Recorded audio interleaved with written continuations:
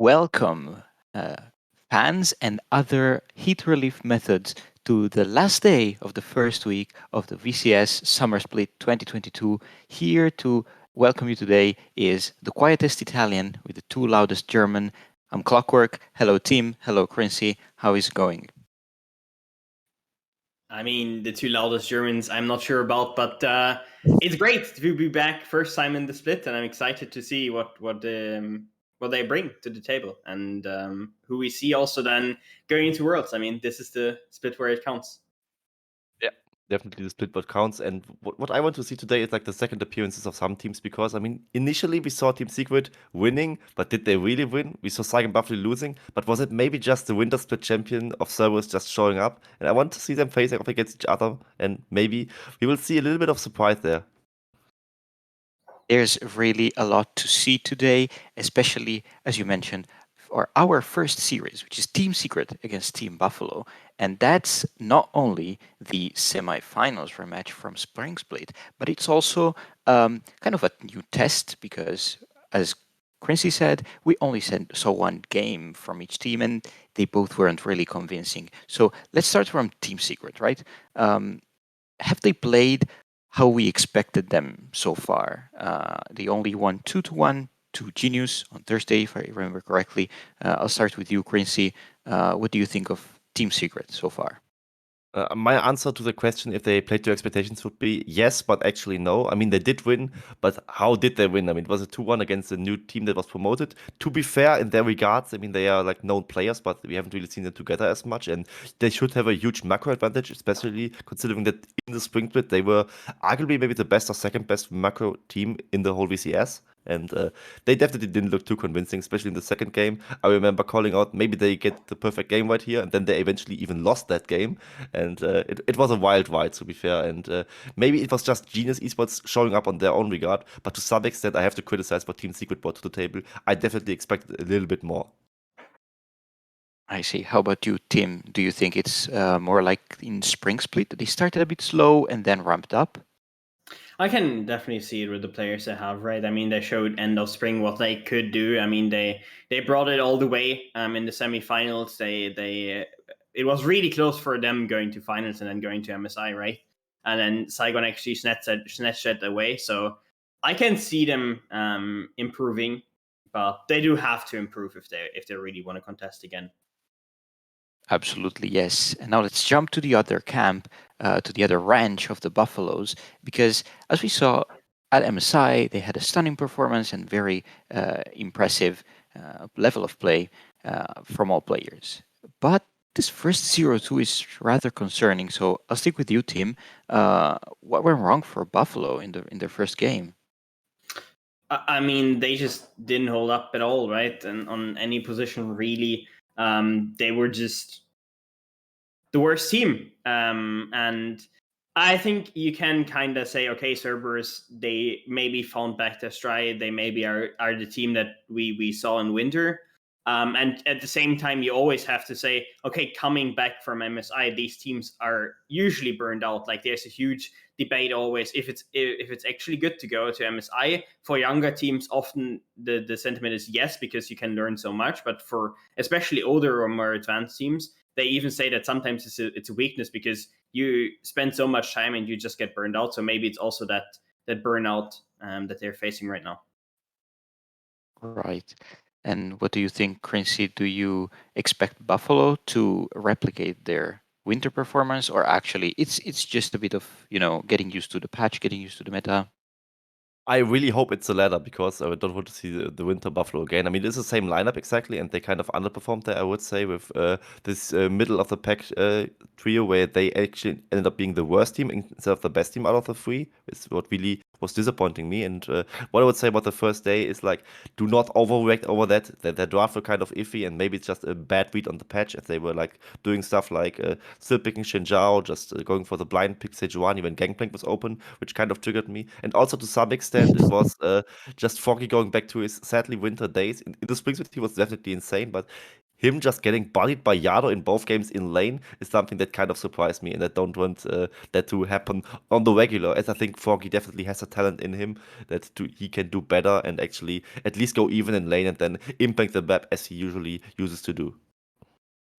Right. And just as you mentioned, this Yado and Froggy matchup, I want to focus on the mid lane because here these two teams have their centerpieces of their strategies in their mid laners. There's Artifact on one side from Secret, and then Froggy, of course, we know on Buffalo. So I want to ask you, Tim, how is this matchup going to go? And how do these teams craft their new, let's say, hopefully new approaches to this game, to the new meta through these mid laners? I mean, specifically in spring, I was surprised because I'm a declared Froggy hater. I think he is overrated, and I think he's bad. But he outperformed Yado in spring, especially in the playoffs. He just in those 5 games he was the better player, and he was a huge part why they even made it as far as they did. And I think if they really wanna show up, he at least has to hold his own, because he wasn't looking great against Yado. And he also played. I mean, he played first strike Silas, which is why. Yeah. With a So Night Harvester. with a Night Alistair. So we saw some crazy stuff from Furry before, and it usually hasn't worked out for him. So I just want him to go back to maybe. I don't think Ari is the greatest champion right now. I think she's lost a bit of power, but she's still pickable. Go back to those safe champions that can still play make, for him to just stabilize and be the power in the mid lane that they need. Because he doesn't have to outperform mid laners. I think especially with the bot lane also stepping up, especially at MSI, Shogun was popping off multiple times. He doesn't have to carry them as he did in spring in those playoffs, but he still has to at least hold his own and get some power in the mid lane to enable his jungle. Right. And just as you mentioned, this whole host of picks in the mid lane, and also Chris, you mentioned this like top lane issues with the Gangplank and the Sejuani. I want to ask you, Quincy, what are other notable picks that we should keep an eye on for this series? We have seen some wild things in the VCS already, like the Twitch and the Stinky bot lane, or also this Swain. But also yesterday there was a Renekton mid. So do you think these teams can pull out some other surprises? I mean, what we have seen so far is maybe already enough. I mean, the Swain is a very interesting elephant in the room, I would say. It's usually banned, and when it was picked finally by Artifact, he was absolutely steamrolling Genius Esports, and that is something that, of course, also Saigon Buffalo has to respect to some extent. Either have a plan against it, be ready to pick it yourself, or just straight up be accepting of the fact that you cannot really prep against it and just ban it out if you are happening to play on the wet side, for example. Another elephant in the room I would want to address is, of course, the Kalista Prio, which is something that is also very often banned, and when it is picked, it goes out with mixed results, I dare say, because Kalista falls off a cliff, and that can, of course, in the VCS, where teams really do not close out games too cleanly, happen that they just go to late games where they really shouldn't do. And on another note, of course, Zeri, kind of another high priority ADC that also really strives and is often first picked when it is left open. I see, I see. And since we are also waiting for the draft to come by, I will also shine a bit of a light on the AD carry matchup. We know from last split that Eddie is one of the players that had one of the steepest improvement, and can hold his own very well in lane especially. And there's also these all AD carries now in the meta like Kalista, for example. But at the same time, on the other side, we have Shogun, which is probably the member of Saigon Buffalo that has impressed the most in their MSI run. So, Tim, how do you see this matchup in the bot lane go for this series? I mean, Shogun specifically, or both of these players are pretty young, but Shogun specifically is very young. He had basically his full first split in spring, and already Eddie was looking to play catch up on him, and then he goes to MSI. And I mean, I think the most impressive performance to me is they go in against T-Bon, and they're not scared. They're just solo killing T-Bon's bot lane, right? Who was touted as unbeatable, as the best bot lane in the world by far, right? And then they just go in and they dumpster them. You can't say it any other way. So I think specifically Shogun and also Taki are a bot lane that I would fear if I played against them, and I think they are the linchpin if they can be enabled through Froggy and BJ. And if Hasmet isn't running it down, so just give Hasmet something that he can play. Like if bad comes to worse, like give him an Akali or something where he just does his things, where he can easily also weak side and then go in, get your bot lane ahead. And I think Shogun and Taki will do it for you. I think just don't give him AD Kale again. I think that's maybe one start for Hasmet to really get it going again. I want to add on to that actually, because what's very interesting among those two AD carries is, of course, with Senna being such a high priority, we remember Shogun Senna, and we don't want to remember Shogun Senna all too much, as I would want to say, because it definitely wasn't good. While Shogun maybe overall is a better ADC, Eddie very likely is a better Senna player, so that's maybe one edge that Team Secret has right up on here. And on another note, Renata, also maybe the strongest support in the patch, is something that Shuhao was piloting first in the VCS, and that is also something that Taki, of course, can play, because he can play literally anything in the support role. But also that pick, I mean, not Senna and Renata together would maybe work. That will won't work well together, but those picks individually could be something where Team Secret really can find an opening. And we see it now as the draft rolls out that Renata's already banned. Exactly. Draft has started, and as I mentioned, Kalista seems to be a very strong pick for the moment, so it's taken away. And also Renata, which seems to be one of the few enchanters that both players are eager to play, like Taki and Shuhao both excel on this champion. So where do you think these teams will respectively put focus on? Like, what does Buffalo start their draft with? What's the Team Secret play? I mean, Gwen is still up. If either team wants to really go for it, I think she's always something to keep in the back of our mind. Zeri was also up, so she's not banned out. And I mean, seeing how the champion pools in VCS and specifically in top lane look, you could first pick Gwen, but you're always running into a risk against Hasmet to be counterpicked by Akali, which could be a good matchup. And the Senna's up, so it's going to be Senna in the first pick.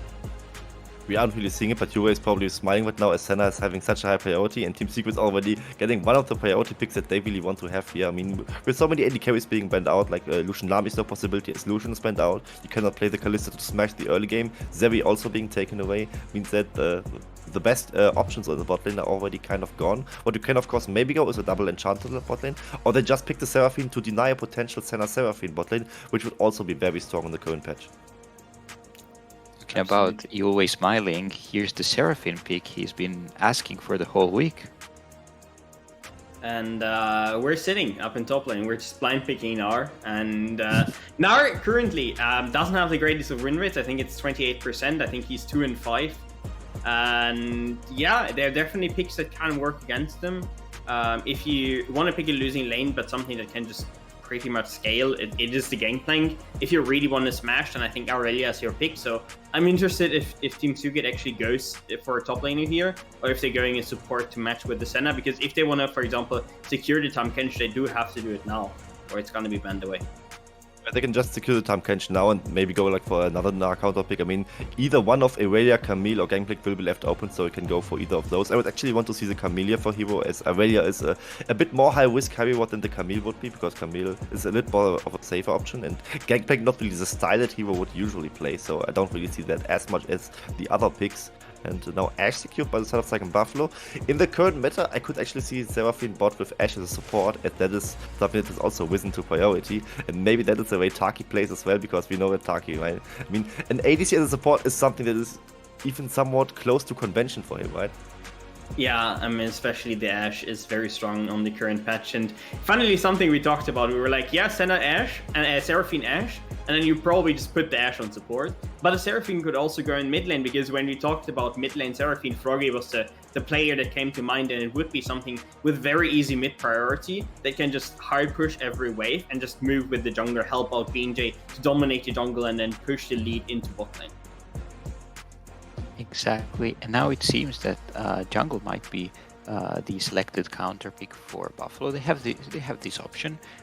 Concerning the Gnar that you mentioned before, being on very low win rate, I think probably the only wins, and by wins I mean impressive wins, have been on Emperor side. So Hasmet has big shoes to fill if he wants to perform on the Gnar. And now second round of picks is coming out. We have a Trundle coming in for Buffalo. What do you think of it, Quincy?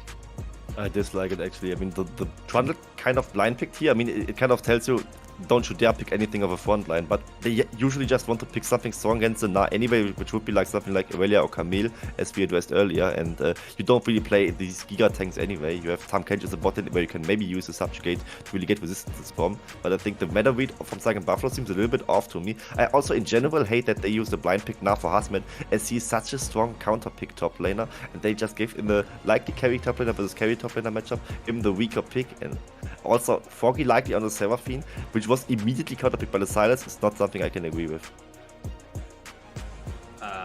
We're all hoping that it's not Victor picked up here, right? Nobody wants Silas in top lane. I do hope that it's a Victor, because Artifact's Victor is quite scary, one of his signature picks. Okay. So they're counter picking. No. They count. I would guess they're counter picking Silas into top lane. That is my guess. Is it good against Na? I see Silas top lane, but it's good against such a champion. It seems kind of risky to me, and unnecessary risk. If you can engage the mini Gnar, I think it can be good, but I mean, Mega Gnar just beats you. So I'm not sure. I literally don't know. I've never seen this matchup in my life, I think. And on the other side, we now know that it is going to be Seraphine Ashe, and the big question is it going to be Ashe AD carry? But I think we all know Taki. I think we all know that he wants the Ashe, and so far Shogun has the Seraphine, Taki the Ashe. So I'm excited for that bot lane. Also, we have some builds. It's TP running on the ADC, and you wouldn't do it on Ashe. On Seraphine, it's very more likely to do so. So it would be unusual now to see Seraphine as a support and Ashe as the AD carry. So I think that's very likely what we expected initially. Gotta say though, Corki now for Fori again, a very high farming jungler on the mid laner who's maybe known to not farm as well, and he also hasn't found success on the pick against in the first series against G. What did they play against? Against Cerberus, yeah, against Yara. Didn't really work out too well. And I kind of doubt the Silas pick is good against the Gnar, but I could see him winning if he gets a good all-in against the Mini. Okay, so the 20-second threshold has passed, so we are sure that this is an Ashe support. And we have a bit of a poke comp on Buffalo's side and a somewhat team fighty from Secret. So Tim, what do you think of this comp? Who's going to take game one? I mean, all around, I think Team Secret's comp is a bit more well-rounded. I think the top lane is definitely a question mark for Hero. Can he really excel against Hazmet? And then, on the other hand, you have just really strong picks on the other side. Corki package is broken. Seraphine ulti is broken. Ashe ulti is up about every 30 seconds. And Trundle is just, the pillar is just such an annoying spell. So I would just give it to the annoying champions and say Saigon wins. Princey, where's your bets? I just disagree with the whole meta read approach from Saigon Buffalo currently, so I'm going with Team Secret. I think they have enough engagement in the whole asset with Tam Kenji Pistol Dive, with Jarvan. We know, of course, you can Cataclysm from a screen away. Silas, maybe it is a little bit counter pick that they have practiced for, so I would think that he will at least cannot just get destroyed in lane here. So I think that they have enough tools in the asset to really make it work and take game one off of Saigon Buffalo. Our analysts are in lovely disagreement. That's what we like. And to introduce us to this wonderful Sunday of games, we have our lovely duo of Carrix and Yulwei. Take it away.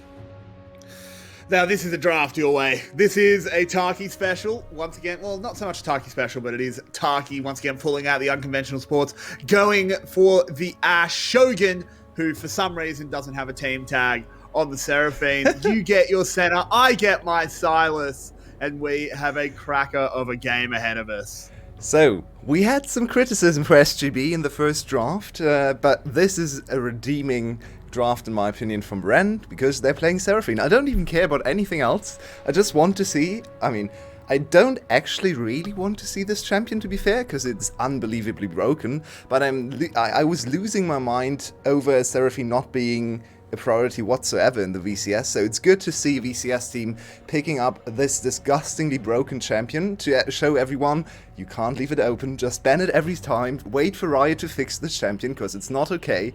And I'm so excited to see Taki on Ashe. Seraphine Ashe is not fun to play against. Remember how Seraphine E works? If Ashe auto-attacks you, which is not a skill shot, the E will will root you. Double E will stun you. So have fun with that. Yeah, it's pretty brutal. And I think me and Crinsey, we might have to in the break might have to have a discussion once we've seen this game played out, because he says that he thinks there's enough engage on the Team Secret side. I definitely see where he's coming from. Don't get me wrong. I'm not flaming him. But I feel like even with Jarvan, even with Tahm Kench, it's still a Seraphine ult, an Ashe ult, a Trundle pillar, a Gnar. How do you ever actually get onto Corki? Yeah, I definitely agree with you. Personally, I'm always on the side of range. I think range is just the most broken stat in the game. But I can see where Quincy's coming from. There's a lot of engage, there's a lot of flanking possible, there's a lot of... I mean, Gnar ultimate on Sylas is literally one of the strongest engage tools in the game, if he comes from the right side. Gnar ultimate is gated by the enemy team being able to play around his Gnar bar. That not being there is just not very balanced. So, speaking of Gnar... oh my word! Hero's just gone under tower. He gets Picked himself up a solo kill, survives on a sliver. And that's a good start. Then. That's a good start to the Sylas quest in the late game, because he also needs to be tanky enough, needs to be strong enough to not instantly die to all the counter engage. A solo kill at level 3 into the Gnar matchup under tower. Hazmed, that's so silly. No, that's actually just purely a mechanical misplay there from Hazmed. I was going to talk about the fact that Tim actually alluded to it. The Des didn't get a chance to super expand on it. The way that Sylas can win this matchup is if he engages onto the mini Gnar. If you get your chains onto the mini Gnar, you destroy him. He's incredibly squishy. You have a lot of bursts. But what happened there is he uses the abscond, and then Hazmed says, "I'm going to hop back towards my tower because tower is safety, right?" Or, dude, you could just hop out of his chain range. Yeah, you had two choices, and one of them means he has a 0% chance of hitting you, and one of them means he's got like a 50% chance, and you chose the one that gave him a coin flip. Why would you ever do that? Yeah, just for everyone who isn't too familiar with the names of the abilities, abscond, of course, the first part of E, so he's still at the second part, abduct, I believe it is. Abduct, correct. Abscond, abduct. Available, so yeah, definitely misplayed there by Hazmed, now in a pretty bad position. I don't think this really opens up a possibility for Hero to just get solo kill after solo kill. Usually Gnar can come back even after dying in lane early on, if you place a little bit more conservatively. But it's not a good start, and as I said before, this Sylas from ahead is exactly where they want him to be. They have a supportive bot lane that offers a lot of CC, a lot of poke and healing and shielding and so on, but the main carries are mid and top lane. The current iteration of Senna doesn't really go into hyper carry mode. It's also one thing that people are, in my opinion, kind of misreading about a lot of Senna comms, as we have Taki trying to go for something. Ooh. Hit by the W, but the Ashe is able to get to distance. Seraphine damage coming in heavy. Only a mild bit more damage would have been actually a kill picked up. I mean, he had heal and flash available, so Eddie with nerves of steel not pressing that button. I would have healed there for sure. That was very scary. Yeah, Seraphine Q execute damage can surprise you quite a bit. Especially if you hit double or even Q and then the auto attack, which deals extra damage with the passive nodes stacked up. So she actually gets quite a bit of range and quite a bit of damage to execute, which is not something you would associate with this enchanter-like champion. But she isn't really a pure enchanter. She is a mage that can also enchant. She does everything. And Hazmed is dead. Yeah, Hazmed is in a lot of trouble as the chains land. The Gnar stolen away, taken down. Hazmed will just die to the minions. Penguin picking up the kill. That is a lovely start for this Sylas top. And TS might have really broken down SGB. Just attack top lane, because Hazmed so far this week has been shocking, to use one of your favorite words.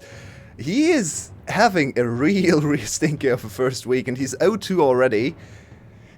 SGB, they have been a topside bot side focused team since MSI, I'd say. Their bot lane definitely the strong point in MSI. But Hazmed was not supposed to be the weak point on the other side of the map, at least in domestic play. No, absolutely not, but he just gets hit by this flag and drag. He tries to hop away, but the stolen Gnar whips him back. Easy as it can be, really. And even though there are multiple problems with Hazmed's execution so far, I also think we have to praise Hero, who seems to be on top of this matchup. Multiple instances now where he just completely read the movement of the Gnar, the ability usage of Hasmid, and predicted when to use E, when to use ultimate. So I think a little bit of praise has to go towards Hero as well, who probably told his coaches, I'm confident in this matchup, it's great in the late game, we can steal away 2 of the best ultimates, actually 3 of the best ultimates in the game, maybe even 4, it's a really nice selection of ultimates. Ooh, but now they are going to try and answer back, steals away the Trundle ult to get some tankiness. If that buys him a Kingslayer, it might be all he needs, but no, the Monarchy survives, and Hero does not. Nicely done. BJ using his flash to get something back there for Hasmid. Hasmid also getting his ultimate ready, and now he has flash available again, so definitely bailing him out of a really bad situation. It's still an advantageous game state for Team Secret. Honestly, with a Sylas in your game, you don't really think that Sylas can ever survive the early game without dying. Even in mid lane, there have been very famous Sylas players, like Caps for example, who just goes 0-3 in lane, constantly getting ganked, because the champion is not very great at surviving ganks, especially in a long lane like the top lane. Yeah, that was actually incredibly close. Hero, I think, was maybe about 1 second away from getting another dash to actually dodge the Gnar there, so just unfortunate stuff. And but Team Secret will use their early strength. Penguin moves up, picks himself up a pretty much uncontested Rift Herald, so they are still very comfortable in their position. Also think we don't actually see the abilities right now from Sylas, but I would suspect he's not maxing W. I'm not sure you're the Sylas expert, but considering he's playing... so typically against ranged, you always max Q. Yeah. Shogun could be in some trouble if we need to go back to the bot lane. No, yeah, there's Seraphine ult coming out into the Ashe ult. Gobbled up does Zhu Hao. Eddie with a big shield. Look at the damage going in onto Shogun. Is able to kite it away for now, but they need to be very careful. There's a good stun out of Zhu Hao. They should be able to get one more auto attack, take down the kill. Now Taki has to run away. This is lovely Tahm Kench play for Zhu Hao. Another abyssal dive into the bind, into the knock up. The rail gun is used as well, and Taki just has nowhere to go as Eddie gets himself another. And I think we see that Taki's not an ADC main, but no time for that. Go immediately back to the top lane as Hero steals away a Gnar. Hasmed, though, flashing forward, lands one into the wallop, into the rock, and picks himself up a kill. VCS, baby! Action on both sides of the map. This time SGB actually falling in the bot lane. And I think Taki just didn't auto-attack enough. Look at Taki. There's an opportunity to auto-attack. And now he's just kind of walking back and forth while they are focusing down Shogun. Why are you not auto-attacking Eddie? Auto-attack Eddie! Yeah, I think Taki really missed some auto attacks here. I'm not entirely sure if they could have turned it around. It looked to me, yeah, with the ultimate still available for Eddie, maybe Taki was doomed to die anyway, but maybe not really showing us the best ADC mechanics. I mean, he's a support player. He's still a very, very strong player. This side was just Hero a little bit too far forward. Very nice, very nicely done from Hasmid, using the last second of his ultimate, or Megan, I should say, to ultimate him into the wall with a flash. So good recovery from Hasmid. 1 and 2 now, both top laners 1 and 2, even in CS. Oh. Ashe ult doesn't quite land there onto Artifact. That would have spelt certain doom. So the Emperor, very lucky, did not get taken down. Just to finish the point from before, I do assume he is maxing Q as Sylas. That's typically what you do into range. But with the early lead, W does make you a stronger fighter. So I'd love to see them click on Sylas. Yeah, but that's what I assumed looking at the fight at level 6, because I think he would have healed for more with Kingslayer, and maybe even gotten one more Kingslayer off if he actually maxed that one. So, I mean, it doesn't really matter too much now, because he's still controlling the lane. He's gonna get a lot of gold funneled into him, which I still think is the correct decision. Yosena is already super far ahead, and she's building supportive. Yeah, that's a huge chunk of gold into Hero, and Hero is gonna be the main carry. We also have Artifact to contribute the main DPS, but Hero together with Penguin, those two have to start the fights. The onus of engaging is on those two champions, so they really have to carry this game. And SGB is more playing from trying to not poke their heads too far forward. Yeah, and this early Dragon Lead can actually really go a long way for them, because this forces Team Secret to react to the next Dragon, which... Oh, Penguin's in range. Oh, no. He has EQ. Oh, he's not going to move it towards the dragon. Uses the Cataclysm onto Everyone is BJ, here. and with the CC onto Taki, will be immediately going down to the center. And there's a Seraphine ult fired out. The railgun getting some more tankiness there onto Penguin. He's going to be able to get away. The Trundle can't follow up. BJ will fall down. Froggy has to Valkyrie away, uses the blast cone. And Team Secret have won out with 2 big kills. Yeah, just way better communication from the side of Secret. They already moved down from mid lane. Bot lane collapsed from the other side. Yes, they lost the dragon, but they might have won the game, honestly. 3k gold lead now, and Eddie with some exquisite center positioning. I'm really in love with the center play so far. They're playing very confidently, very He's up. maxing W. Put it out there. Sorry.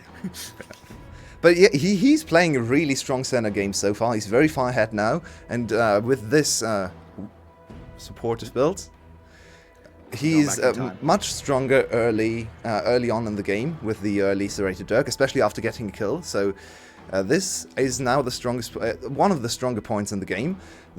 One of the things with this Senna build, especially with the Tahm Kench alongside the Senna, they spike really early together. They're super strong on one item and 1.5 items completed, especially because Senna just has more resources than normal supports. She doesn't really get into hyper carry mode, as we look at this again, but take a look at this Eddie performance. How he flashes to the other side to get to safety, or just walks to the other side, I guess. Seraphine also not the best. Shogun not hitting onto the backline there, only on the Tahm Kench. That's not the target you want to hit. You really want to extend the ultimate onto Eddie. And he just walks away with full HP, even though he was in the middle of the clash. So, some very good team fighting from the side of Secret. It certainly is. Now, of course, 3k gold lead at 13 minutes is a dire situation for SGB, but we were touching on it before the fights broke out. You do still have to keep in mind that these dragons are very good for them. We move on to the mountain map.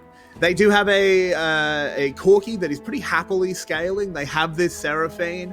Their late game is very strong. Ashe ult coming in, but there's no way they can follow it up, not with the reinforcements. The bot lane was not supposed to lose, especially not 2v2 kills, and this is now really putting them into a huge hole, because they're not really under threat of dying constantly to the bot lane, but they should, at this point in the game, they should really dominate the pace of the game, moving across the rift and getting pick after pick, setting up their solo laners for success, setting up Bean J for engages. Instead, they have to play from behind and defensively, so it's scaling. They're triple tier team, so the scaling is definitely gonna happen. It's just gonna take a while. So now Team Secret definitely in a stronger position. They can dictate the pace of the game for the next at least 10 minutes. So I'm excited to see what they can bring to the table.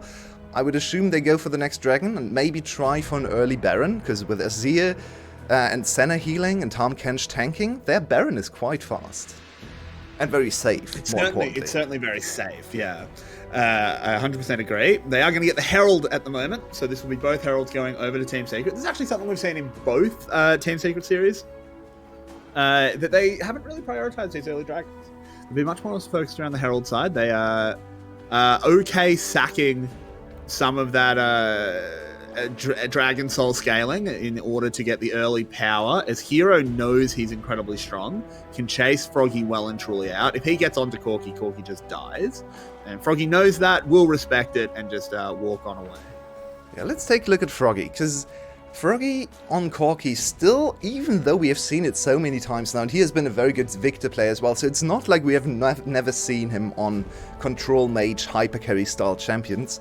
It still feels a little bit foreign to me though, because Froggy really, when I think about Froggy, I think about crazy either lane picks or just roaming champions, not so much just sitting back and scaling and just farming up.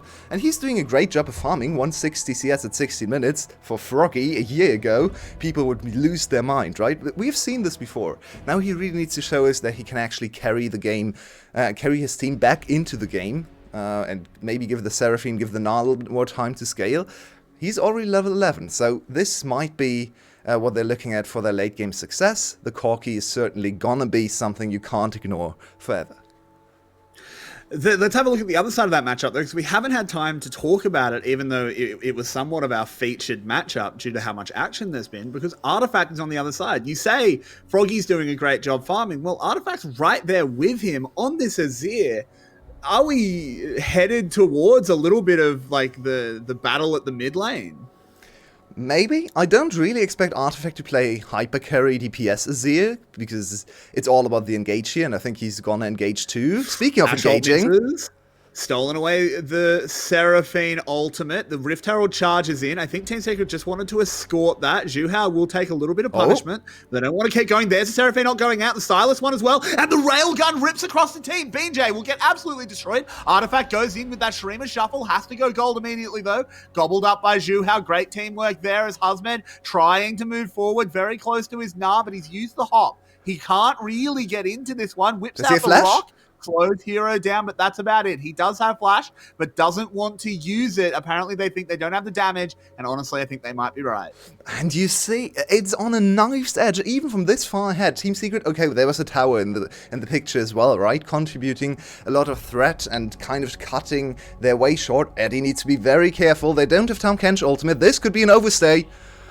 Oh, this could be very dangerous. Artifact does manage to get some distance, but damage is coming in. The dragon will fall. Froggy! But in comes the package. Froggy burning them down, whipping in missiles. He needs to find one or two more as Ash falls on the other side of the fight. Silas follows her to the grave. There's Zhu Hao going through the dive. Froggy can't quite get in range, so it will just be a 2-for-1 on the back end. That was very, very close to complete disaster for Team Secret, but they gave up 2 huge shutdowns. If they lose mid lane tower, that's just straight up a losing play for the side of Secret. They only get 1 Mountain Drake out of this one. That's not enough. I mean, it's better than giving up the Mountain Drake on top of this, but they stayed way too long, and I think even the first iteration of this play, where they went for the dive, or counter dive, I guess, because Saigon Buffalo actually started the fight, was a little too aggressive. Now the game is much closer again.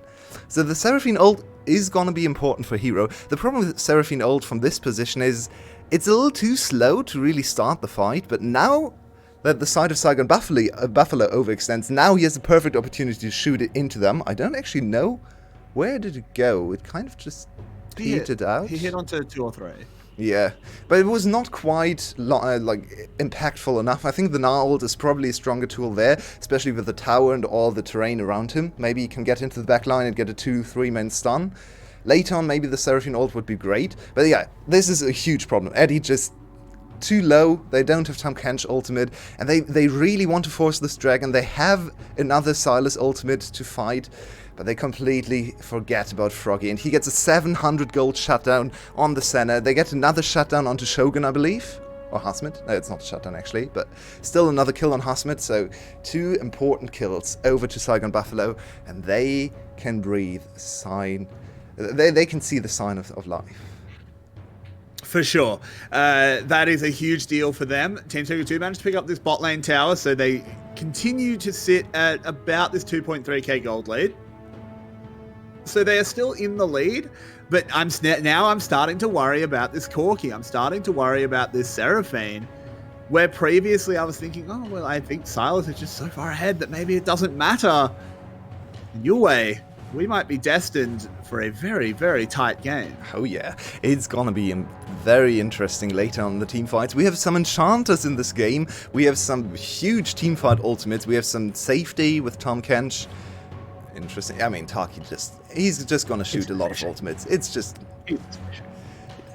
Don't judge him too harshly. He can do this as many times as he wants, because support Ash has about a 20-second cooldown on this ultimate, so it's really not a huge deal. You can see he's level 1 on this ultimate, and it's already up a third of the cooldown again, so yeah. Ash is a really stupid champion as well, so she can do this over and over and over again. 2 items finished now on Corki. You teased the Corki potential a bit, and it's only getting bigger and bigger. One thing Team Secret can work with against the Corki is Tahm Kench plus Mountain Soul. So if they're able to get to Mountain Soul, Tahm Kench can just plant himself in front of everyone, just be the huge front line and laugh in Corki's face, and he can't really teamfight. He's not building crit Corki. We're fully in poke Corki territory nowadays, so Corki's not actually the greatest champion against tanks. Well, he used to be one of the best champions against tanks. I feel like if Tahm Kench ends up with a Mountain Soul this game, something has gone fundamentally wrong in the universe. Considering they did give up those 2 early Drakes. That would be quite the turn as Team Secret get ready in the mid lane. Ash ult only hits onto Penguin, well blocked. Froggy TPing in, feels like he has to be here. SGB clearly think it's incredibly important to hold on to this mid lane tower. Dragon is coming up in 50 seconds already. I can't believe that. It feels like the last dragon just died, but there's so much action and so much tension. We are looking at the next dragon, and this could be quite important. If Saigon Buffalo is somehow able to get control of the river back, and they're fighting for it right now in the mid lane, if they get this dragon, Team Secret is in a pretty bad spot for the next dragon to spawn. But it looks like Saigon Buffalo might give up the opportunity with Ash and Seraphine recalling. No TP available either. Froggy also doesn't have the package right now, so they're not in the strongest position. It's true, but before we set up for this fight, let's. I want to talk about some items because I noticed there's 2 Leandries. Oh. Not a fan of that one. I think we'd have to bring it up so that the analyst desk doesn't explode from not being able to point it out. Froggy perhaps should have gone towards Ludens this game and just allowed the Seraphine to have the Leandries as Team Secret with full control, but that's a catch onto Silas. Throws out the Seraphine ult of his own. The Railgun follows over the top. Froggy that's a good very flash. low. Valkyrie's away from the Jarvan ultimate. Hero in a corridor, very dangerous to go up against, but Husmed is getting further and further towards his Narbar. I think SGB are making the call, though, that they don't think they can get in here. Are they just going to go over to Baron? This is a bold, bold call. You can't do this. I can't do it. And I feel like we've seen this exact scenario play out multiple times in the history of Saigon Buffalo, and this Saigon Buffalo team in particular. I remember distinctly one of those games, one of the series, I think it was Spring 2021, the first time they showed us this roster, with Riot, of course, still in bot lane. They played a series against Cerberus where they went for Velkas and late game hyper carry and poke kind of style. They played a really good game, but then they over-focused on engaging. And I feel like we're seeing the exact same thing play out here again. They're just too eager to fight. They're a VCS team at their core. They love to fight, but they need to play it more. They need to be more delicate with their choices of engaging. They were very close to locking down Hero. Not quite the damage though. And I feel like they should try to lure Team Secret into engaging on them, because their counter-engage and re-engage is much stronger than their initial engage. So I feel like Saigon Buffalo needs to figure out, okay, we let them engage, walk into us, walk into Silas, walk into Froggy Poke, walk into Husmed, walk into Bean J Pillar, instead of us trying to use these meager engage tools on them. You can also see how disciplined Eddie is being. Every time Hero steals the Seraphine ult, he throws it out, and the center ult is directly on top, allows Silas to engage with incredible levels of safety. I feel like Team Secret are just more practiced on the comp they're playing than SGB is. Yeah, and inherently, Team Secret's composition is also a little bit easier to play. It's much easier to figure out what you have to do on this composition, as let's see another iteration of that. Yep, Jarvan jumping into the backline. Seraphine ult onto 4 members. Shogun doing great stuff there. Silas has access to a Gnar ult, but STB are going to be able to disengage. And this is exactly what I talked about. Saigon Buffalo needs the enemy team to engage, because their counter-engage is insane. Penguin just jumped on a Seraphine without a flash. Seraphine just stood there, laughed at him, and the ult went through the whole team, as he pointed out, and there's nothing they can do into Seraphine, Gnar, and especially the Trundle also just sitting there. Who has Artifact overstepped? Oh, dangerous stuff. They've got to be careful with this Azir tower behind them. It is now taken down. SGB, they're still a very strong core playing this death ball very well. Okay, we don't have the Froggy package. That's quite big. Husmed close to Mega Gnar, though. He is. Team Secret obviously want to wait that one out. Hero still locked and loaded, but Juhao caught. Has to flash away from that pillar. Great stuff coming out of Bean J. And look at this, with the Seraphine constantly healing them up. These little skirmishes, these little clashes just aren't enough. Finally, a catch by Hero, but it's only onto Bean J. They immediately follow it up with everything they've got. This is Team Secret going as hard as they can, and it starts off with a kill onto Shogun, but immediately Penguin goes back down. Hero incredibly low as well, can't get in. The rest of SGB are on full health your way. and this peters out as just a 1-for-1. It's so close. I'm getting more and more excited. If Shogun has Flash, I think Saigon Buffalo win the game there. Because the only reason this fight didn't go more heavily into Saigon Buffalo's favor was Shogun being able to be isolated by Team Secret. They threw everything at him again, and his Flash was not ready for the fight, so he was actually going down. But if Shogun is able to reposition over the wall and they group up together with all their healing, with all their poke, with all their disengage, I don't think Team Secret can get away, especially without Tahm Kench ultimate. And those little things are really the biggest factors right now. We need to keep an eye on Tahm Kench ultimate. Whenever Tahm Kench ultimate is blown away, they suddenly get much better access to the backline, especially Eddie has to be much more careful, but also Hero can't just mindlessly engage. Speaking of Hero mindlessly engaging... What are you doing here, mate? He's way too far up in mid. Does he die? The team is Yes. on the way. He needs another Kingslayer. He does. Okay, that's huge. Hero does not have TP. 40-second cooldown. Dragon coming up in 50 seconds. Might not be close enough. Hero needs to sprint there. They don't have Hextech gates. Might be a third Dragon for Saigon Buffalo. Finally getting to Soul Point if they play it correctly. Look at Corky. Look at Corky. Corky has package. Package. Yeah, I think that locks in. That locks the... You can't go 4v5 into package.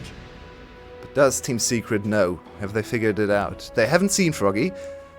Well, you get the global alert when it picks it up. It goes, yeah, sure.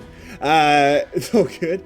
I play with sound off, so I'm really bad against Corky, as they are just hanging around. Hero's alive again. Be careful. There we go. Penguin has been caught out. Goes over the wall. Has Shu how to bail him out. Package largely ineffective. They traded package for Zuhao ultimate. I think that's actually worth for them because they can now just... Yeah. They can't really approach Saigon Buffalo type Team Secret there is without the Tahm Kench ultimate. That's an... Hero's here. A little scary. Go in. Can he get onto anyone? He gets a big nah, but it's not into the wall. The Seraphine ult is Artifact. Penguin immediately going down. Artifact into the backline with a big Look at the shields. But can he actually deal the damage? Look at the healing coming out. Husband smacks them into the wall. This is a good passage of play here out of SGB. The goal is the dragon. The kills don't matter, and they get what they came for. Yeah, it's a case of Seraphine good, I'd say. Oh no, to Eddie. Eddie might die. This is Baron. Eddie caught by an Ash Arrow. That is a death onto the center. And I think, as you alluded to, this might just be Baron immediately for SGB as they brought this game back from the brink. And Saigon Buffalo really tried to tell the other VCS teams to not pick Seraphine the whole game, but then she's finally on 2 items, almost 3 items, so the power of all these shields, all these shields, that was huge in the last team fight, and the disengage just too strong. Can they do anything? No jungler. Really risky to contest this here. Oh, he stole Ash ult. Okay, that's risky. Zhu Hao does not get out, goes down to the last bits of damage. Hero can do nothing. This is just going to be Baron. Is there anything they can do against the Death Ball now? Froggy close to 16, Seraphine close to 15, 3 items already. They just have to group and just go together, and there's not really anything Team Secret can do to breach into the backline, I think, right now. Yeah, Froggy just hit 16.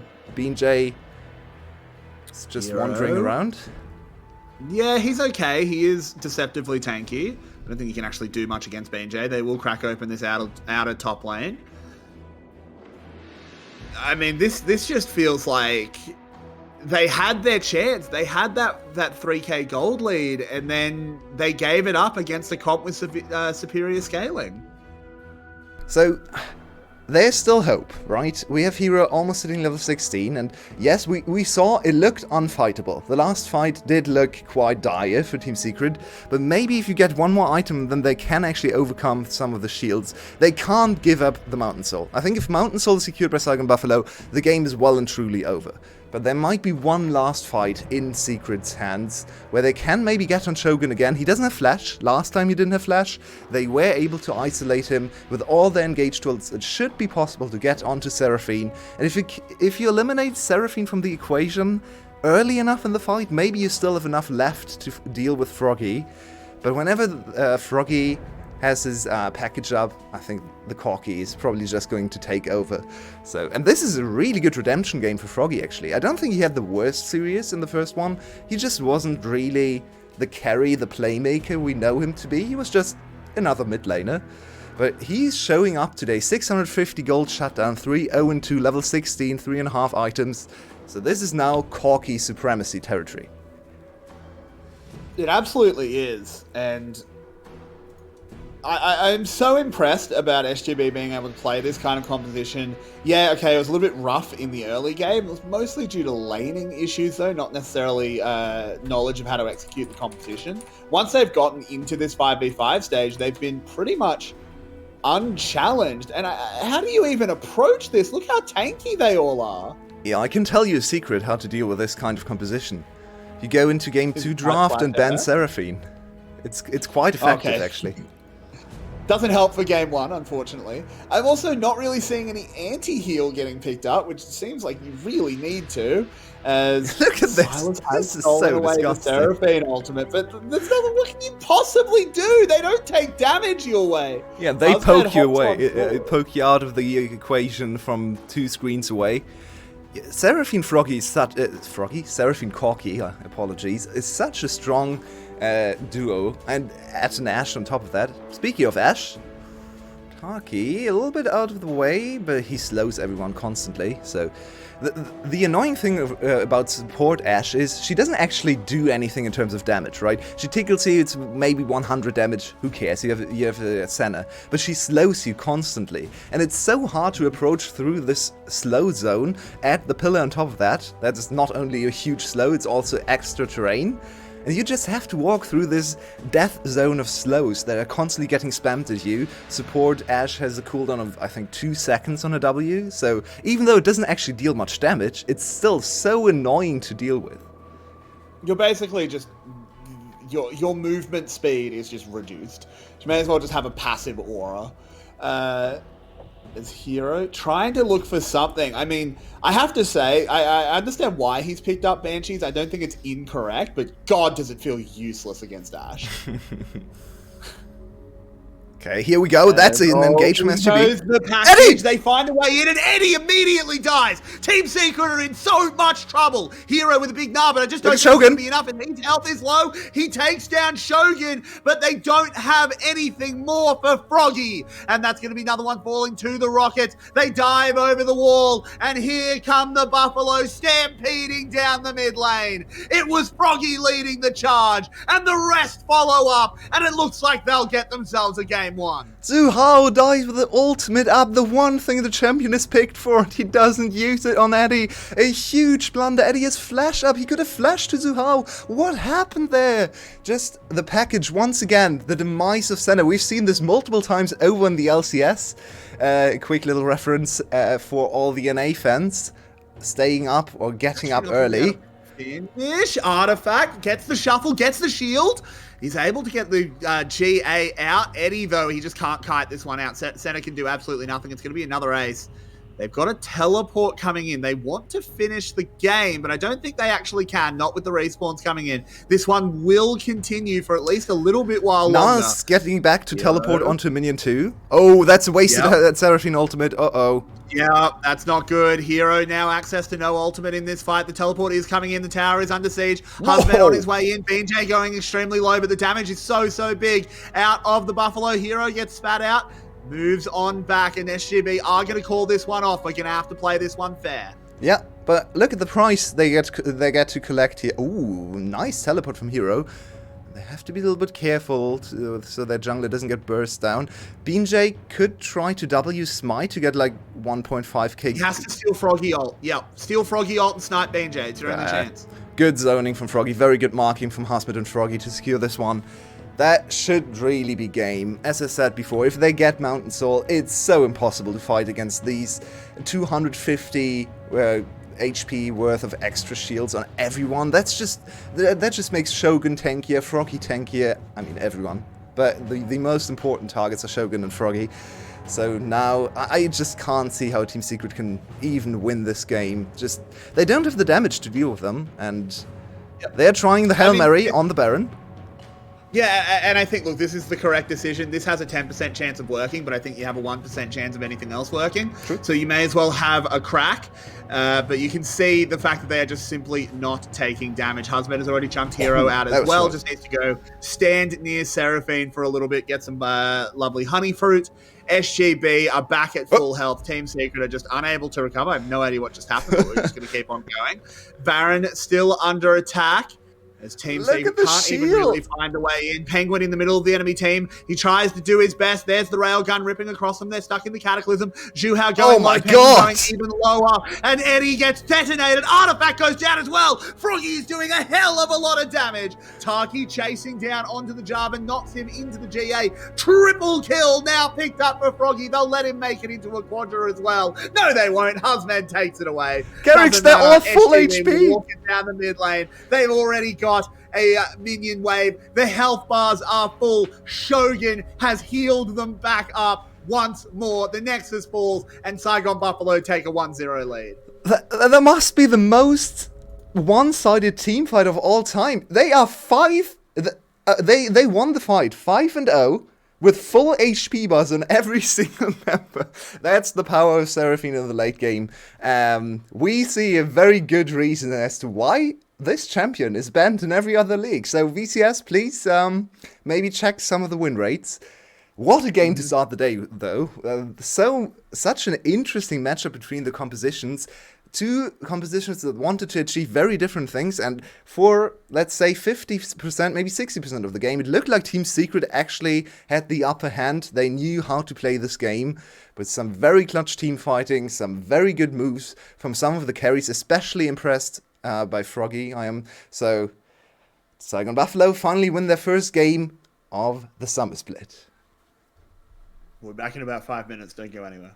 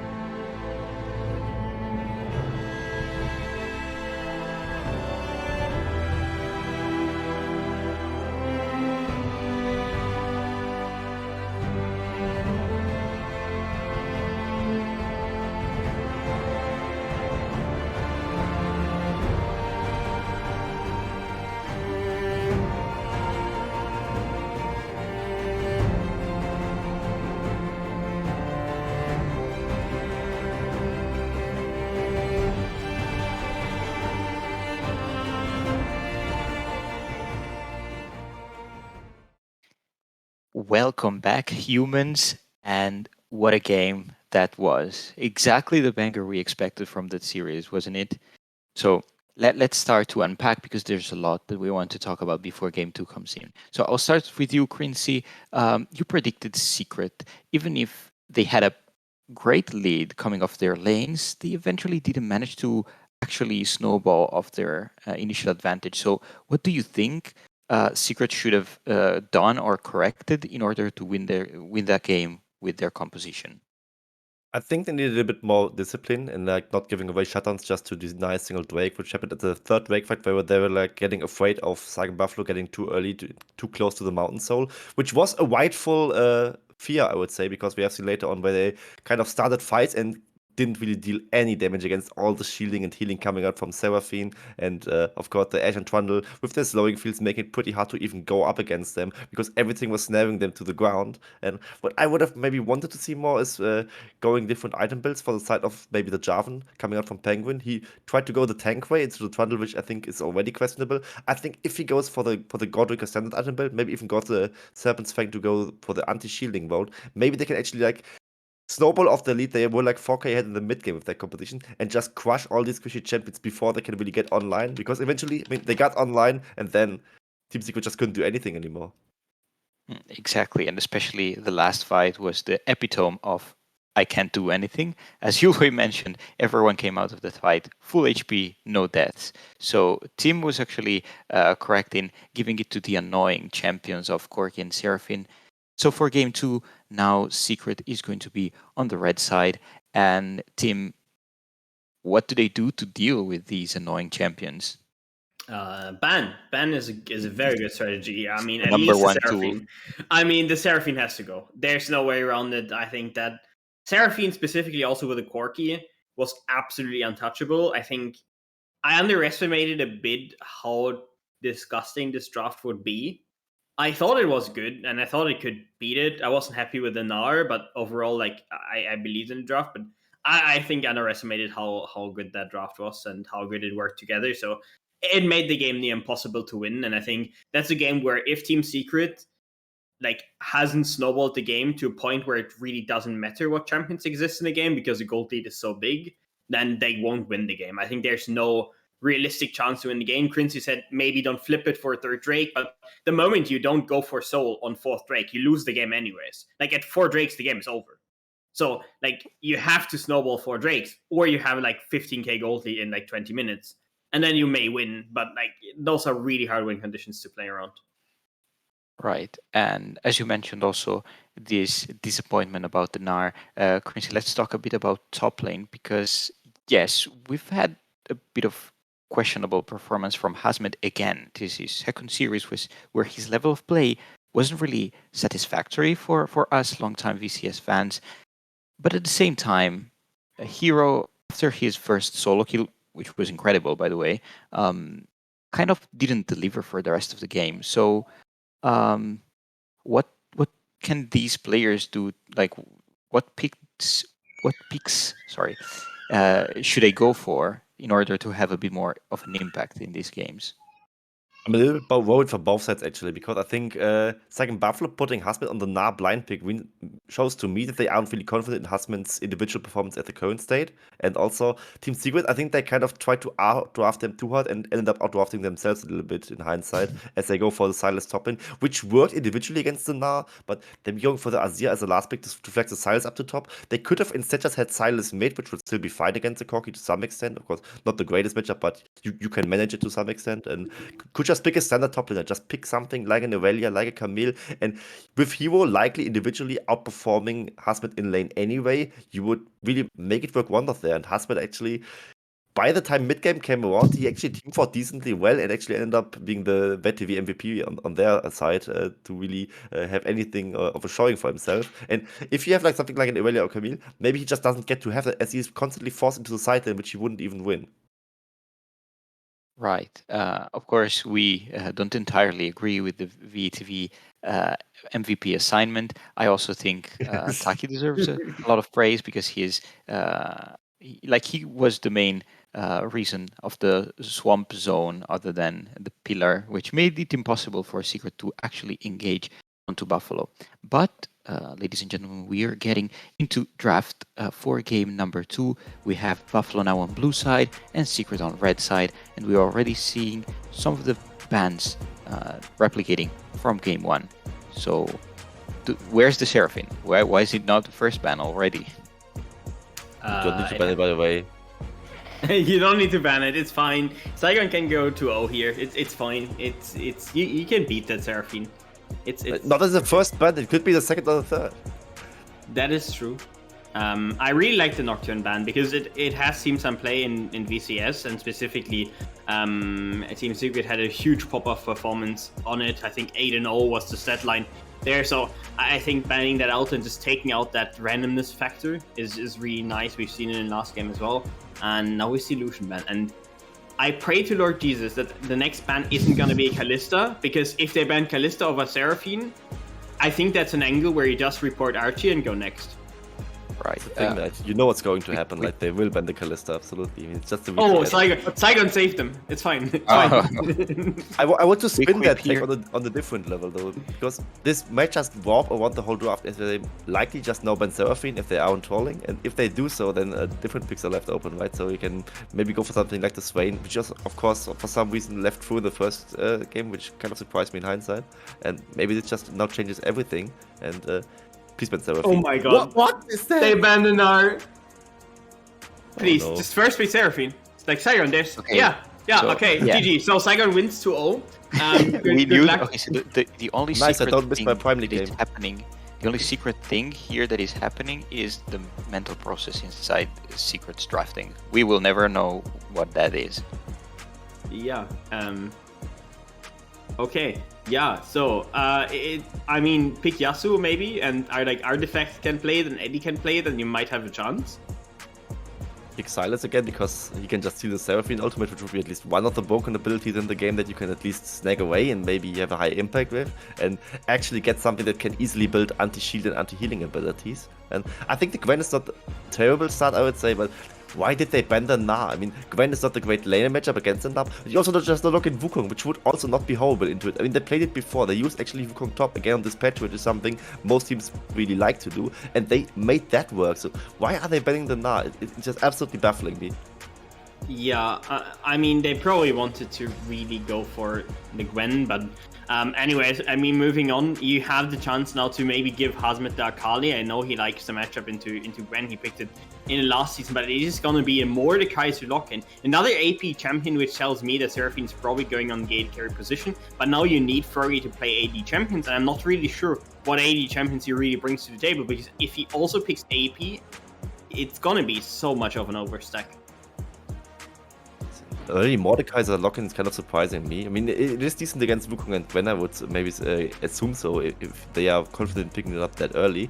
But definitely something you usually don't pick at that moment of the game. Now I wonder if Team Secret could maybe like flag some champions around and have a counter pick for top lane ready up. Maybe even get like the Gangplank. But then you would play Gwen mid, which would be far from ideal. And they go for a Silas again, so at least there's like one champion I can kind of agree with in them taking it. Because the Silas in the first game, and also its own, it wasn't really the problem, but the Silas just going for the top lane was the problem, I would say, and them outdrafting themselves with a Nazir pick that didn't really lead to anything.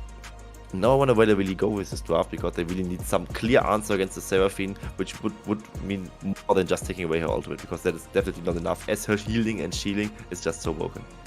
Okay, so Team Secret, I think, thinks that it could be Senna Tankenge bot and the Seraphine mid. That's why they're banning the Senna. And on the other side, we see Yuumi ban. And honestly, I like the Yuumi just because I look on the other side with like Hero, Penguin, and Artifact having locked in Gwen, Wukong, and Silas. And all of these champs love having the cat. Lovers, of course. So now the second round of ban is closed with another AD carry ban on the Aphelios, which actually pinches a lot of Eddie's champion pool. There are like 5 AD carries banned. And the Karma on the other side. So both Shuhao and Taki will probably steer away from more enchanters, I believe. There's the Saya Steel, which makes me think that Nami is still a possibility. Of course, as a Nami fan, I'm always hoping to see her picked. And they will keep the counter pick for their support position. What do you think of it, Quincy? I don't hate the Zaya so much. I would but rather see something like a Jinxo, which would maybe just then scale next to the Seraphine and maybe hyper carry late game teamfight with Zaya. It's my kind of a more risky assumption, I would say. And now I'm kind of baffled because Fiora and Mordekaiser are locked in for Saigon Buffalo side, and both can't go top lane. So it's either Fiora mid or Mordekaiser mid here. No. It's Mordekaiser jungle. I would guess it's Mordekaiser jungle into Wukong. And that is a Shyvana that would need to go. Okay. Wait, so it's Mordekaiser mid lane? Buffalo. This is the Buffalo we wanted for the summer split. But we they have only It's Froggy Shiv. It's Froggy Shiv. It's Froggy Shiv. Wait, it's Froggy Shiv? Oh, I'm just lost here. Froggy Vana. TP Ghost could be. Does he go like 80 Shiv? Because like they're overstacking so much AP damage here. Like it's really hard for them if Fiora, if Hazmat doesn't pop off. This is really hard because you just stack MR and win the game. It's gonna be so hard to win this. Like you have 4 AP damage dealers. Even if Shyvana goes 80, she still has like a 40-50% AP damage share in her damage, especially in the early stages. So like MR is going to be so broken, and then you have Artifact, Penguin, and Hero who can all build MR off-tank items and are going to be really tanky. They are, and the Fiora is the main physical threat, and she likely won't be teamfighting anyway, so it kind of left with Shyvana, and as you said, that's kind of not ideal as a physical damage threat. Also, what I could see happening is Zaya Rakan just destroying Seraphine type Kench pre-6, where they just land a good engage. Devour is not an ability yet, because it has to be leveled around level 6, so maybe that is an angle for them. Also, Zaya, one of the better users of the, maybe even the lethality part, where she can go like those anti-heal, anti-shield items like the Serpent's Fang, like the Executioners, and maybe that's one way in for Team Secret. However, I'm not really convinced by their drafting and gameplay so far, so I would say that Saigon is still at the edge here. Okay, Quincy is again on the Saigon team. And team, what do you think of these drafts? Saigon Buffalo are really coming in with some Ran magic here. They are starting to show the full extent of their stacked deck. What do you make of these comps? Who takes game 2? I think, I think Saigon Buffalo could have found much better champions, I guess, and I just like Team Secret's draft more. I don't feel like Team Secret has a great draft, but Saigon just has a much worse draft, so I would give it actually to Team Secret. Okay, so our analysts are again split on different sides compared to game 1. Team was right on game 1. Let's see if this is a 2-0 or Team Secret can bring the ball back. Carrix, Yue, it's on you. So funny seeing Tim, Quincy, and Clockwork trying to figure out where that Shyvana was going. Me and you just sitting here, piss chilling, just going, "That's Froggy." Yeah, I mean, we followed Froggy's career back when he was in VCSB, where incidentally he played some mid lane Shyvana. He also played some mid lane Rammus, by the way. So if you ever see a Rammus on Saigon Buffalo's side, don't assume anything. It can go mid lane as well. We are also in Ghost Supremacy land, because everyone is ghosting around here. So I'm super excited. I love this draft. I'm not in love with the Tahm Kench. They had an opportunity to go Senna, which would have actually given them so much better damage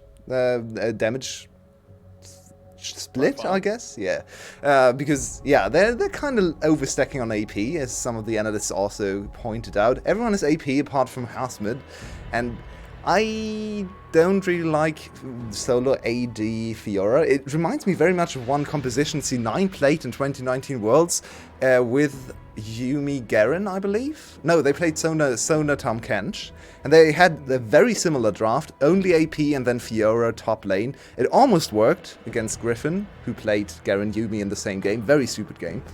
But in the end, they kind of failed to bring the AD damage. So let's see if Saigon Buffalo can overcome this late game damage split problem. So the thing here is both teams are going to have to actually deal an absolutely absurd amount of damage before anyone actually dies. Because once the magic resist is going to be built up, obviously the effectiveness of the Shyvana, the Mordekaiser, the Seraphine, their effective damage goes down. But on the same token, the resistances aren't necessarily an issue for Team Secret, but they're going to have to get through all of the healing from Seraphine, all of the shielding from Mordekaiser. Like, these team fights, you might just have to be the only one that talks outside of team fights if my throat's going to have a chance. Yeah, very, very likely these team fights are going to be extended. I just love that we see Mordekaiser jungle. I was calling for Mordekaiser jungle the second I saw him, and it's an AP jungler into Wukong. Let's see if Wukong can actually stand up to him here. Flash against Ghost, so... Oh. I mean, no, Mordekaiser can't fight this, Going on? ever. You think Mordekaiser so? can never fight this. Nah, he loses every time. I promise. I'm not so sure about that, because Mordekaiser gets passives insanely quickly in the jungle. I played him a few times, and it's really nice to jungle Mordekaiser. It's very chill. You don't really do much. You just spam your abilities. You get 2 or 3 jungle camps at the same time, and usually it's very, very strong once he hits level 6. Of course, he was only level 3 there. Maybe a little too defensive for my taste, and now there's huge priority for Penguin on the top side of the Rift. What's Mordekaiser doing in the meantime? They're trying to set up a dive? No, just giving him some extra camps. Yep, it's just a Krug steal into... I mean, they have the potential to try and dive. I don't really think it's ever going to happen up against the Gwen. You have no effective CC. In fact, you have 0 CC whatsoever, because Husband can't even repost anything. Froggy on this mid lane Shyvana, I mean, in lane against Sylas, it's actually fine. You're just playing a melee versus melee matchup. It's just a question of how he actually transitions out of lane and if he's about to die to a dive. Oh, this is scary, though. Penguin is not the tankiest person in the world. Oh, that's 2 tower shots. He has to flash. Ooh. Good stuff by Froggy. That was really good moves. Yeah, nicely done. If Mordekaiser's in the vicinity, I think Team Secret just loses first blood here. So a little bit very, very risky play. I mean, they were under the assumption that Mordekaiser probably recalled after going topside, which is an educated guess they can definitely play with. But if they misguess there, the game is in a really bad state for them. So a little bit lucky, but definitely opportunity cost for Penguin is his flash, and now he needs to be a little bit more careful with other dives attempted on his side. It feels like you can't do fair dives. I feel like that one was very opportunistic because Froggy had been chunked out. But how do you do a fair dive? They're all too tanky. I am not the biggest fan of trying to dive any of these champions, honestly. All of them look... I mean, Shyvana is really the only one you might be able to dive, but I think the only way you get there is if you're level 6 and can just lock her out of moving for the whole time.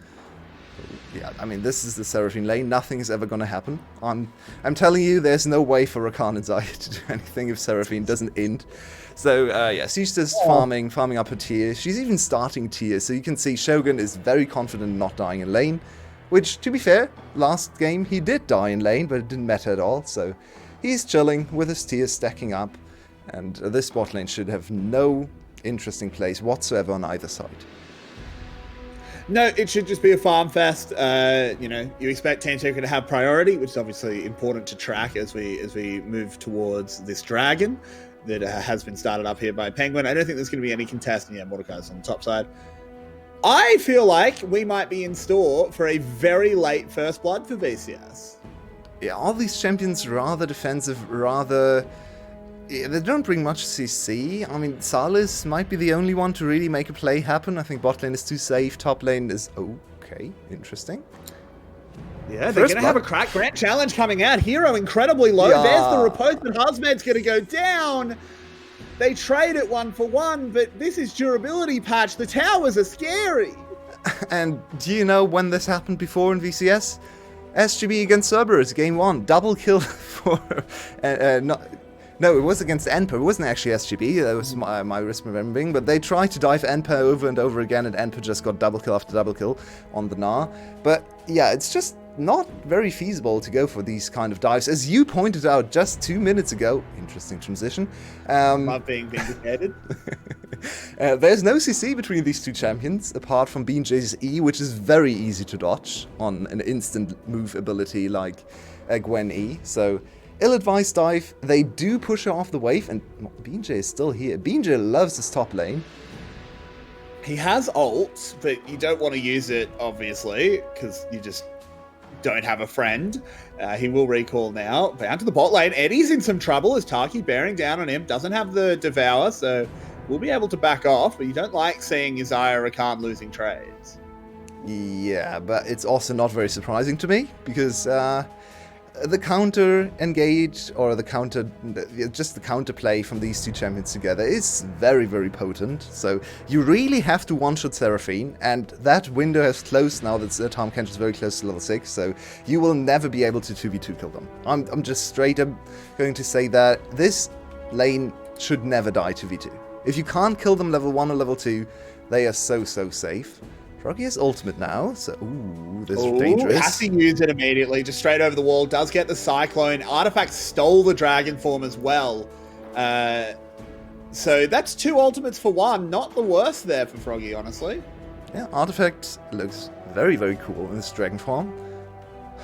I love this one. It's just a ghost dragon. Yeah. Very cool. But yeah, double Shyvana, of course, also something we have to look out for in the late game, which can be okay. It's an interesting ultimate for Silas for the later stages of the game, because look at Froggy! Look at him! He has so much swag. Froggy's just a great player. Oh man, I love Froggy. I love when he had that interview after the first game against T1 where he played very badly, and he was just like, oh, I didn't actually care about winning, I just wanted to solo kill Faker, so I kept trying. It's like, yeah, that's why you kept dying.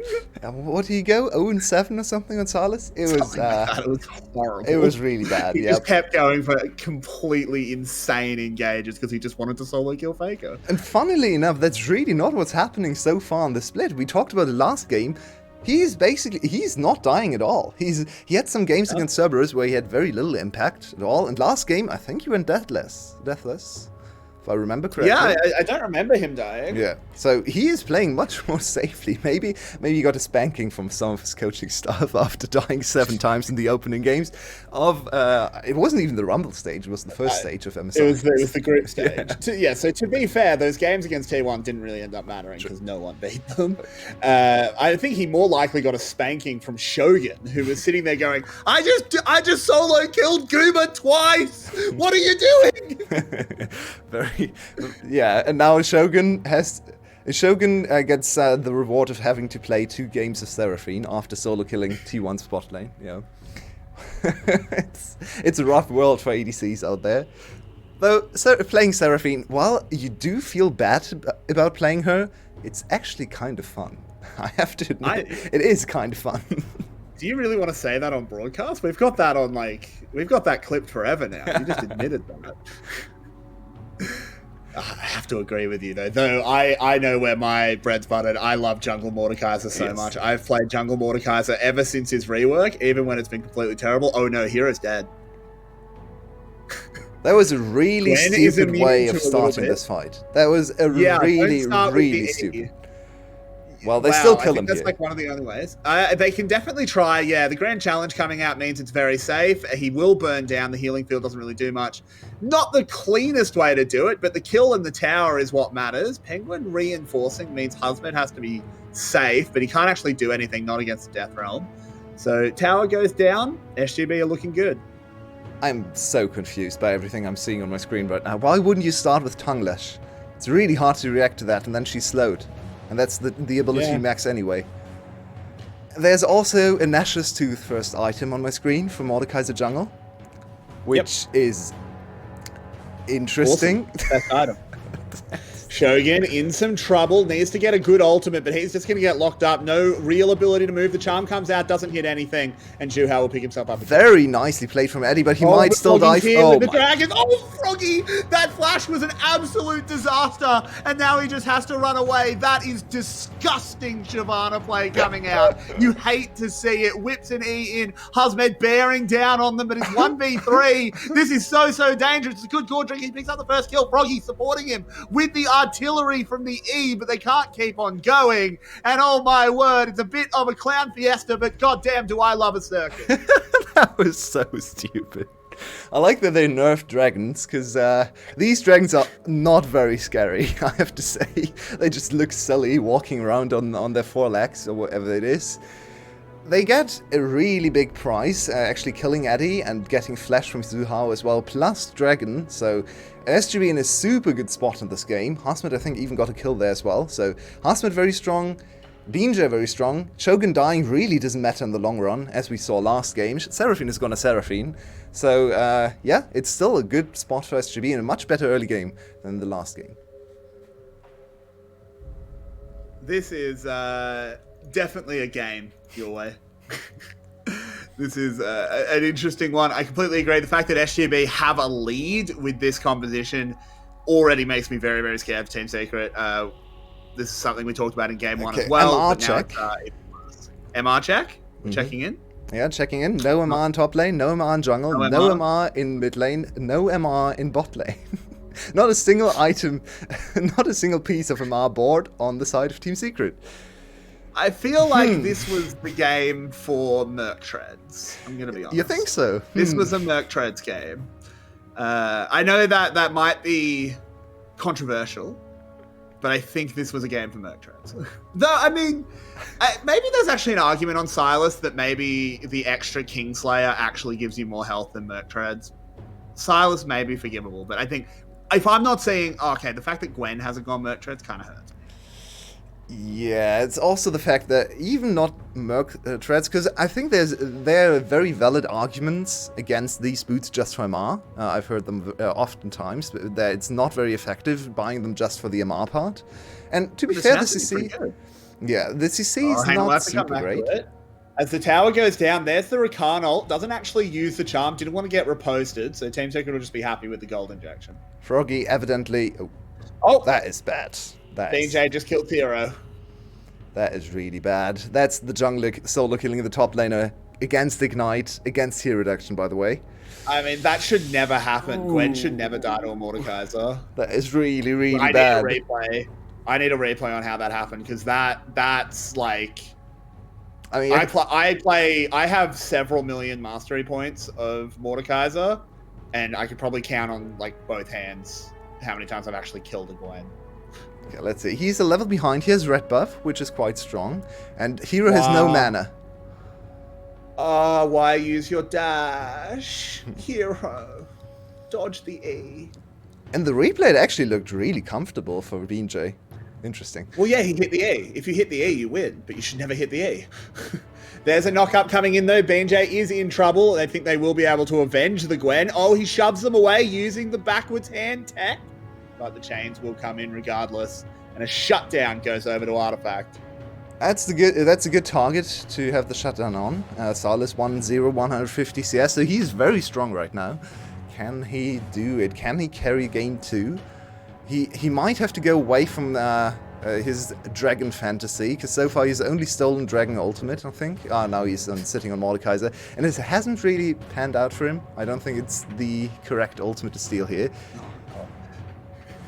That's the one thing I do hate. It's the absolute nightmare of casting when you have a Mordekaiser against a Silas, because you end up with different layers of Death Realm and the 2v2s in the Death Realm. Oh god, I hate it. That's actually something we should talk about. We saw last game how insanely hard it was to teamfight against the Seraphine, even when they landed on her in the engage. She was able to live multiple times, even when the Premier engage spell landed on Seraphine. But I don't think she can live against Mordekaiser Ultimate. So Seraphine might have to go for something like a Banshee's Veil to avoid just getting perma Mordekaiser Ultimate by Silas, who should be able to just chase her down in the Death Realm easily. So that's another interesting aspect of this Mordekaiser pick with the Seraphine. He might have actually really condemned her in terms of items on her own side. But to be fair, he's doing great. He's 2-1, working on the second item. So this Mordekaiser jungle just whiling away. He's looking really strong so far in this game. Yeah, for sure. He is looking fantastic as SGB are now pushing in on this bot lane here. Should be able to be defended. Chu has close. Never mind. They've got it returned. My mistake. There's no chance of defending this one. This will be more gold given over to the Buffaloes into the right hands as well. I think with BJ and Husmed being the beneficiaries. Dragon coming up. I mean, Husmed's been a bit quiet, but he's having a good game on this Fiora, and oh no, Penguin. That's not where you want to be. He's getting CC'd, has to flash away from the grip So that is a big resource burned right before Dragon. Penguin is on triple-digit HP. He has to go back. This is just going to be Dragon. Yeah, and Team Secret really are chasing a loss here. They invested in teleport onto a dying tower. I don't even think the teleport was the thing that saved the tower there, so it's basically just a wasted summoner spell. They're going to give up another dragon to the Shyvana team. Shyvana loves having dragons on her team, so she's just going to get stronger and stronger. Same, of course, goes for the rest of the team. We're moving towards another Mountain Soul. I think Team Secret is cursing somewhere, because why do they have to play against Mountain Souls over and over again, against Seraphine with Mountain Souls, against Tank Shyvana with Mountain Souls? It's not very pleasant. Shyvana gets like the exponential bonus because she gets the bonus. She kills the dragon, which gives her resistances that again gets multiplied by the dragon. So she just ends up being an absolute brick wall. Yeah, she starts on 5, I believe, so she's on 15 resistances for free now from killing 2 dragons, which is amplified, as you said, by 6% extra armor. If she gets 2 more mountain dragons, that's basically something like 40 or 50 armor for free. Not very pleasant for Eddie. And every point of armor is worth so much more when you have a Seraphine behind you. This is looking not over. I don't want to go that far, not when it's only 800 gold in it, but this is so hard to play for Team Secret. Yeah, and I think it's time for us, as the game is slowed down a little bit, the next action is probably going to be around the next dragon, to talk about Xayah. Because is she in the game? Have you seen anything from her? Nope. She's just farming, and she's on 2 items. She's not weak, right? She's looking decent right now. 2 crit items picked up. But can she ever do anything? Can she accomplish anything? Oh, hang on. You said the next action wasn't going to be for a while, but Froggy had a dragon form, therefore Froggy wants some action. Throws himself in, hero going low, but they are on the towers. You have decent charm, but a look at that Seraphine ult across the team. Khan will be the first one to go down. There's a stolen Seraphine ult. He needs to get it off. He does, but can he actually make it down? No, he was already in the death realm when he threw it. That's an absolute disaster. Artifact is going to go down momentarily to BJ. No, never mind. He manages to get away. Everyone's surviving for now, but it's SGB with the health bars as they just move on forward, take the tower, and have supremacy on the map. And that was fighting against terrain there from the SGB. Really not the most comfortable position to be in. Kind of in between a very hard place and a tower.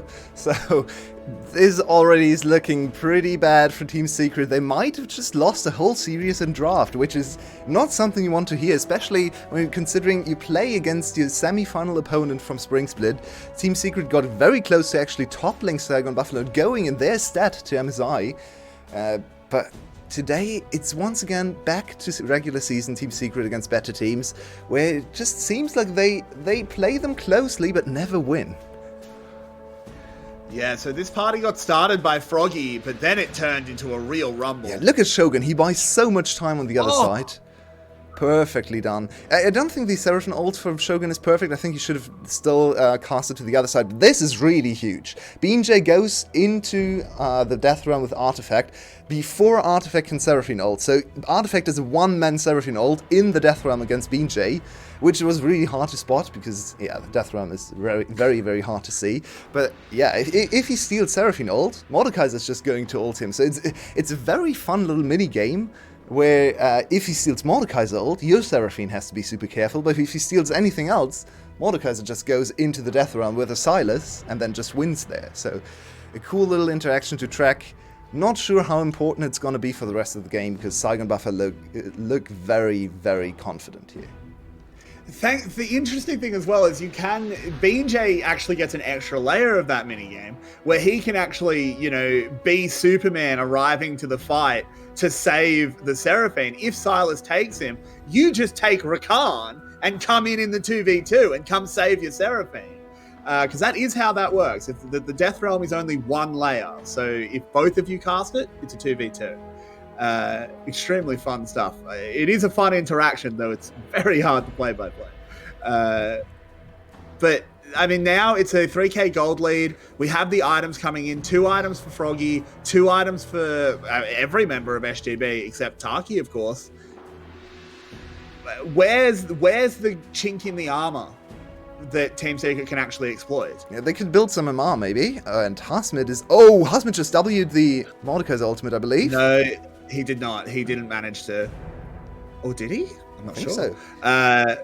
No, I don't. I'll have to look at the replay, but we do actually have more fight going on as B&J going low, gets gobbled up by Zhuhao, Froggy in the middle of the enemy team, but he's just so tanky. He's fast. He's taking a long time to kill as he's scuttling away, and SGB are managing to evacuate. No kills going in. Penguin going very low. Needs to be so careful. Seraphine ult doesn't really get a huge amount, except onto Zhuhao, who is... Oh, no! Never mind. That last note will take him down. So I think I know exactly what happened with the Mordekaiser ult, but I'll call it in the replay. But Kerrix, they just won the team fight. They had no business winning this team fight. Shogun and Taki weren't even there, and they still survived. It's so insanely hard to kill anyone. And once again, I want to come back to my point about Xayah. I love this champion.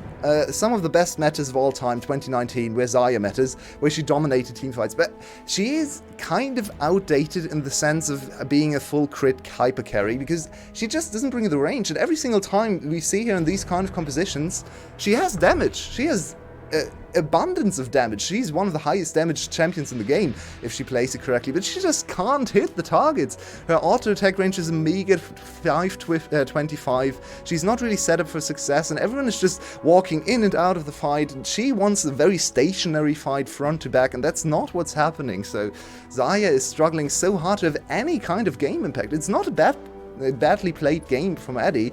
I just don't see how he can do anything more. It's just not the champion to win this game with. Froggy just jumps on out of there. The stolen Seraphine ult was used as well by Artifact, so good to get that one done. So just continue to move around. And I don't think we are going to get a replay, but you actually can't W Mordekaiser ult because it's not hard CC. You can only W the slow. Oh, engage.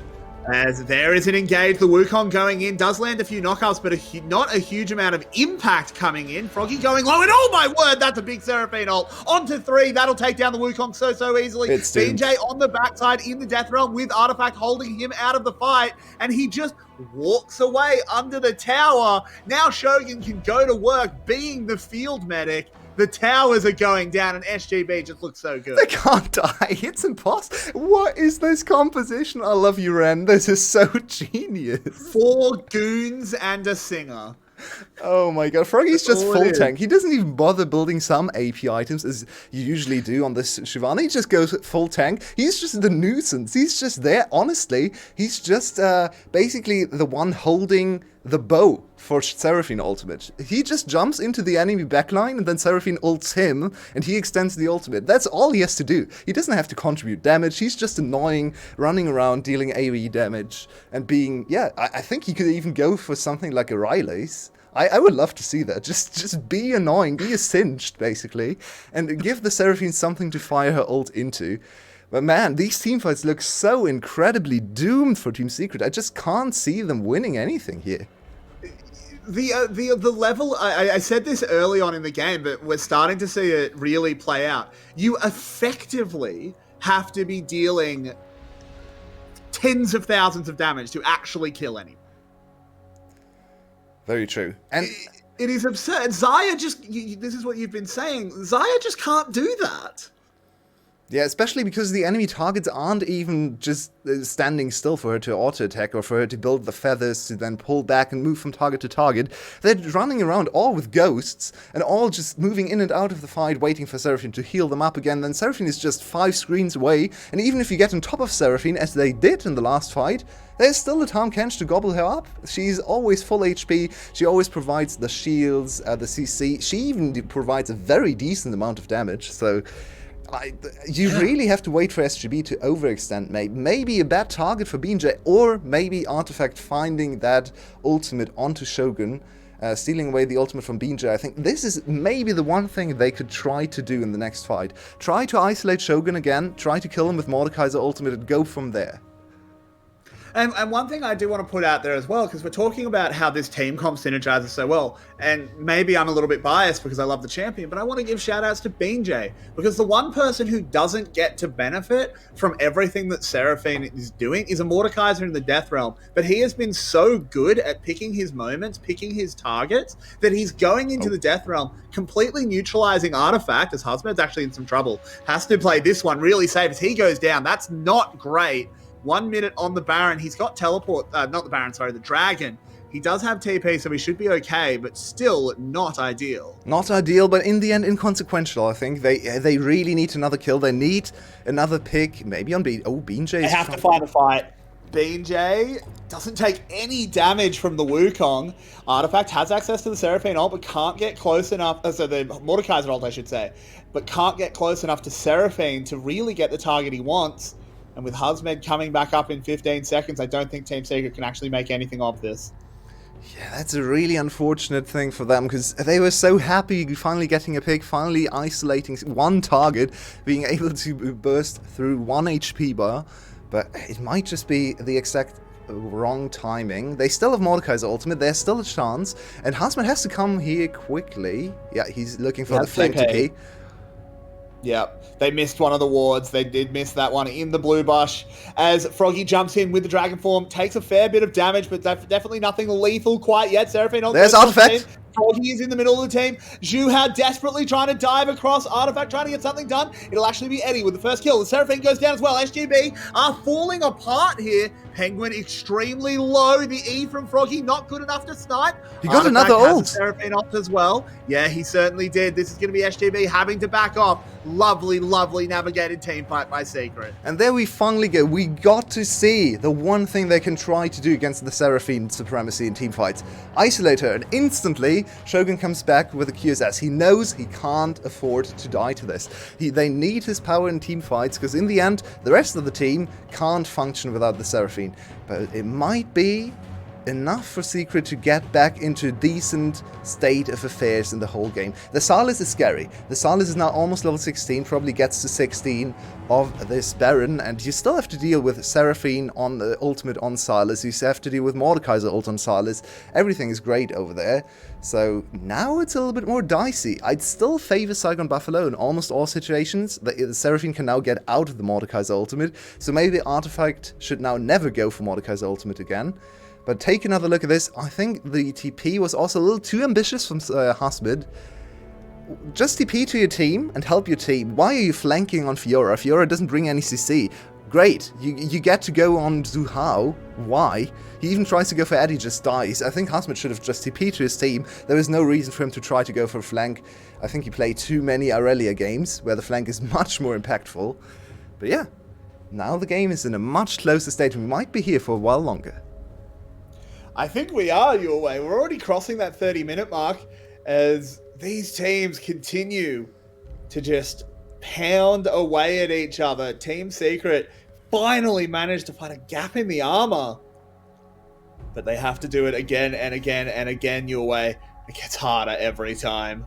Okay, another MR check from my side, because we still are looking at a 4.5 AP damage, or 4 AP damage champions on the side of Saigon Buffalo. We have no MR in top lane. We have 2 good MR items actually in the jungle, so that's good to see. No MR in the mid lane, no MR in the ADC, no MR in the support. I have no idea what Team Secret is reading there.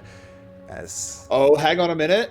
Hero goes deep, but of course is Gwen continuing to scale up as well. You have to keep in mind that Hero is going to get scary. Seraphine ult, I remember my words, lots of S's in this game, used, but Artifact manages to use the Hourglass to avoid it, so he's okay, and Team Secret can continue to siege away. And Shogun needs to go back to base. He's very low on mana.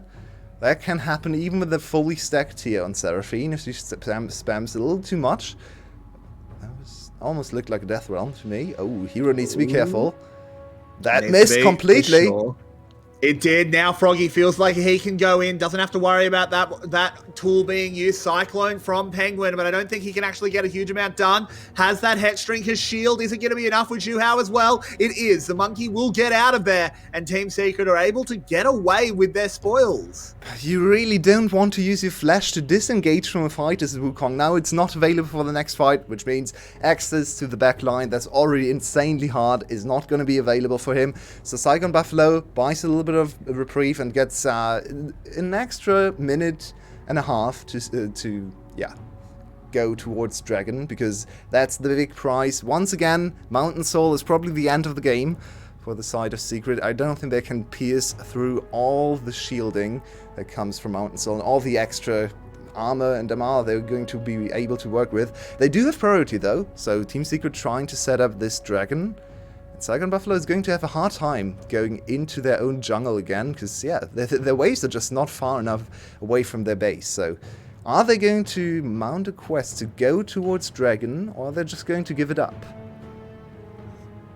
I feel like it would be perhaps the wise move to give it up, but that's not always the path that Saigon Buffalo leads. For sure. They are not a very wise team. I think we can definitely confidently say they have been showing us many decisions that are not of the wise variety. So both top laners with TP. Shogun does as well, so he could potentially reset for mana at some point if needed. But he's okay at the moment. Level 15. We want to see him hit 16 if we can before this fight. I think that would be a pretty huge break point. No one really making the first step in mid lane. Can anyone get a catch? I actually want to look at mid lane. There we go. Froggy's just marking the other side of the engage. Very nicely done. Taki and Froggy just walking towards the bot side to always basically keep an eye on the things you can't see, which sounds weird, but they just need to mark for the Seraphine. Seraphine ult stolen. Artifact gets Seraphine ult. He's level 16 as well, so he can actually hold on to this for quite a long time. What's happening in top lane? They actually sent their Mordekaiser into top lane. There's a teleport from Seraphine. Word. What? Yeah, that's insane. They're just going to try and get a back. Oh my god, the damage! That's going to work out, but Shogun with an absolutely massive ultimate might actually allow Froggy the space to get stuff done, but no! Your way, I don't get it. That was the weirdest TP I've ever seen. He just stands there in the middle of the lane and just channels TP. Of course you get interrupted. There's a Flash Rakan on the other team. They lost their minds. I mean, Shogun saved the game with one of the best play ever. He just stunned everyone and dealt so much damage. But why even go for this play? Just fight for the dragon. I don't understand. Exactly. Like, who cares if Hazmed dies there? As long as he gets hero low, who cares? Saigon Buffalo must have been so discouraged from the last team fight, but they have a QSS now. They only lost the team fight because Shogun was isolated. I'm so confused. They've completely lost their mind. Just go back to team fighting. Someone made this call while Froggy was in no man's land. And this is just one of the weirdest things I've ever seen. Shogun, of course, saves the game here with an amazing play on the Seraphine, lining up everyone with E and ultimate to get away there. But that's a free dragon for Team Secret, and Saigon Buffalo didn't even get anything on top side.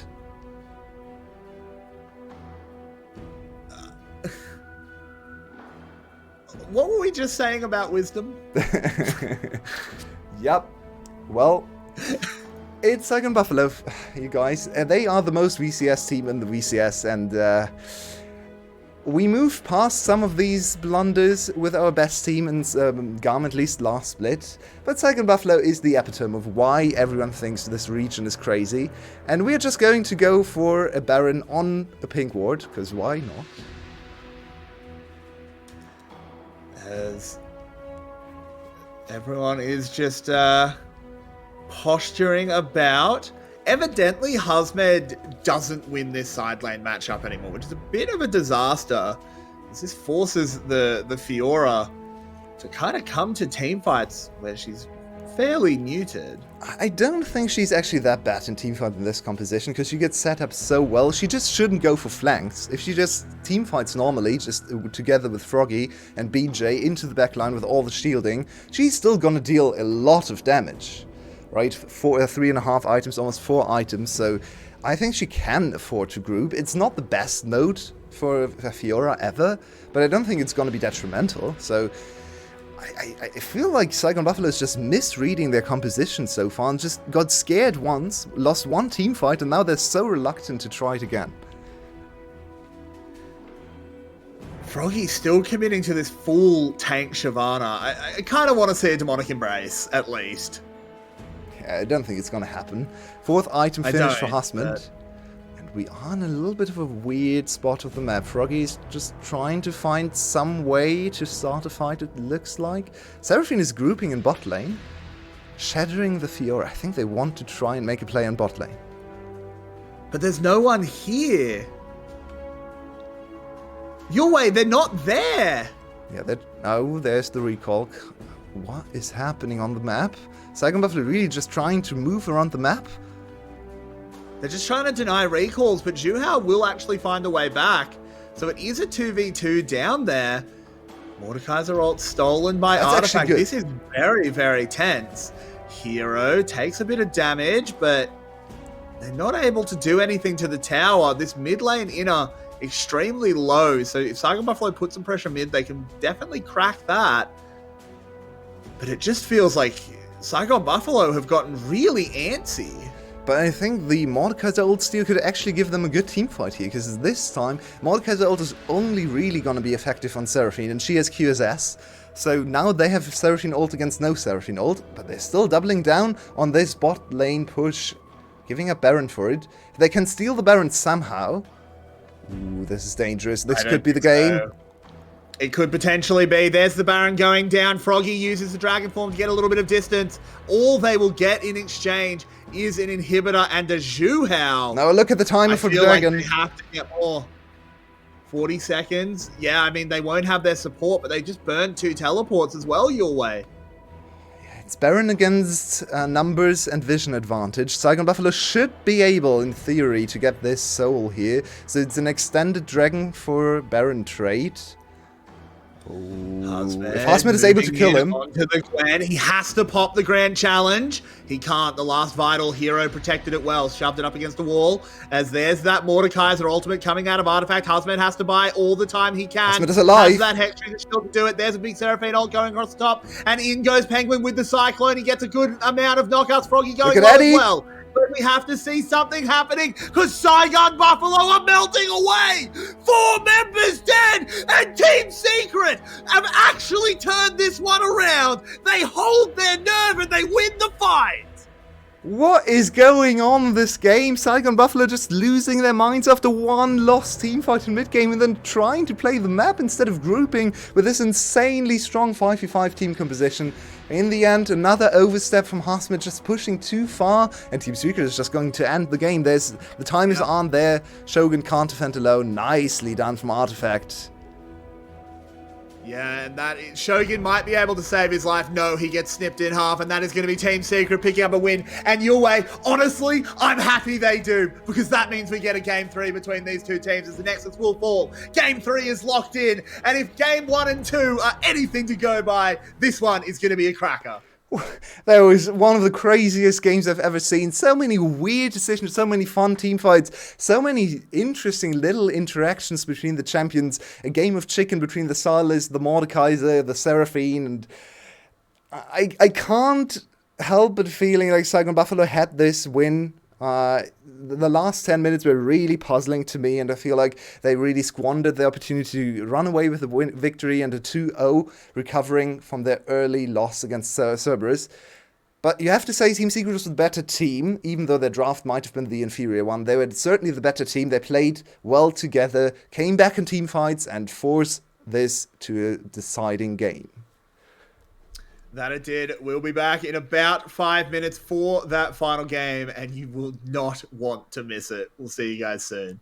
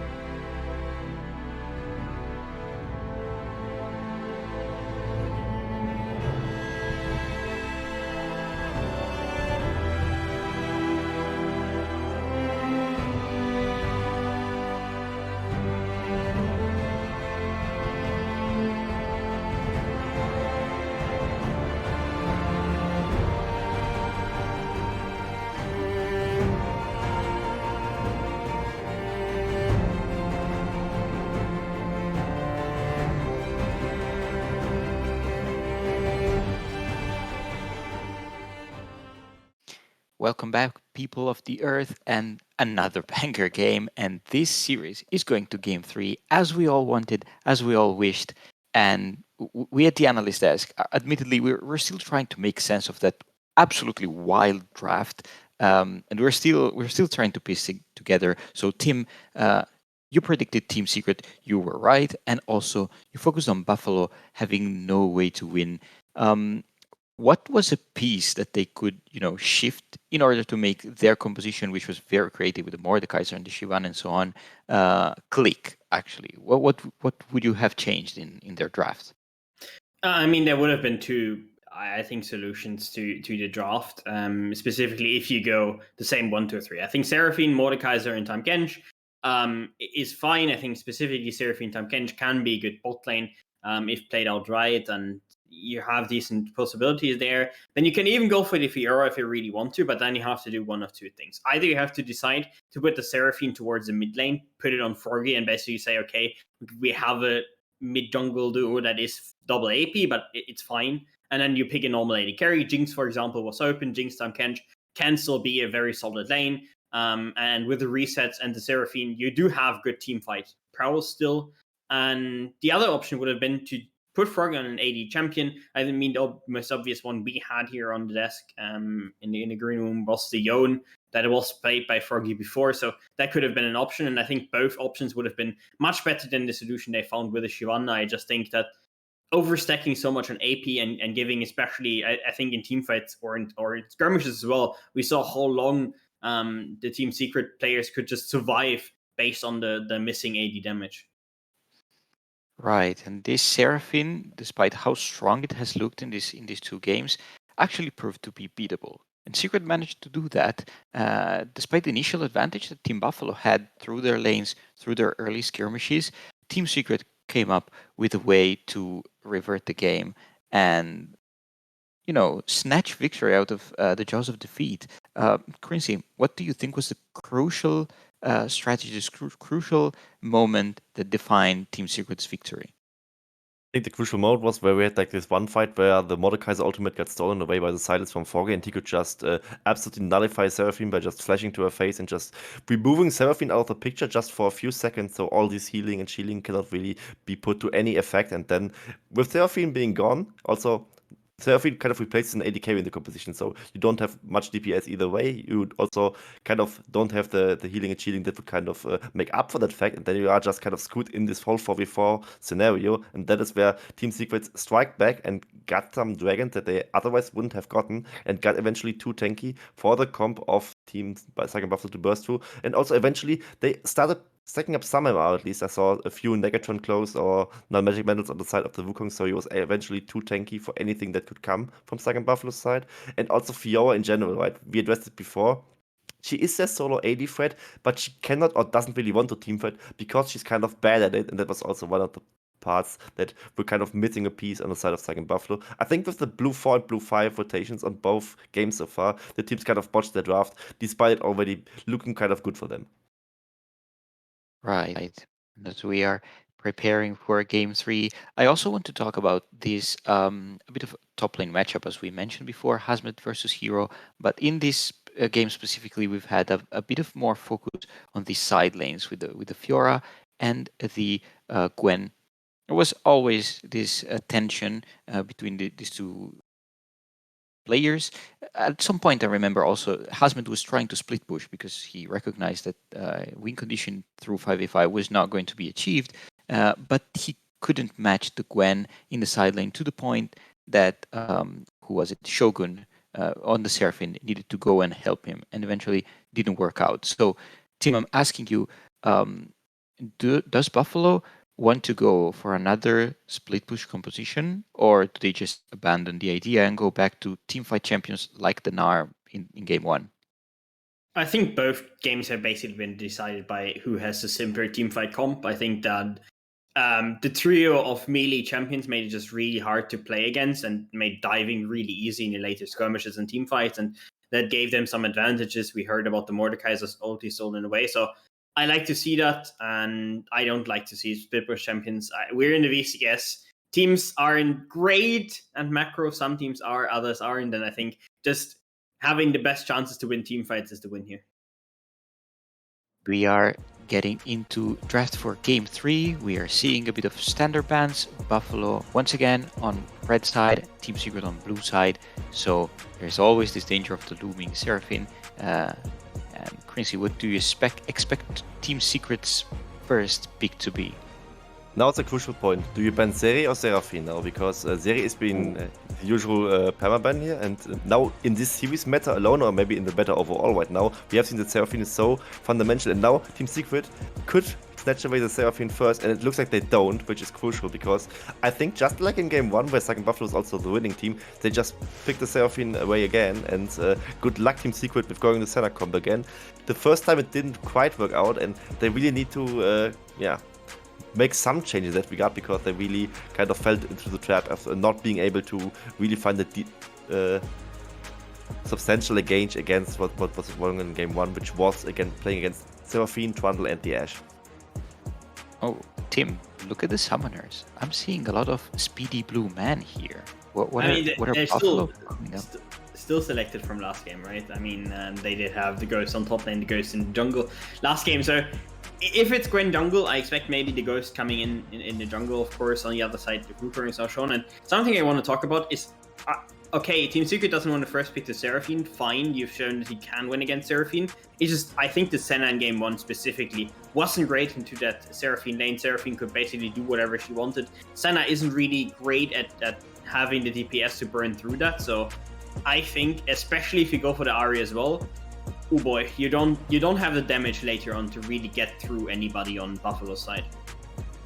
Let's wait and see how it plays out. What I like about Ahri is that kind of dissuades a potential Corki pickup, as Ahri against Corki is still a very good matchup for the side of the Ahri. So maybe Foggy is at least kind of not going for that again, and that's something that was a problem in game 1, where Foggy could scale for free on this pickup and eventually managed to outshine the Azir that was picked up in that game. And I mean, the Azir didn't quite work out either. Maybe at least the Ahri has like some more direct skirmishing potential that would really work well for the side of Team Secret. I mean, Wukong Ahri is a decent mid jungle duo, I would say, so maybe they can make some work with that. And is that the Pyke? Is that Pyke locked in?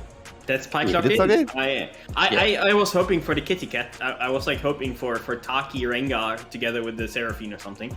But in the end, we get the Pyke, and it's probably going towards Taki, maybe into Froggy. We still in solo queue do see Pyke mid lane some of the time, but it's more of a solo queue pick. You don't have the wave clear to consistently get any priority, so you basically for roams always have to drop waves, which in solo queue can work. In competitive play is rather hard to play. So I'm expecting it to go towards support, and now with Tahm Kench being banned out, they have to pair something different with the Senna.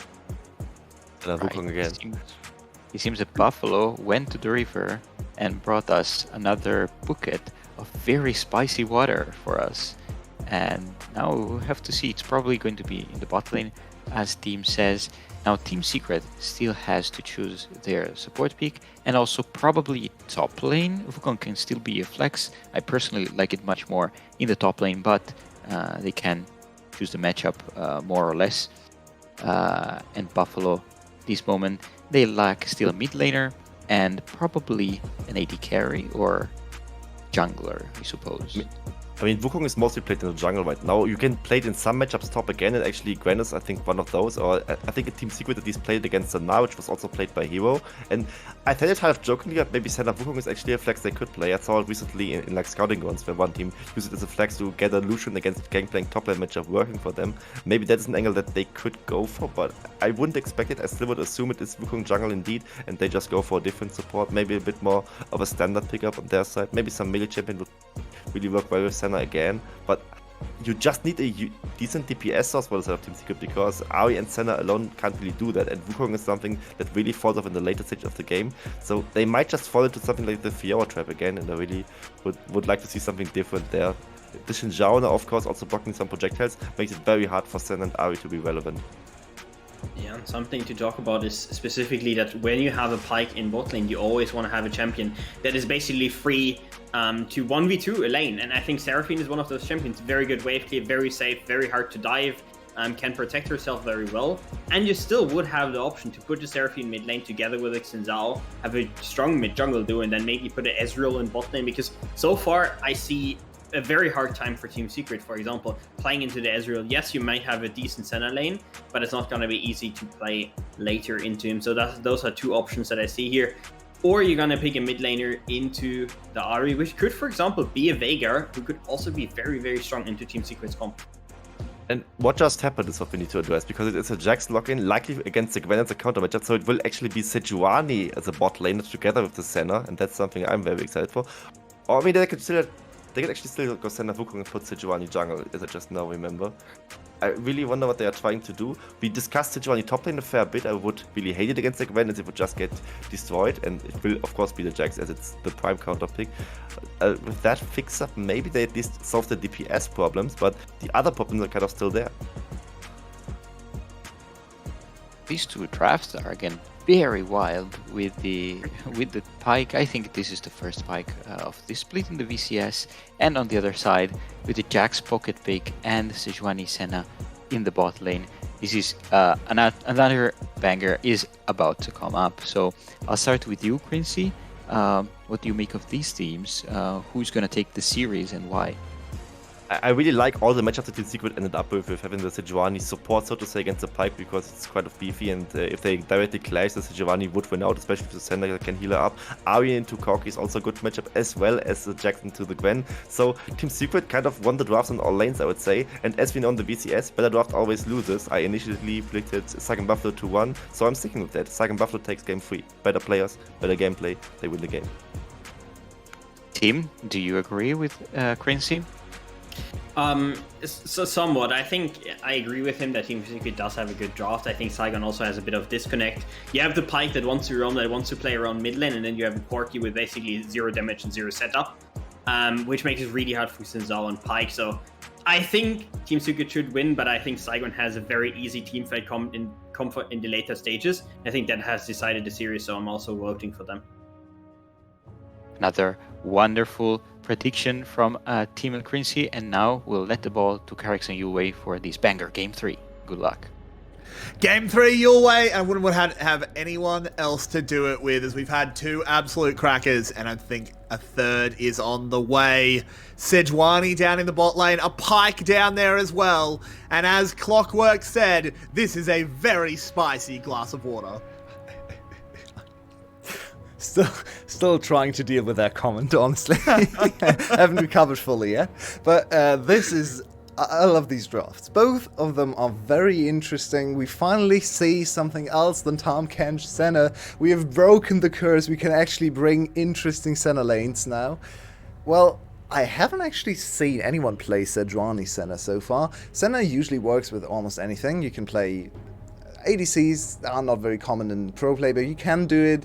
You can play mages, which works very well to just neutralize lane. And tanks are usually stronger in the laning phase, because you just have so much HP compared to the enemy team that goes in with 2 squishies. So Senna giving Sejuani extra HP to work with, and kind of poking instead of the support, because she's the support. So I'm very interested to see what happens. I am a little bit scared for the Sejuani into the likes of Seraphine, because if she overextends and walks into the enemy bot lane and Seraphine just heals, I feel like Zuhal could run into a lot of trouble. So I'm super interested in this bot lane matchup. The rest of the game is also very, very spicy, as Clockwork pointed out. The top lane counter pick this time for Hero. Froggy again with a Corki, and here we go, first trade. Zuhao gets hooked, can't actually land the flail either, so just takes a hell of a lot of damage. Does have cookies to stabilize back up, but not the start you want. Yeah, this is, you can see some of the issues. Okay! Oh, Taki going forward. Can they get the last bit of damage? No, Eddie will be surviving, but has to find a way back out. There it is, Shogun picking Disaster! up Zuhao getting flipped. Disaster has struck in the bot lane. And they lost kills in the bot lane with Seraphine in game 1, and now they're getting a solo kill, level 1 against level 2 for most of that fight, actually, because the enemy bot lane had 1 more minion. It's a really scary engage to make, because you know the enemy bot lane is gonna hit level 2 before you, but they were confident enough to still go for it without a heal between the two of them. Insane play there. Look at Eddie, he hits level 2 of this minion, but they still have the damage, and they get to level 2 as well. Sejuani looking really useless so far in the spot lane, so I'm not too sure about this combo for the first 2 minutes. Yeah, it's pretty brutal stuff, honestly. This is not what we want to be seeing out of Eddie and Juhao. A bot lane that people on our production team, myself included, are pretty high on, particularly the Eddie half of it. One of the newer ADCs in the league that we've been super excited to see. That's a really disappointing start. Oh, for sure. And they've been the better bot lane and laning phase for most of the series. Oh, Taki. Let's be careful. Eddie is in mid lane. Yeah, both supports making their way to the mid lane, which is a little awkward when you play Senna, because you kind of want to You're not really a support. She does have very good supportive abilities to help out in early skirmishes. She's one of the strongest champion level 1, so... It's more that the support can roam, because who cares if he's near minions, right? Senna cares about being near the minions. Yeah, exactly. If she makes a successful roam towards a jungle camp, or maybe even a fight, she can still get her soul, so it can be good. Oh, dangerous. Eddie is so squishy. Oh, BJ! Gets him with the W, in goes Taki, and Senna has absolutely no counterplay. Penguin dashes over the wall to try and help out, but immediately has to flash again. But BJ has the tag from the wind becomes lightning, and it's going to be monkey becomes death. No, never mind. As Juhao now joining the play, they have a TP from Artifact. They need to get the skill. The sun comes out, they have to get this. I completely agree. BJ going low, flash forward from Artifact will get them something back. That's a teleport and a flash invested just to get an even kill score again. One of the weirdest positionings from Eddie of all time. I think you just forgot about not having flash, because you can never walk this close to Xin Zhao as a Senna level 2. Of course you get bursted down. There's also Taki right next to you. Just a really bad mistake from Eddie. That's a kill over to BJ. Yes, he dies, but he's more than happy with that death. He wanted to reset anyway, so yeah, and he was super close to killing Penguin as well. All advantages with SGB, and they also just buy time for Froggy to farm, which is nice for a Corki. Yeah, 100%. This is basically everything going right for SGB. Even that one kill back, obviously it's not good for them, but you're pretty happy with it considering what you got on your side. Taki does get tagged up, but there's no follow-up possible. Let's have a look at this replay your way. Eddie just...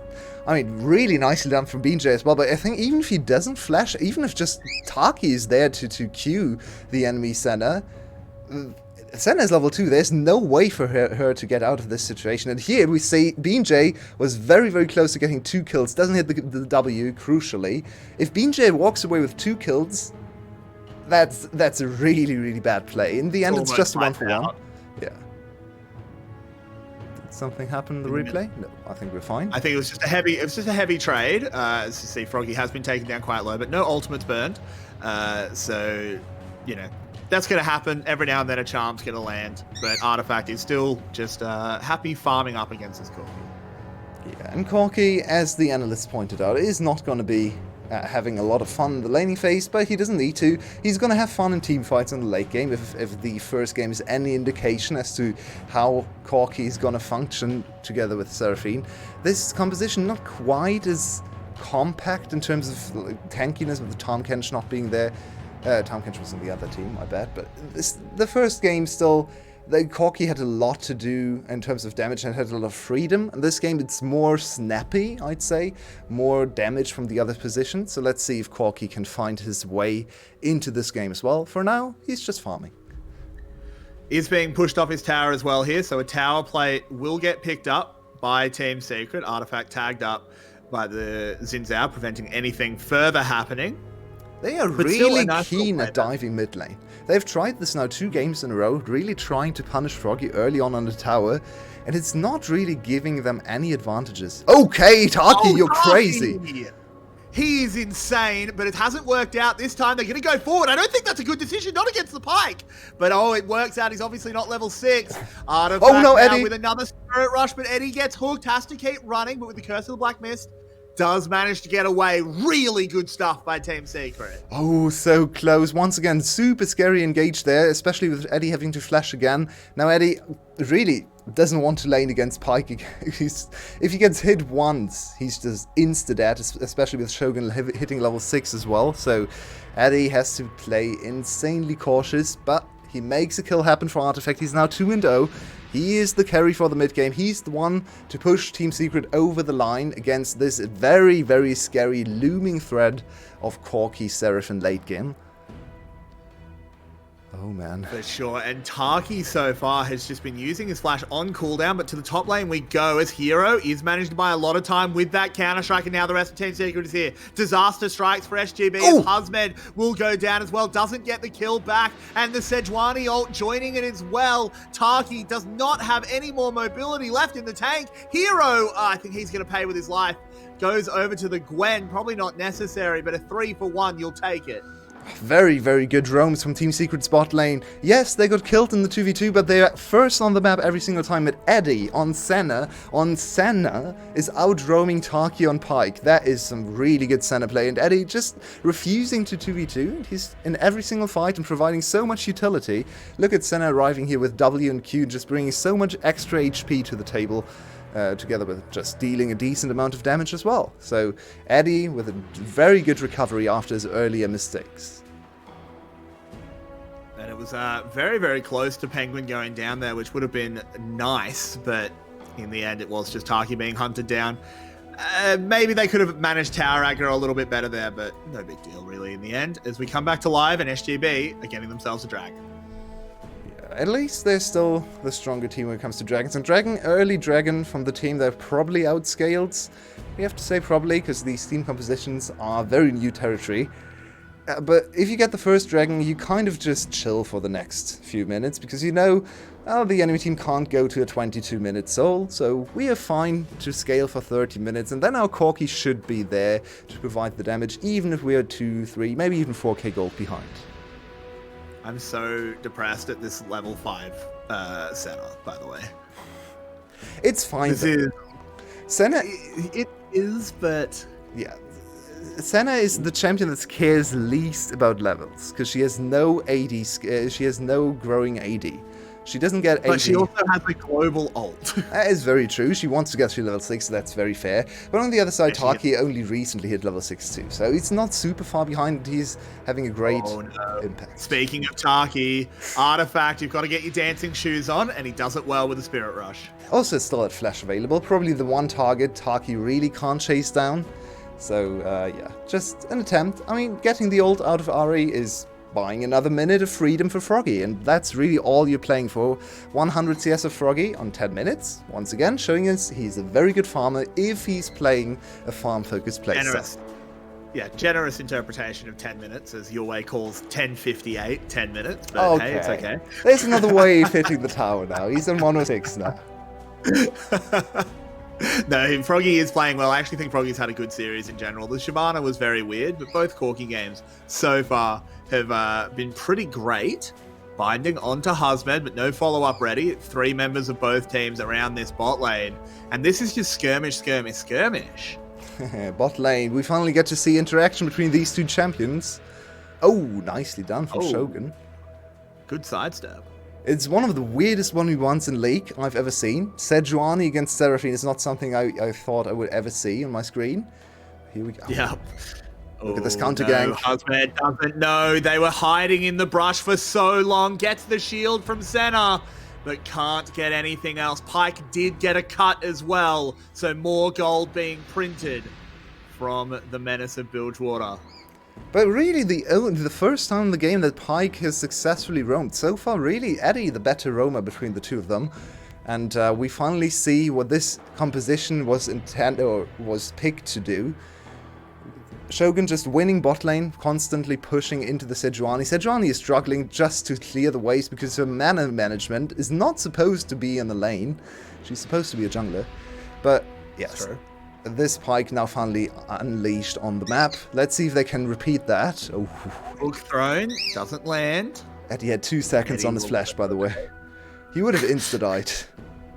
Yep. It's very true. Sorry, I have a very angry bird next to me. He's not happy at these team comps, evidently. As Taki moving forward, can't hit it onto Artifact. Ari, incredibly slippery. And now Froggy, still one item done for Froggy, is only level 10, but he's actually accelerating rather quickly, I'd say. Now close to level 11, which already means a decent chunk of damage. Not really the late game fantasy we have about Corki, but still, you can actually fight team fights around level 11 Corki with almost stacked Muramana. So I think Saigon Buffalo is getting more and more confident in their abilities. Also have to praise Hasmid for this early game, because this was last pick, counter pick Jax into the Gwen, and Hasmid is doing fine. He's slightly behind on experience and CS, but he's ahead in kills, and yeah, he's just scaling up to be a teamfight threat. Yeah, he died once early. It wasn't really his fault, but yeah, he's been doing pretty fantastic as Taki makes his way up to the top side again. Will get spotted on this ward, so this is actually going to be another ineffective roam for this Pyke. And as you were saying, Taki has really been struggling to get anything out of this. 3 people on bot lane, meanwhile, for the side of Secret. Can they manage this dive against Froggy? They've been really eager to dive Froggy over and over again, but it seems like Froggy's playing it very safely. Backing off from the tower. No, there we go. It's an engage in bot lane, please. Can we look over there? Yeah, we need to look at the bot lane because Froggy's about to die, but we're also looking at top because maybe Hero does Taki. try to be a hero. Needs to get out of there. Oh, Taki! That's an absolute shocker as he completely misses the death from below. Artifact comes up to reinforce. He's only just going to scare them off a little bit, but it's a 1-for-1 across the map. The bot lane tower falls in favor of Team Secret, and SGB are unable to answer back. I actually think Taki played this correctly. It looked really bad, but he ulted right in front of him so Jax couldn't go on top of him to kill him. Because if Jax had moved to get the last hit, he would have died to the Pyke. So it was actually really smartly done from Taki. It looked bad, but in the meantime, the play overall is really bad for Saigon Buffalo, because Secret gets a kill in bot lane and gets 2 towers out of this play as well, including first tower, so now very far ahead actually on some of their carries in the bot side. Very interesting stuff. Can we Let's please have a see bot replay lane? of this. I wish we were seeing the bot lane instead. And speaking of bot lane, live, there is a fight going on as Zhuhao is in trouble, is ignited, but gets away. But Artifact and Penguin are both dead. VETV production. We're back, baby. It's another split. BJ's dead as well. We just missed 3 kills. T2, yeah, someone really hates all these bot lane champions on the VETV broadcast and just doesn't want to give them screen time, because for some reason we're just not watching anything going on in bot lane. In the meantime, Saigon Buffalo traded top lane outer for mid lane in outer, as BJ just walked past mid lane and died to being too aggressive, I guess. But Artifact died. Oh, he died as well. Interesting. Yeah, Artifact got shut down. Yeah, he just goes forward. He just kills him. Xinjiao mechanics, let's go. Yeah, I was going to say, like, that looked like BJ was going to die, but no, it was Artifact that died, and then Hero got the counter kill. The big prize is still the dragon, and it seems like Team Secret got away from this whole insane the run of play with the dragon. So in the end, they kind of win the last 5 minutes, but so much has happened. Wait, which play is this? I've lost track. Absolutely no idea when this happened, but I'm so lost in the source at this point. I've lost track. Where are we? What timeline are we in? Alexander, do you hear me? Where are we? It was definitely the most recent kill. This actually enabled the dragon, so I was wondering why SGB had no time for that. Yep, we have a fight coming on in. Good damage coming out of the Seraphine. Shogun doing well. A massive Seraphine ult goes across 4. SGB are in a lovely position in this fight. Husband has immediately picked up 2. They'll get themselves a Herald as well. And that is Shogun continuing to be absolutely massive on the Seraphine. Yeah, and very ill-advised to engage there from Zhuhao, trying to ult into a 3-man stack, and he hit Taki of all people, who just laughs at him and walks away easily. That's the worst target possible to hit, but even if you hit another target, I think just chasing into the darkness, into a Seraphine Corki composition, we already saw a whole game of evidence that that's not a good thing to do. And now Saigon Buffalo reclaim control of the game. That they do. Team Secret are managing to hold on to this mid lane tower. Obviously, a pretty important thing to not open up the map. Let's have a look at this replay and the heroics from Shogun. Yeah, Penguin and Zhuhao just not on the same page. Penguin if you commit to this play, Penguin needs to instantly jump into the backline, then Hero and Eddie try to damage into it. But with Zhu Hao just going alone, the play fell apart before it even started. And your way. After all of this, the back and forth, the drama, it's a 100 gold lead. And I think SGB is rather happy Dragon about that repeated. fact. Because the gold is distributed very nicely on their side, with Hasmet getting so many kills, means they have another front line, or pseudo front line, able to just walk in front of Shogun, just as they did in some of the other games. Just have someone stand in front of Seraphine, and Seraphine can use him as a shield, but also basically as a projectile to focus the ult on. So this is a really good position to be in for Saigon Buffalo. Hasmet shouldn't die for free. He might, should be though. fine. As long as he can dodge the charm, he can't. And there's a teleport coming in as well. Hasmet is, in fact, going to die for free. Maybe a teleport's worth it. His hero arrives from the teleport. Just nicks the kill as well, makes it worth his while. As that's not good enough from Hasmet. And honestly, this is becoming a bit of a theme. Very silly death indeed. Oh, another pick. Can they kill Shogun? Shogun has flash though. Oh, Dangerous. big huge. Throws out the ultimate to buy himself some time. Has the flash, but I don't think he's got anything else. That's going to be the Seraphine going down as well. And SGB were looking so good, and then they just make these silly, silly mistakes. Yeah, the pendulum swings in the other direction again. 2 kills over to Secret, who reclaim control of the game now. So they're not done with the series, that's for sure. They still want to win, and it's a very important series, as someone pointed out in between games, especially from the Saigon Buffalo side, because we know they're 0-1. You can see it in the scoreline. They lost against Cerberus, a direct competitor, or so we assume. Same goes for Secret. If they lose to Secret, they start 0-2, losing against 2 very close teams. Or at least we would think they were close. They were very close in playoffs, right?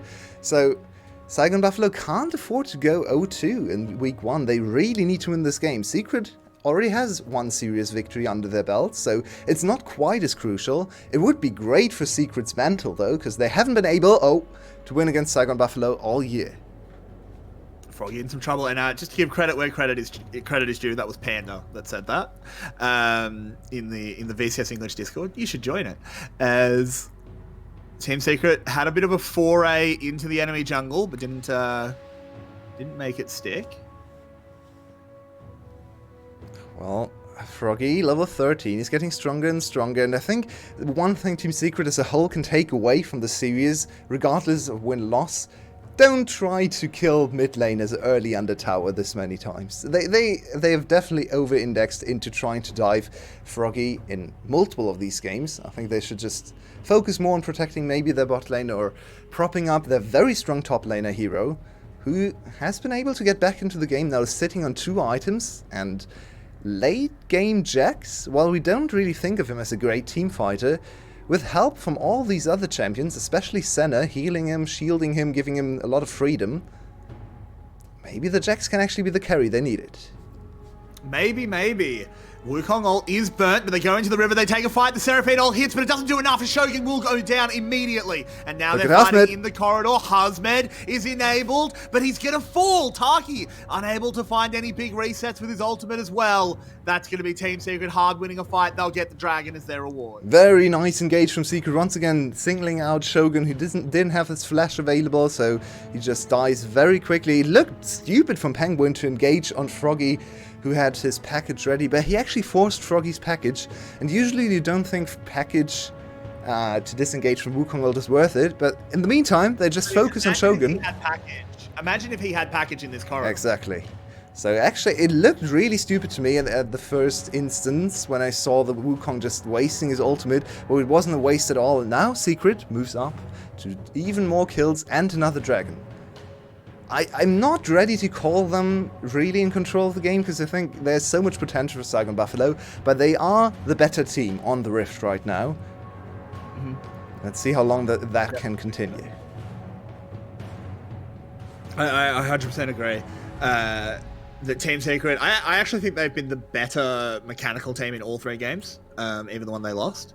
We have to see if that can continue being enough. and if they can keep it up as this game goes on. Eddie has been kind of struggling. I haven't actually seen the soul count for quite some time to keep a track, but it must be somewhat low. Taki lands a hook, but it's only onto Penguin. Because he really just hasn't had too much of a chance to stand near some minions. Yeah, it's not a standard Senna game. He's been much more of the moving piece, trying to counter the moving pieces from SGB, and he's actually been very successful in the way he's played, but it's probably cost him some of his scaling and some of his acceleration on the Senna. I agree with you. But looking at his items, he's doing fine. He's actually quite decently equipped. Yeah. So I think this is an interesting Senna game to look back on. Not really what we think about when we think about Senna, but I actually think on this kind of build where you go very supportive, yes, soul count is very important, and yes, you scale with souls, and if you can't get souls, you have a very weak champion. But he's not on 0 souls, right? So he's not the hyper carry. Not getting that many souls might end up being inconsequential. It is possible. Into the team they go. Penguin! I'm not sure if he got hooked or if he jumped in there, but regardless, he was just killed immediately. Oh, that teleport is disastrous for Hero. He's on the wrong side of the tracks, but Taki actually gives him a way out. Well done there by Zhuhao, trying to buy even more space, but there's just no hope. Hero, he actually picks up a kill before he goes down. Oh my word, good Jack stuff coming in. That actually is pretty big, because a 3v4 is very different to a 4v5. Or a 3v5. That was mostly just Taki. It's very different to a 3v5. Yeah, mostly just Taki messing up his combo there. To be fair, Pike... A kill. True. But it's also an 800 gold shutdown over to Froggy, and we need to look at the items again, because I think it's time for Corky supremacy. Very nicely done, Taki, redeeming himself for his later woes in this fight with this very good pick. Also getting the flash from Froggy, from Eddie, I should say. Could be important for the next fight. And then Taki, well, this wasn't the greatest play of all time. But it doesn't really matter too much from that he dies. It's only 300 gold kill over to Jax, and in the end they still get the tower. They get a kill over to Froggy. And there it is, Froggy once again going for the Leandris. That's gonna get some scoffs from our analysts, because that's a double Leandris again. But he's still on 2 items, so he's scaling up nicely. He's level 14, 2 more levels before the big one really hits home. So this might be another Froggy or Corky Seraphine supremacy. It may well be. So far, Froggy has been extremely good on this champion, even though, as you said in Game 1, it doesn't feel like a Froggy champion. Game 2 felt much more like Froggy doing Froggy things. And that's not the one that worked out. Lots of vision to be cleared out here by Secret as they try and get some control around the Baron pit. It's a tense state of the game. Saigon Buffalo is desperately trying to get back in position to actually contest mid lane wave, because right now Team Secret is just controlling everything around the middle of the map, and there's a 3rd Drake spawning in 40 seconds, so Saigon Buffalo really needs to find a way back into this vision line. A lot of pink wards invested there from Secret, so this might give Secret an opportunity to catch someone out if they overextend for vision. I feel like if SGB find a way to get this dragon, Team Secret are in trouble. Yep, it's an important fight. Shogun needs to be careful. He does have a flash available, though, this time around. Oh, that's a big shield. SGB wants this fight. Yeah, and they've now got prime positioning on the dragon. It's so hard to go into the package, into the Xin Zhao, and of course the Seraphine. Hero is on a flank. He's marked, though. Team Secret continue just to look at this! Back and forth. In goes Froggy, takes a lot of damage. The Sejuani ult will miss, but the center goes across everyone before Husmet immediately takes her down. Zhuhao going incredibly low, but Penguin is spinning into the backline. Shogun dead. Stuff here from Artifact as well, as he takes down the Corky Shogun over the wall, but he cannot contribute anything more to this fight. Hero brings down the lamp and takes down Gwen. It's a 3 for 2, but Team Secret have the positioning, they have the health bars, and they'll get themselves a soul point. They over-focused on Senna, but Senna is not the hyper carry in this composition. She's utility. She contributes damage, yes. She contributes a lot of healing and shielding. You need to kill her, yes. But you can't trade your Corky against Senna. That's not gonna work for you in this composition. And Froggy basically just being an engaged tool with no damage whatsoever, even wastes his flash at the end of this fight, still dies. That's a very bad fight from Saigon Buffalo. I don't want to call out Froggy in particular. I think they all move together, but that's not what Froggy is here for. He's not there to engage. Only do that if you can actually get out and contribute damage, because you are the main carry. So, once again, Saigon Buffalo in the mid-game team fights, it happened last game as well, misreading some of their composition. Yep, the Shiki special did come in there. Not what you want to see. Just a bit of inside humor for big VCS fans. As we now have Team Secret one Drake away from an Ocean Soul. 28 minutes has been crested. And Yue, this game continues to be balanced on a razor's edge. It's 1,000 gold between these teams. Taki lurking in the depths. As Zhuhao steps up, we'll spot him out. Gets tagged up, but has the E to get away. It's so scary. But look at these two solo laners from Team Secret. We've talked about them a little bit, but they are so strong now. Look at Jack's level 16, 3 items completed, building so much. He's actually building straight for team fights, just a lot of resistances. Not entirely sure if I like that. 80 souls. 81 souls on Senna, just by the way. We haven't actually been able to touch in on it. That's very... Taki can always get over that wall. Yeah, but as I pointed out before, the soul count is not too important. 80 souls for 29 minutes is not great as the center player. They just start the Baron. That's really sad, but yeah, she's more there to heal and shield in this game. It could be dangerous to group up here in front of the Baron. Look at Jackson top lane.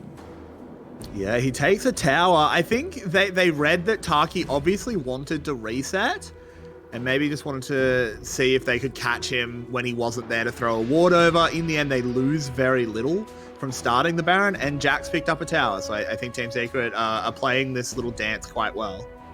Yeah, I mean, in the end, it's just a I don't think they're not going to commit to this. Yeah, but they don't need to commit to this Baron. They can just keep trying, and if SGB make a mistake, they get a free Baron. They are so slow on the Baron, though. Their main carries are not hitting the Baron. Eddie is not really equipped to deal with the Baron either. They're healthy. Hero recalling. Uh-oh, this is dangerous. Could be a flip for the series. There's the teleport behind. Teleport is. Yep, the teleport is behind. They can see him, but look, he goes in. The big Counter-Strike stun comes in across all of them. As Seraphine is dead! That backline, Seraphine goes down. Froggy goes into the GA. It's Hazmed in the front line, but I don't think he has the healing to get through this one. He doesn't. The needles don't do it. Froggy is dead as well. Taki and BJ with it all to do. But look at Taki. He can't do anything to the big fat meatball of Sejuani. All he can do is roll away. The Baron will be taken down. They might pick up Zhuhao as a consolation prize, and they do, but it just doesn't matter. BJ wants to try and be the hero as he continues to dash on forward. If they can get Artifact low, Taki does have access to a reset, but I just can't see it mattering. Go over the wall, son. You know you want to. He uses the last bit of the ultimate, but hero gets up the kill. Artifact goes down. Pike will finally fall. Shut down. Now they'll get the Baron, and in true VCS fashion, we have to make sure there's as many kills as possible. Triple TP ready. They could triple TP on this pink ward. Yeah, there's the first one. I think that's just one TP for now. No, there's the second one. The rest of them are dead. They stopped the Baron. That's so huge. Oh, Taki stops the Baron. Hasmet just wanted to reset E. Okay, fair enough. But, wow, what a sequence of plays there. What a gutsy call from Secret. If you don't win the team fight, you basically threw the game away because you're right in front of Baron. You're fighting into all the shielding and to Seraphine that already destroyed you in one game. Well, what an insane engage. Hero together with a Senna ultimate through 5 people just wrecked Saigon Buffalo and tore them apart. Amazingly played and such a gutsy call. I really want to praise them just for the call. The execution was great, but just seeing this opportunity and going for the plays, that is just really commendable. It saves the game, in my opinion. They still have a good chance now. The fact that Taki and BJ have that killer instinct to go in here keeps this game alive, keeps them in this series. Yeah, Taki finally... Oh, no time for that. Taki getting Penguin. Another hook. Froggy has his... Okay, that's risky. That's so bold. There's the package from Froggy. He's now over a wall. Could just rain rockets down. Taki has already fallen. Shogun going incredibly low. It's a trade back and forth. Where's Hero? He's the one to watch. He's actually not in the fight at the moment. No, there he is, jumping on forward onto Husband. I lost track completely as Team Secret come out of nowhere and pick up 5. And that's Ocean Soul for Team Secret. That is a huge tool, especially for Hero, the very tanky target in this team, and Zuhao, of course, profiting as well. What is Saigon Buffalo doing with their Corki? Why are they throwing him in like a suicide missile? It's so confusing. They won the first game just playing safe Corki team fights. They have almost the same composition, and they're playing it completely differently. They really need to go back to the drawing board and look at some of their teamfight execution, because Froggy, he's so safe. They have so many tools in their arsenal right now. There, man. Just extend the fight. Why are you going for an instant engage? You can just extend the fight. You have healing, you have poke, you have everything, but they go for the snap engage, and obviously if you fight for a few seconds only, the enemy team is gonna win. But I just feel like it wouldn't have been too hard. Like, I don't blame BJ for wanting to use the blast plant there and trying to make some space happen. But Froggy just needs to move. Get off it. I'm disappointed in that play. I don't like it out of SGB whatsoever. That is now an Ocean Soul. As you said, this poke now means a whole lot less as they will continue to regen up. Of course, Eddie healing them as well. Jax is going to be an absolute menace when he has that Grandmaster's Might. And Yue, we have back in true VCS territory with 26 to 18 kills at 34 minutes. Durability patch be damned. You can't stop the VCS. And I have to say, once again, I talked about Saigon Buffalo in the last team fight and didn't give enough credit for Secret, because Secret is playing these games so well. I think they've been the better team in basically all but maybe a few minutes in game 1. But basically just losing to a very bullshit composition from Saigon Buffalo. But they just straight up look like a better team. Their laning is better, their mechanics look great, their engages are coordinated and well played. And Saigon Buffalo is just holding on because they pick very strong compositions. But if you just look at the players and their performances, in my opinion, there is a lot to be said about Team Secret's performance today. And they look like the team that should win the series. I 100% agree. I think their individual execution has been incredibly, incredibly high. As getting away, Penguin lurking about, kind of an unsung hero, has been landing some absolutely massive cyclones in these fights, making SGB's life incredibly difficult. Taki reveals himself. Look at this. They have Corki and Seraphine and nothing, no damage sticks to the enemies. This is full poke build Corki. He needs to poke. He's level 16. He's on the strongest. He's on 4 items. He's one of the strongest champions in the game right now, but he's not doing anything. Everyone is just standing in front of him. And look at Zuhao. Barely touched by anything there. Ooh, they need to be careful. Ult is used, as is the Senna. They want to try and get this tower and break the bases. The Seraphine ult only hits onto one, but Froggy does manage to deal quite a lot of damage onto Penguin. Taki's already fallen. Husmed will join in. And I think that has to be the death knell for SGB, losing 2 members of their team. The health bars are still full. Penguin, the only one to go down, will actually finally die from that execute damage. BJ's in the back line. He needs to be an absolute hero, but I just can't see it being possible. 1 inhib's fallen, 2 will be joining. They're going towards the next. Shogun gets caught, and that'll be it your way. That is going to be Team Secret with the execution just on another level compared to the Buffalo. Buffalo come back from MSI. They made top 6. They're now 0-2. And Team Secret, Mr. Consistent, go up 2-0 in week 1. What an insane composition from both sides here.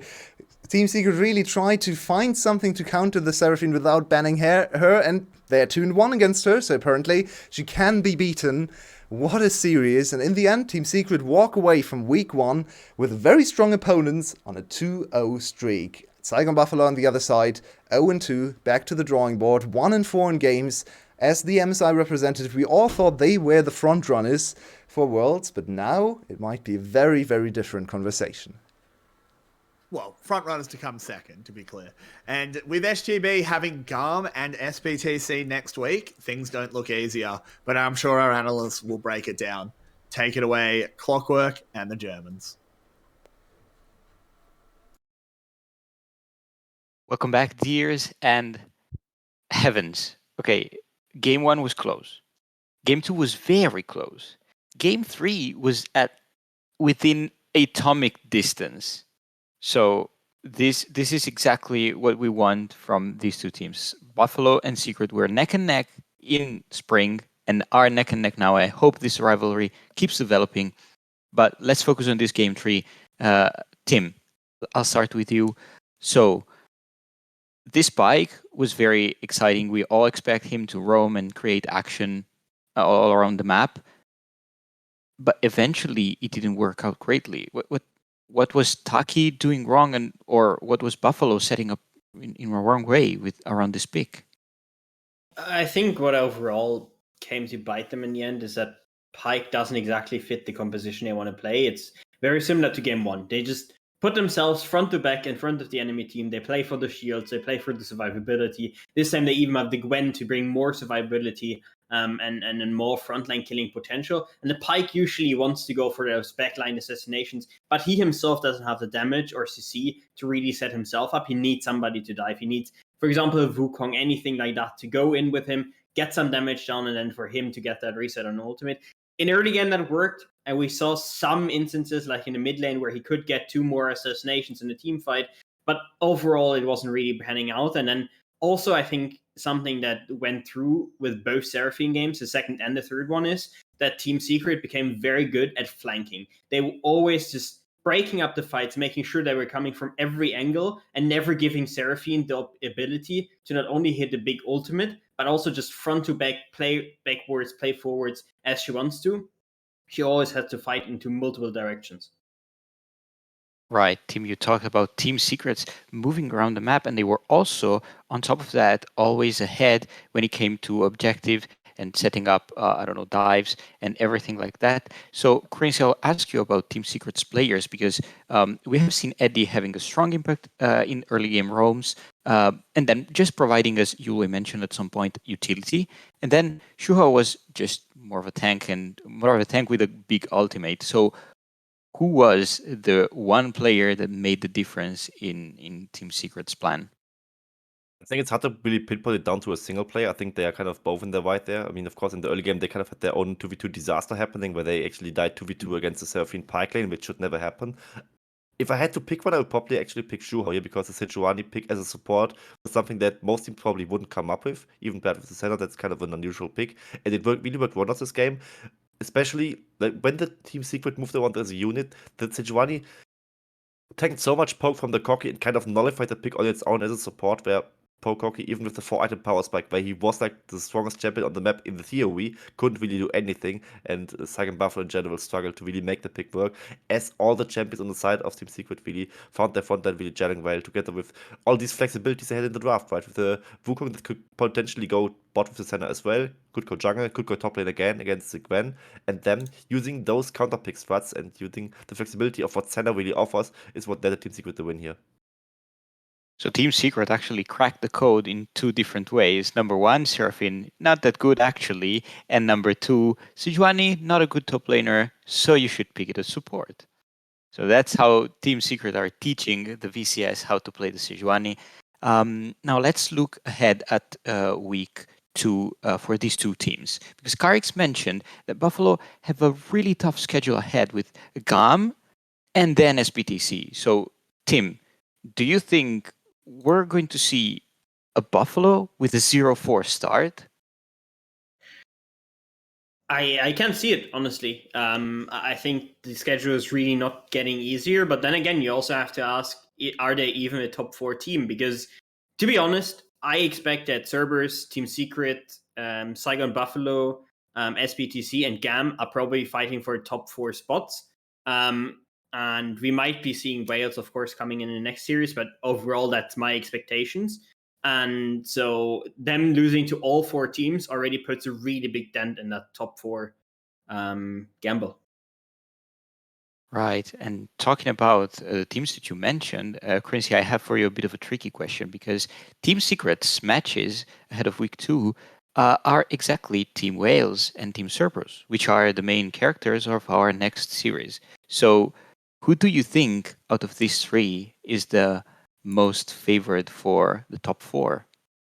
I think out of those three teams, if I had to pick one, would be Cerberus, because Cerberus also played against Saigon Buffalo, and I mean, transitive results don't really mean much, but Cerberus didn't really have that big of an issue with Saigon Buffalo. Of course, it were two individual games, but they were also like, it was a 2-0, and they never really were in a position where it was like, okay, Saigon Buffalo definitely wins this game right now. So I would think that Cerberus is the stronger team between them and Team Secret. And Team Wales, I haven't really seen that much of them. I mean, they only played one series so far. It was against ASE, and that is what we think is the bottom tier team. So maybe Team Wales will surprise me in the next series right now. But as of now, I would rate them probably like Cerberus as the first, Team Secret in the middle, and Team Wales as the lowest one of those three. Granted that Team Wales is far from bad. I mean, it is basically the old luxury roster with a few changes. And I while they didn't have the best standing in Spring Split, they also showed some promise in the winter, and I think they are far from a bad team and not a team that would fear relegation or anything like that. Far from a bad team, actually sitting at 2-0, just like Cerberus. So we're having a little pause, run of 20 minutes, and then we're having these two, at the moment, undefeated teams go on the Rift. Wales versus Cerberus coming up very soon. See you in a few.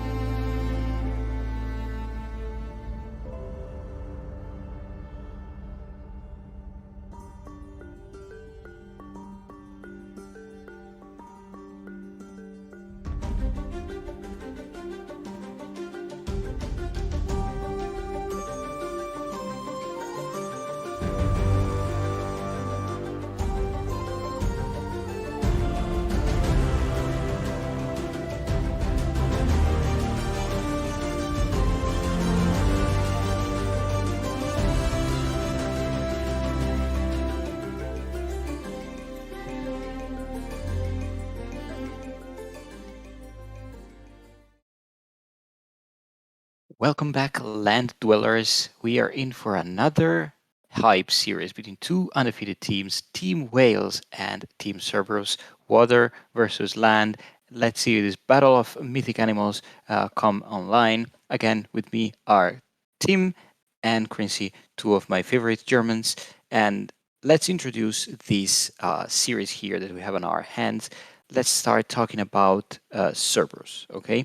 The only and most important change they did so far between spring and summer was, let's say, pick up a new jungler, not just one, many new junglers. They played so far with Leash.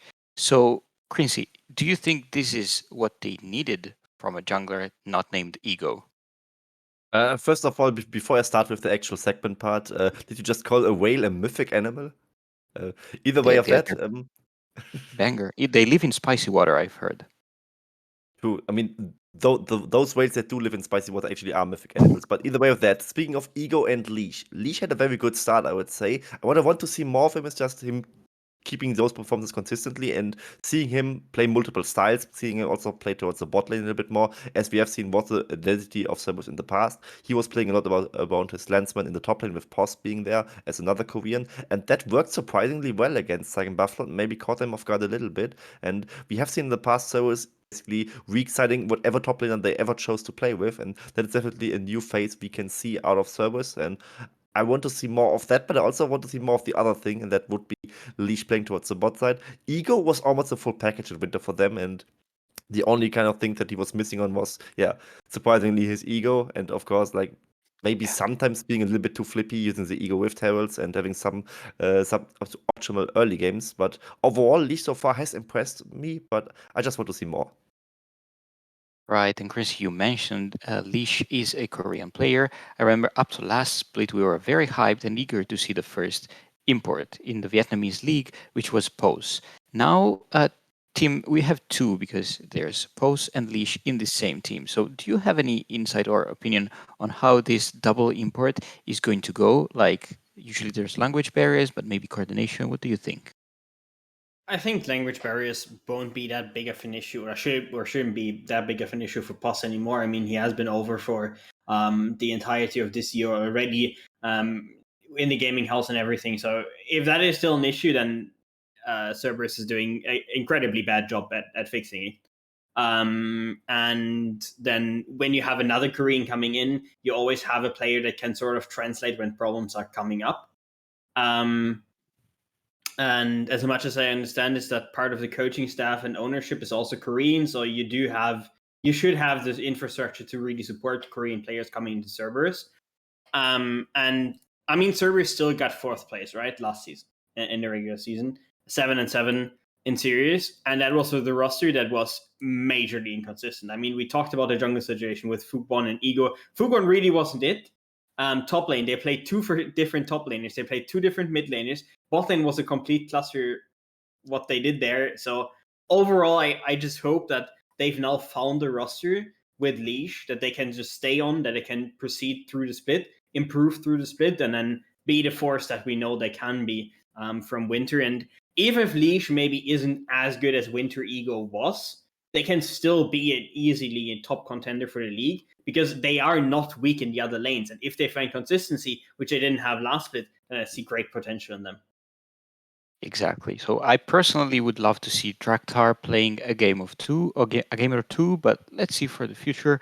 Let's now switch on Team Wales, which were formerly Team Luxury. And they gathered up a team that's a bit of a, reject players from the Vietnamese scene. So, Tim, do you think this is just another, random bunch of um, rejects, or is it some kind of answer, the Vietnamese answer to the old GE Tigers, like this pack of renegades coming up and challenging the actual powerhouses?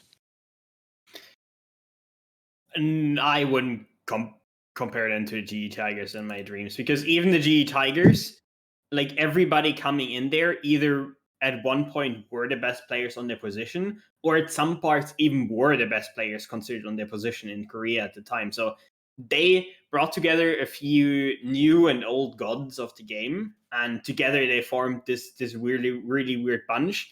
I'm looking at this roster and I'm like, they have good players, but none of them have ever been better than just good.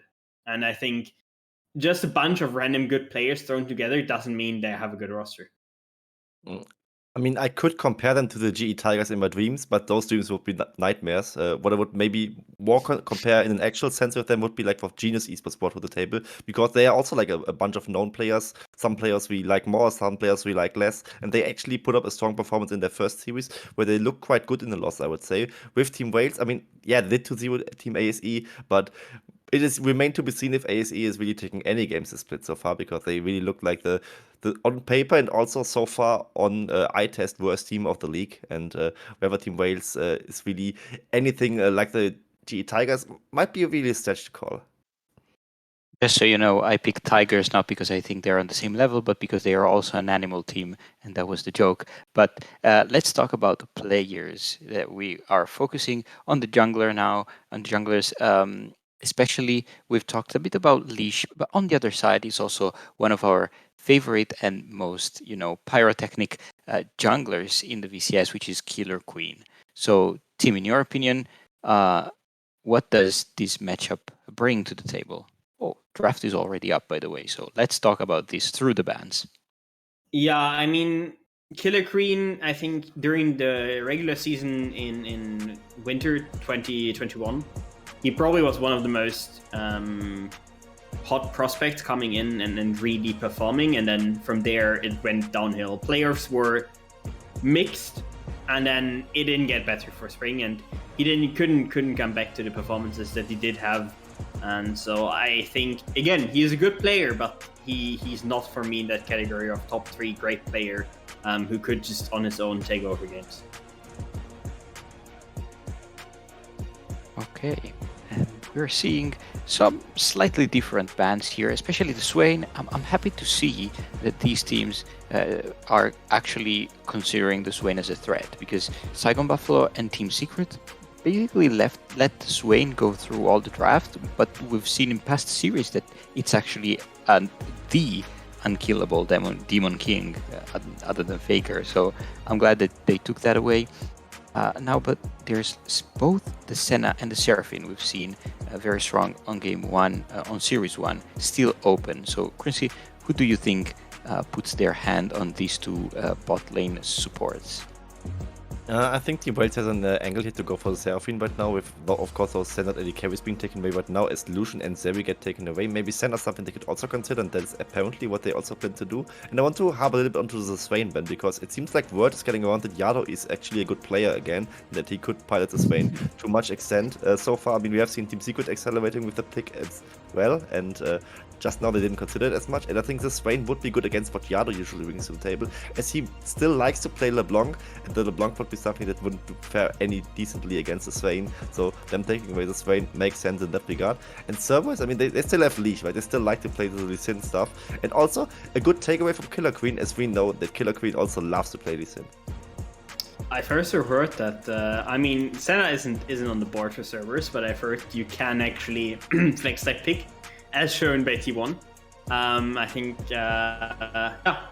we're not going to see that this game. And I wanted to ask, right in this draft, when are we going to see Kokma Lulus into Senna Time Kench? Because I remember back when Senna was ultra broken, right when she was released, and Kokma was basically not played. And what people needed to do or started doing was literally banning Kokma or Lulu, because you couldn't play Senna Time Kenshin to Kokma Lulu. They would run you down in lane, they would run you down later in the game, and there was nothing you could do but build up stacks and pray at some point you had enough range to do anything. And now the Kokma is locked in, the Lulu can be picked on 3, and I think that could be something really, really strong for servers to take into bot lane. And it's not just any Kokma Lulu, but it would be Artemis on Kokma Lulu, and yeah, it's instant. It comes. Yeah, that's like one of the two counterplays against Senna, but either you just full on dive her and destroy her, or you just outrange her. That's at least what Kokma can do in these, at least up to the mid game, you can do that pretty easily, and then just have a very high impact. Theoretically, I could see an AP Kokma for Yado, but I mean, you just now have Kokma Lulu locked in, you wouldn't want it any other way. And now what I want to see from servers is just maybe some protection for the Kokma, and maybe some front end for the top side, with maybe going a little bit back to the old ways and Leash actually playing around the spot side this time. And we see Exactly. And we've talked about many animals, but the actual elephant in the room is actually Cerberus AD carry. Like Artemis has always played at a stellar level, and he's primed to do so even in this split. And what better pick than a Kog'Maw Lulu, than a hyper carry to take the whole game on his own shoulders. So I'm very happy to see this new bot lane to challenge the Senna Tahm Kench. Now Azir, Viego removed from the table, targeting a bit the Killer Queen. What is missing on Team Wales composition, Tim? I mean, Team Wales, they just have to... They have a good combo, right? They have the Gwen, which is a power pick, Senna Tahm Kench. They have a good combo, but now they need point-and-click lockdown to make sure this Kog'Maw doesn't get to play the game. Something that is, for example, or would be an option, is... I'm actually not sure Silas is banned, Wukong is banned. They need more diving champions, and they really don't have access to any. What do they... Diana, okay. I mean, Diana Yasuo would be dive. That is I think they almost have to right now. I mean, you definitely need What dive, else is and they there? also seem to agree. Yeah, it's Wow. there. Diana Yasuo could have went Diana Yone, but Diana Yasuo is just the same thing and better. And now you just have one last pick for Yado left to play. Veigar. Yeah, could go Veigar. I think Orianna could maybe also fit, because you can just just clear the wave in the mid lane and just also have the Kog'Maw Seraphine is open. to carry the game. Seraphine is also open. Lisandro would also utilize the Yasuo to some extent. I wouldn't hate that either. And yeah, I think they just go for that. Oh, I want to point out something also. There's no Ron OP playing, it's actually Huba. So we know that Huba is proficient on these Enchanter supports. So maybe this strategy was planned all along for Cerberus. So now, Tim, I'm going to ask you, these compositions are now rounded up. Team Wales with some strong combo, and Cerberus with hyper carries all around the map. What do you think will make the difference in this game? I think I'm always a proponent of defensive comps because they're less liable to bad engage to bad plays. I think if Diana Yasuo gets to snowball in the mid jungle duo, if they get a lead on them or the Gwen, then I think it is winnable for Team Wales. But I believe Cerberus to be better players, the better team, and I believe them to have the better comp. So I think Cerberus is gonna take game one, and we talked about Killer Queen a bit, having to redeem himself, having to go back to winter 2021. I think the same storyline could be said for Artemis. Maybe not as bad, but he also underperformed, and now it's his time to shine again. Quincy, do you agree? I mostly agree. I also really like the comp that Cerberus brought to the table. I don't like the Kayle as much, but it could still bring a lot of protection to the side of Artemis. And also watch out for the item build, especially Hasmet should watch out, because last time he played against Cerberus itself, he kind of failed to deliver a decent item build, going with the Kraken Slayer and Serilda's choices, and we really do not want to harbor it too much. Of course, there's still the potential to really get off with Diana Yasuo, but I don't think Wales can pull it off, so Cerberus takes game one. Okay, so now the two analysts agree, and let's hand it over to our favorite cake makers, Yulway and Carrix. Yulway, are you upset at having to watch one of these bot lanes lose? You are certainly right that I like both of them.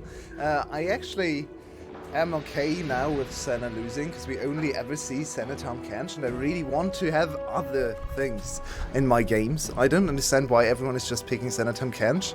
Last Senna we saw was with Sejuani, and it looked great. Not in lane, but after Where's the later. Alawi?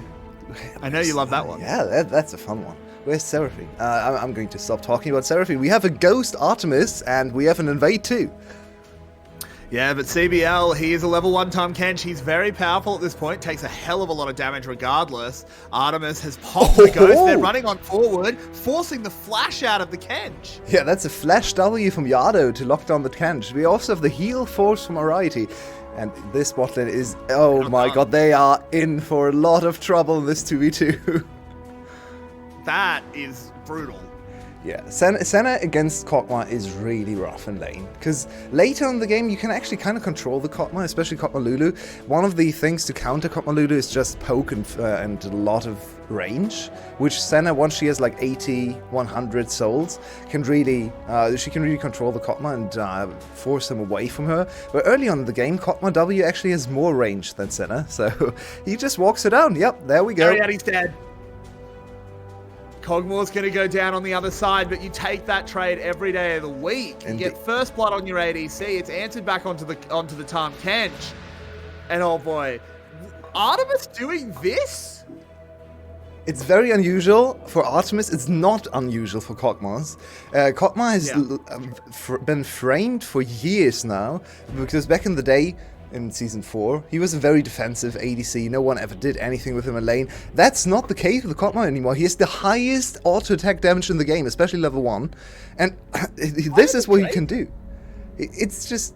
Draven comes to mind as well. Okay. But one of the highest auto-attack damages in the game, and you always want to trade with Kog'Maw. There was a very famous Kog'Maw main, I think a few months ago, everyone was talking about with the tank Kog'Maw build. They basically said, I want to trade every single time because I know I get more value of a kill on Kog'Maw compared to a kill on any other champion. Yeah, so this is a very, very famous way of playing Kog'Maw. It makes a lot of sense. Yeah, I'm excited. We haven't seen Kog'Maw much, and I mean, look at this composition. I actually wanted to talk about something the analysts has touched on in terms of narratives, not even for Cerberus. They talked about Team Wales and compared them to GE Tigers. And do you know what the GE Tigers did back in the day? They did a lot of things your way. What are you in particular talking about? They played a lot of Kog'Maw. They invented a new form of Kog'Maw, Juggernaut. That was GE Tigers, maybe Rox Tigers back in the day. I don't quite know the timeline. The same team, anyway. And they played these Kog'Maw compositions with Lulu, with a top laner protecting the Kog'Maw, and Kog'Maw just frontlining. And look at this composition. We have supportive characters, a Kog'Maw, even a Kayle ultimate just to protect the Kog'Maw. So it's all GE Tigers, but it's on Cerberus' side. Yeah, it's very true. As Leash has going to come up here, find Killer Queen pilfering his rocks. But no clash, he'll just clean up the little ones. Poss TPing back the lane, and so far we haven't seen great results out of Kayle. What do you think about Poss picking it up in this competition? Yeah, I think it's mostly just a practice composition with Kog'Maw, and they put a lot of X in the Artemis basket. Honestly, if I had to choose one player in the VCS to put X into a basket, that Artemis would be my choice as well, so definitely can understand this one.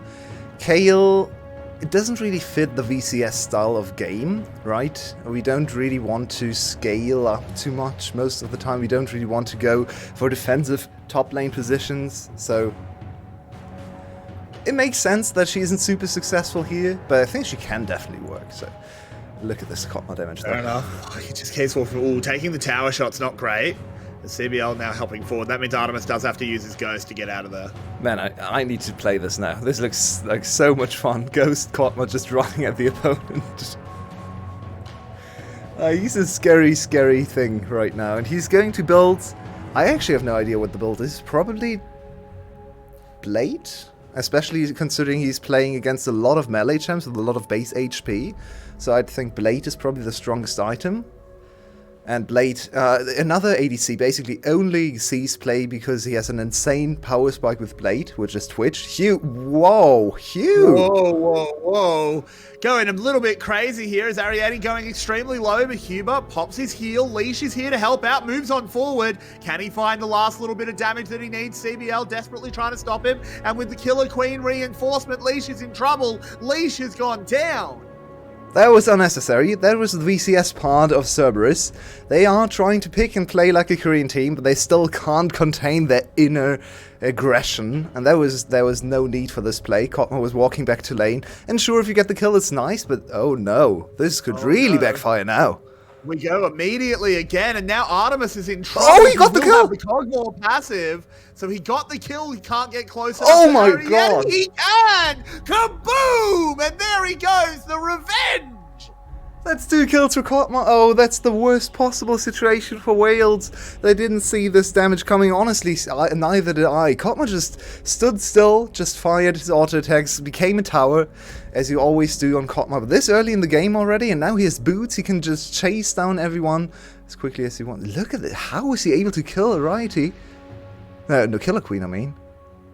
It really doesn't look like he would be able to kill Killer Queen in time, but there it is. You get the movement speed buff on the passive. 2 easy kills to Kokma, and suddenly he's 3-2. Who cares about the deaths on this champion? 40 CS, 3 kills. He is very happy. This is an extremely strong cog. And look, Killer Queen has to be down here. They have to try and make something happen. I think Huber's going to be in a lot of trouble here. Artemis with no ghost. Does have the flash. Uses it to get away. Hit Shield? by the Diana ult regardless. They don't kill him. He gets away. So does Huber. Oh no, you'll wait. Disaster strikes again, and I think Ariety cancelled an auto attack too. I don't think he would have been kill range, to be perfectly honest, but still, some mechanical misexecutions. I think they're just getting nervous.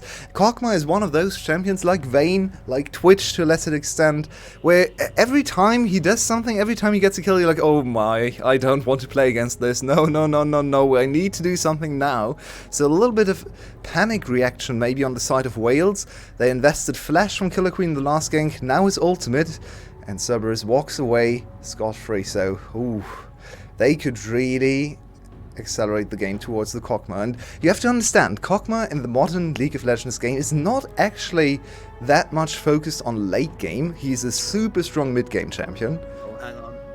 Well, we might have to get a look at what Cogmore can do as he's under tower, bound up. There are 4 members here. They have brought the whole kit and caboodle. Artemis, I don't think he has much of a chance here. Huber can't even really get in range. Maybe he can just get the wave. No, he just wants to get damage onto Ariadne.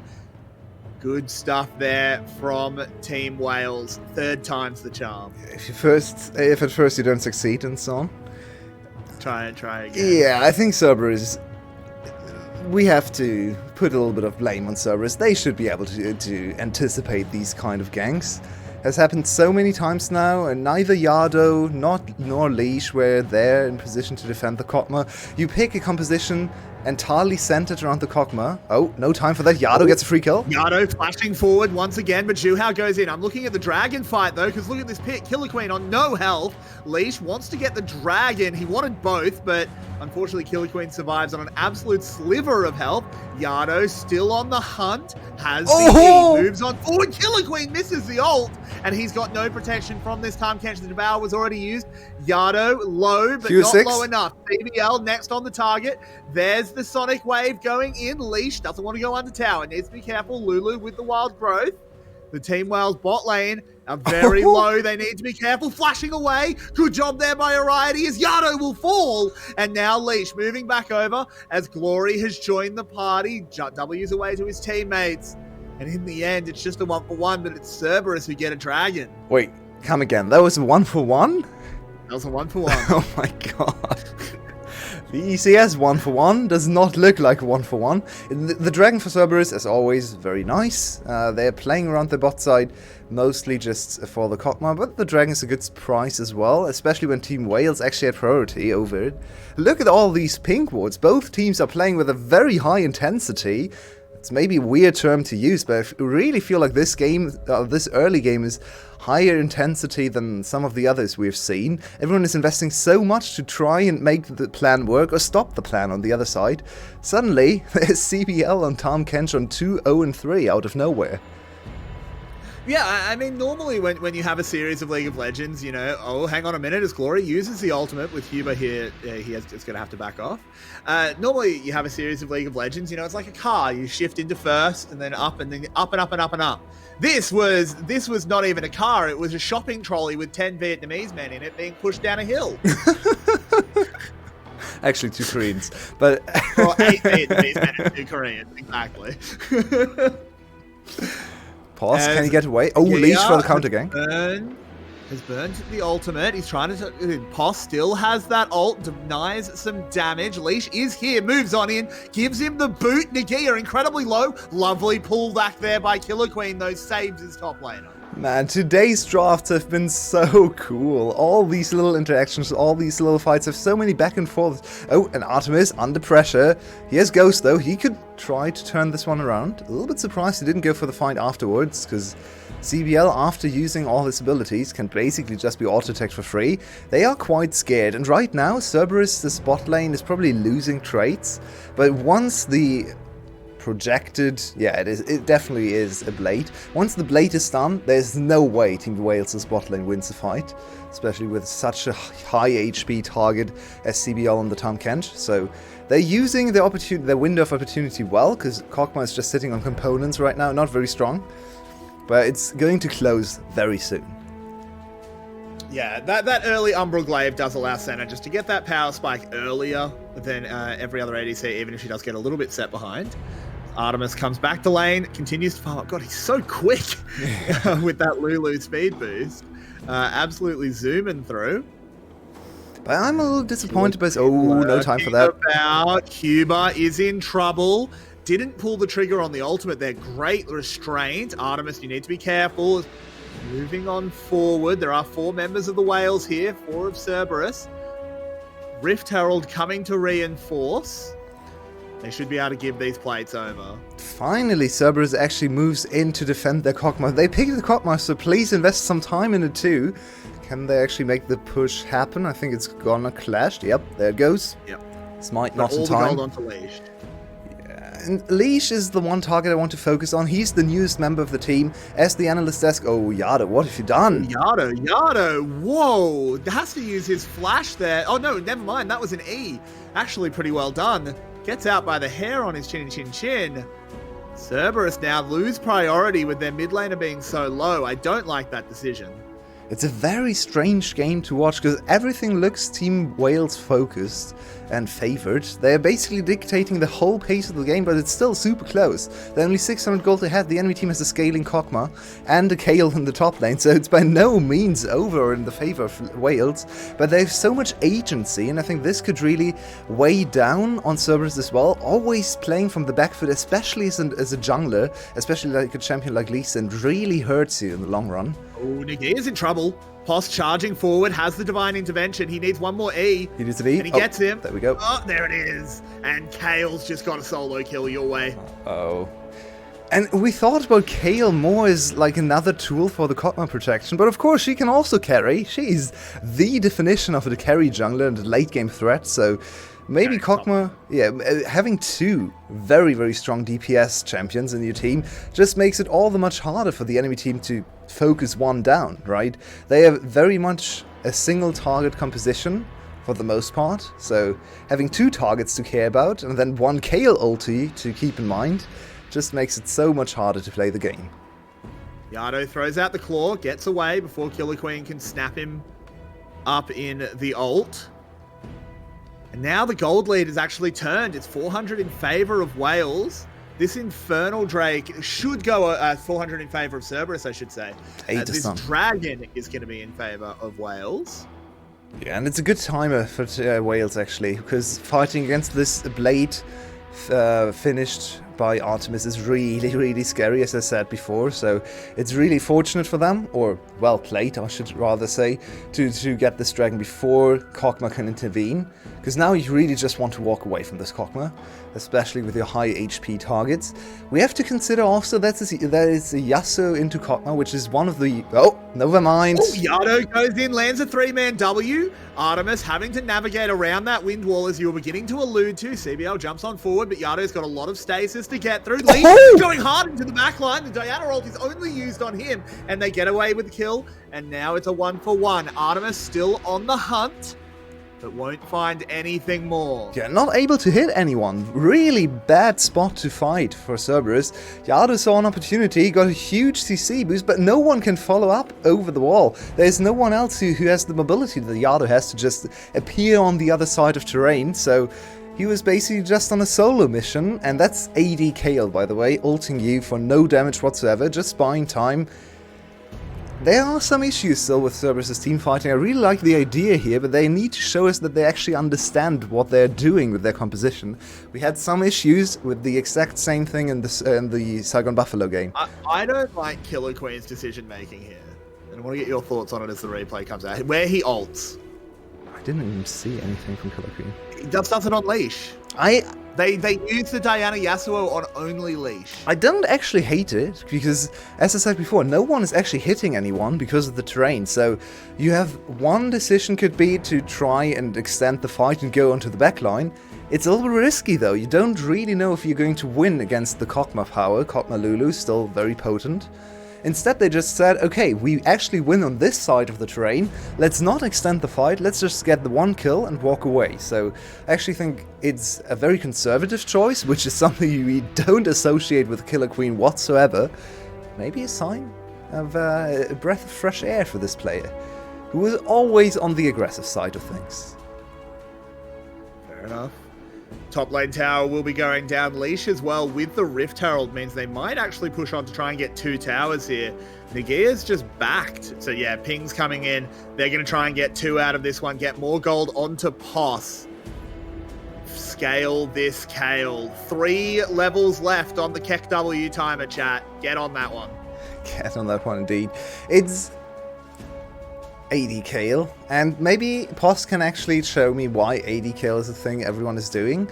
Apparently it certainly did work against Nagia in the 1v1, so maybe that's most of it, actually just being strong in the 1v1 matchup against Gwen. But we saw one AD Kale attempted already by Hasmid. It looked really bad. It was actually against Poss in their first series, so I hope Poss has already shown us much better results, but let's see what he does later on in the game, because my biggest issue with AD Kale is I just don't really see the point, in teamfights at least, because it feels like AP Kale just deals more damage, has more utility, has better damage profile with being able to auto-attack but also burst with ultimate, while AD Kale is just auto-attacking you to death all the time. So let's see what he can do. Good flash. Good flash. But that's his flash down for the next 5 minutes. You have to consider that. There was just one ability, and now Artemis, I mean, he still has a lot of protection, and if Poss is there, he can probably live, but that's one of the problems with Kog'Maw. He is not super tanky. You can actually focus him down. It's true. He has now picked up that butter knife in the Rage Knife, for those of us that like using real words. Where you were talking a little bit about how Kog'Maw's not just this late game monster anymore. He's actually a much more dynamic champion. Where are these big Where are these big power spikes, and when do you think Cerberus is really going to want to start fighting around them? Always. He spikes on every single item. That's the interesting part about Kog'Maw. There's so many different Kog'Maw builds because he doesn't need the crit scaling. He doesn't need to rely on 2-3 items coming together, like a Zeri, like something like a Jinx. He doesn't actually scale exponentially with items. His kit is so strong in itself that you just need attack speed and some way of making your auto attacks actually stick. So that's why we have seen people actually go Rage Blade first item, which is troll on every other champion in the game.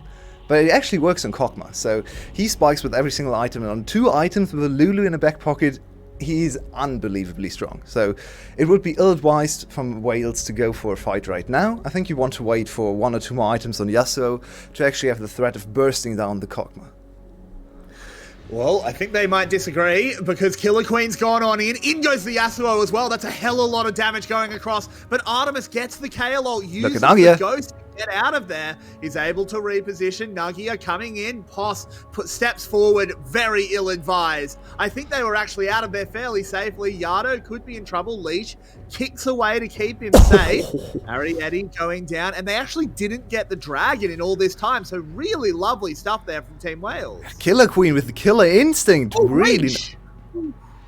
Leash, that's a bad decision. Yeah, just killed his bound up Artemis. He just killed Artemis. And suddenly Team Wales is winning the game. They're ahead right now. That's a shocker. They just broke the mid tower and they won a team fight against Kog'Maw Lulu when they're on 2 items, which is one of the strongest points in the game. So Killer Queen just making it work with an amazing engage. This is why they picked Diana Yasuo. And yes, Kale was there to ult Kog'Maw, so he didn't die to it. But he went down to 200 or 300 HP, which means it's basically as good as dead, because he can't auto-attack afterwards. The thing is, I really want to point out two really notable things. This is lovely. This is really, really good. But I feel like Cerberus can just leave at this point. Definitely. But Poss just keeps walking forward. Why are you walking forward? Leave! I think my bigger issue is actually with Yado in the whole game. He has done this now multiple times. He just wants to go in. He engaged this fight, actually. At the start of the fight was just Yado going in, looking for another CC. And yeah, he gets the CC, but this team is not supposed to go in. And once again, we see Yado overstepping his welcome and Artemis having to pay the price, or the whole team, actually. So, not entirely sure about the coordination in team fights. Cerberus used to be our best team fighting team. They won a title with Artemis in winter, being the best team fighting team, but not with these 5 players on the Rift. So they still have to work some of the kinks out, I think. So let's see if they can do it on our screen in this game. Well, this is definitely a back and forth affair, and it's you can see it in the gold, basically dead even. 2 dragons to 1 as the game passes that 22-minute mark. 2 items for Cogmore, as we said. Senna continuing to scale up as well. I'm keeping my eyes out for a soul check, but I haven't seen one in a little while. And Cogmore is one of those very fun, but also very binary kind of champions. He auto-attacks. So if you have some means of somehow make him not auto-attack, like a wind wall, like PermaCC, he doesn't deal any damage. He can't reposition. He's the most honest ADC in the game. Because he doesn't have any mobility. I mean, he has Ghost in this game, so a little bit of mobility, potentially. But he basically just does what an ADC is supposed to do. He auto-attacks you. He becomes a really strong tower in the late game. He's going for Wits End, apparently. Oh, maybe Trinity, could be. I'm not entirely sure what these items are going to lead to. But Wits End would make sense against Gwen Diana. Both teams know exactly how to play around this Cogmore, and it's just a matter of, can we let him auto-attack for long enough for you all to die, or can we stop him auto-attacking so we can kill the rest of the team? It's an interesting little mini game, and let's see. I think so far Wilds have really shown us a way to deal with this Cogmore. Just jump on him and try to force him away from the fight. You don't even have to kill him. If you just get him out of the fight, if you get away from his W, suddenly you can just fight the rest of the fight against the remaining targets. One more level on the Keck W timer, as we did see Poss cresting level 15. Now, of course, KO level 16 is not what it once was. It used to basically just be an instant win. It no longer is that, but it is nonetheless a huge power spike. As you said, Cogmore is very, very honest, but I feel like you're almost playing against 2 very honest champions. With AD Kale, just you have to stop both of them auto-attacking you. Yeah. That's when it gets really hard, because I can see this team comp with a Diana or a Yasuo. Yeah, you can stop one, but you got to stop 2. Yeah, and I think depending on how the game goes, there's a lot to discuss on the analyst desk about the item choices. Was AD Kale the correct way to go? More DPS maybe than AD AP Kale, but not quite as much upfront damage. Can they go for this? They have a pink ward in here, but Lee should be able to sniff this one out. And here's Lee Sin, so quite good at stealing these kind of objectives. Yeah, they've with the TPs, Wales will just back off, but that's great for Wales. Wales just got 2 TPs. Yeah, the second TP is a little questionable from Poss there. I think a little bit too early, maybe. He wanted to be there in time because Kale is one of those champions. You're not looking for a flank TP. You need to be there for the whole fight. So coming too late is even worse than just arriving, not arriving at all. So I believe Poss may be too scared to actually wait for his TP time. And now 2 TPs on the side of Cerberus burned, while Nagia has his, so he can continue to split push on the side lanes. Poss will pick up the Scuttle Crab there. Kind of important, as there is only 20 seconds left before this Mountain Drake, but so many of the warding resources for both teams are over towards the top side of the river. So there's actually very, very little vision around this Mountain Drake, I should say. Cerberus don't have pride of place for it. They don't have to fight for this one. It's not Soul. They could just try and take a Baron. They do take this really fast. Yeah, it's so sad though. If you look at the CBL needs to be careful. If you look at the wards right next to Dragon, no time for that. Let's focus on the Baron. It's going down, but not quickly enough. I think it is quickly enough. It's only 5k health left with a Kayle and a Cogmore hitting it. We just need to see a good smite coming out of Leash. There it is. Now, how many of them can actually evacuate? Yardo flashes over the wall. Leash will follow him. Good sidestep on the damage from the center roll. Yardo with another E. They're all on the run. Team Wales needs to catch them. There's a Diana roll. They will catch on to one. They take down the Lee Sin, but I think that might be the only one they get, and 4 Baron buffs is a damn good deal. Get the flash from Cotton. I don't think Artemis had to flash there, honestly. I think he could have just activated his blade and run away. He was full HP.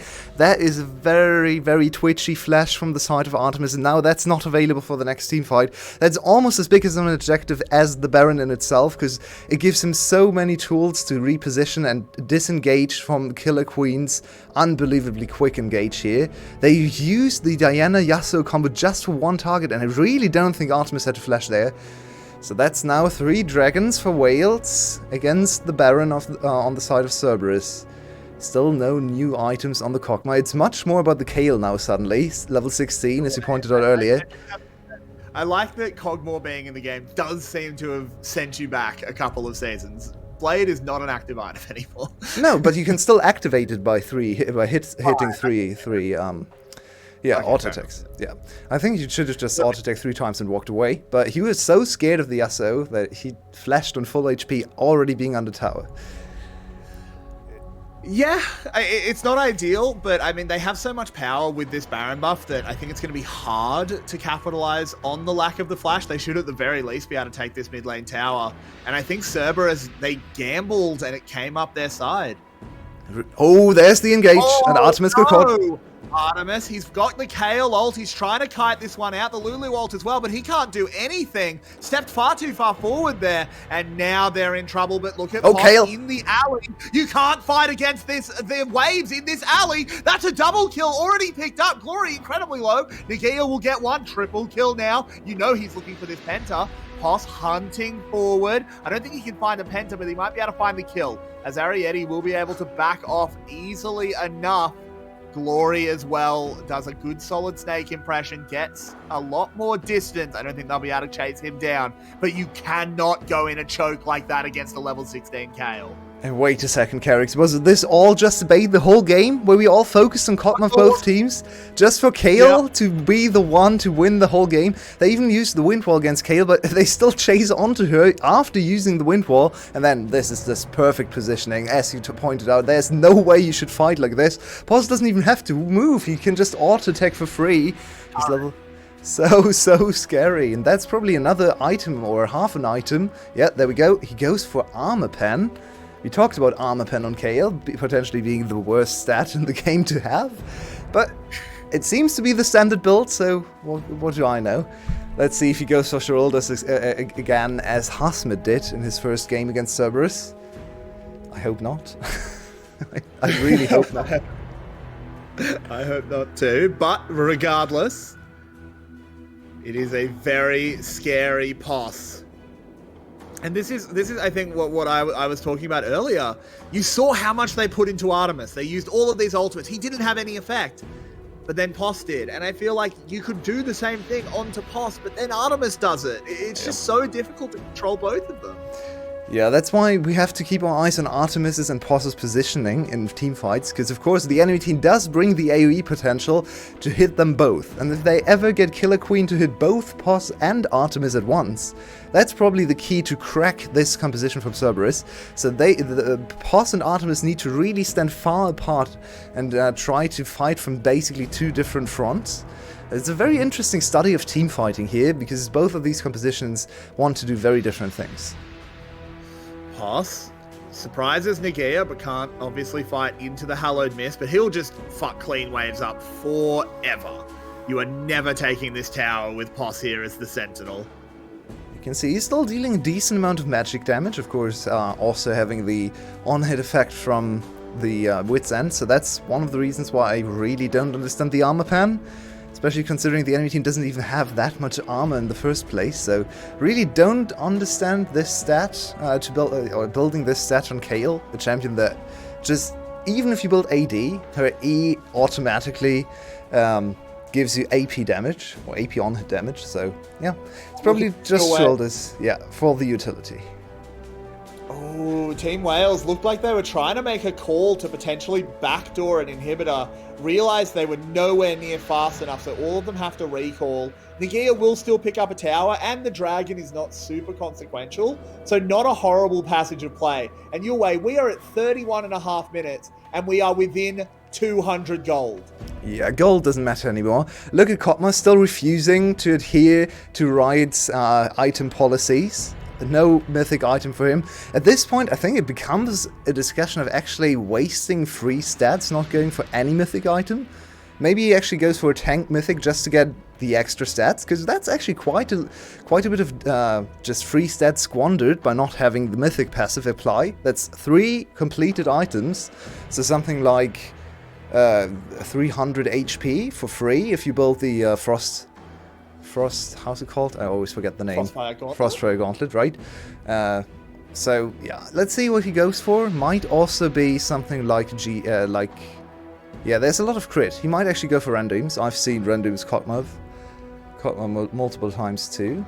So quite interested. Yeah, I mean, there's an argument for shield bow, obviously.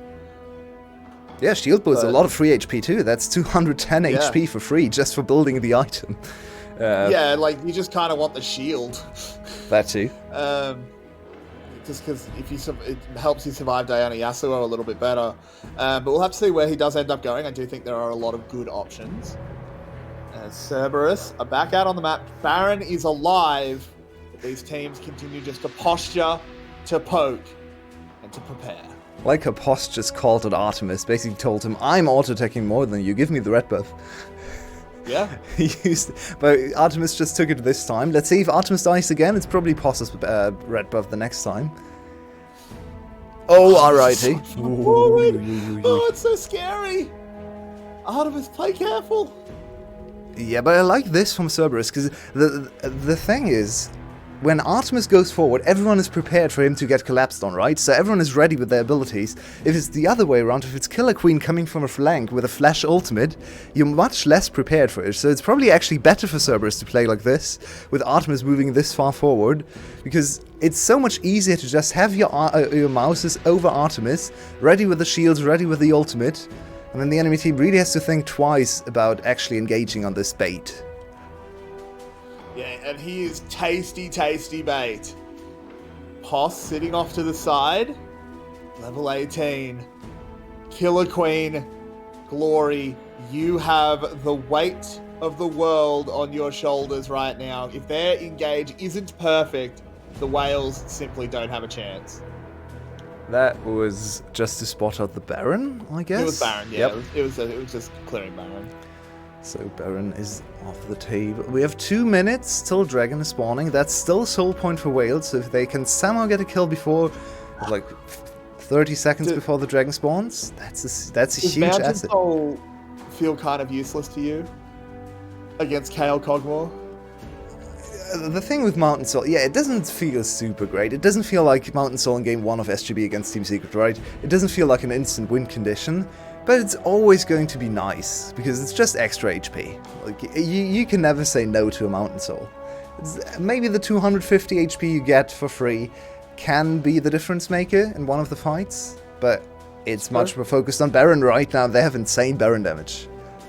The Whales have started it up. Poss is on vision in the bot lane, but Leash knows what's going on. There's the TP. This is going to be a coin flip your way. Oh no! There he goes. And Leash will win it! The big Diana ultimate to try and get something done. Poss is unable to contribute to the fight. That's a lovely placed wind wall. But look at Artemis as he comes on forward. He has them corralled in the pit. Oh, the CC! Coggin time.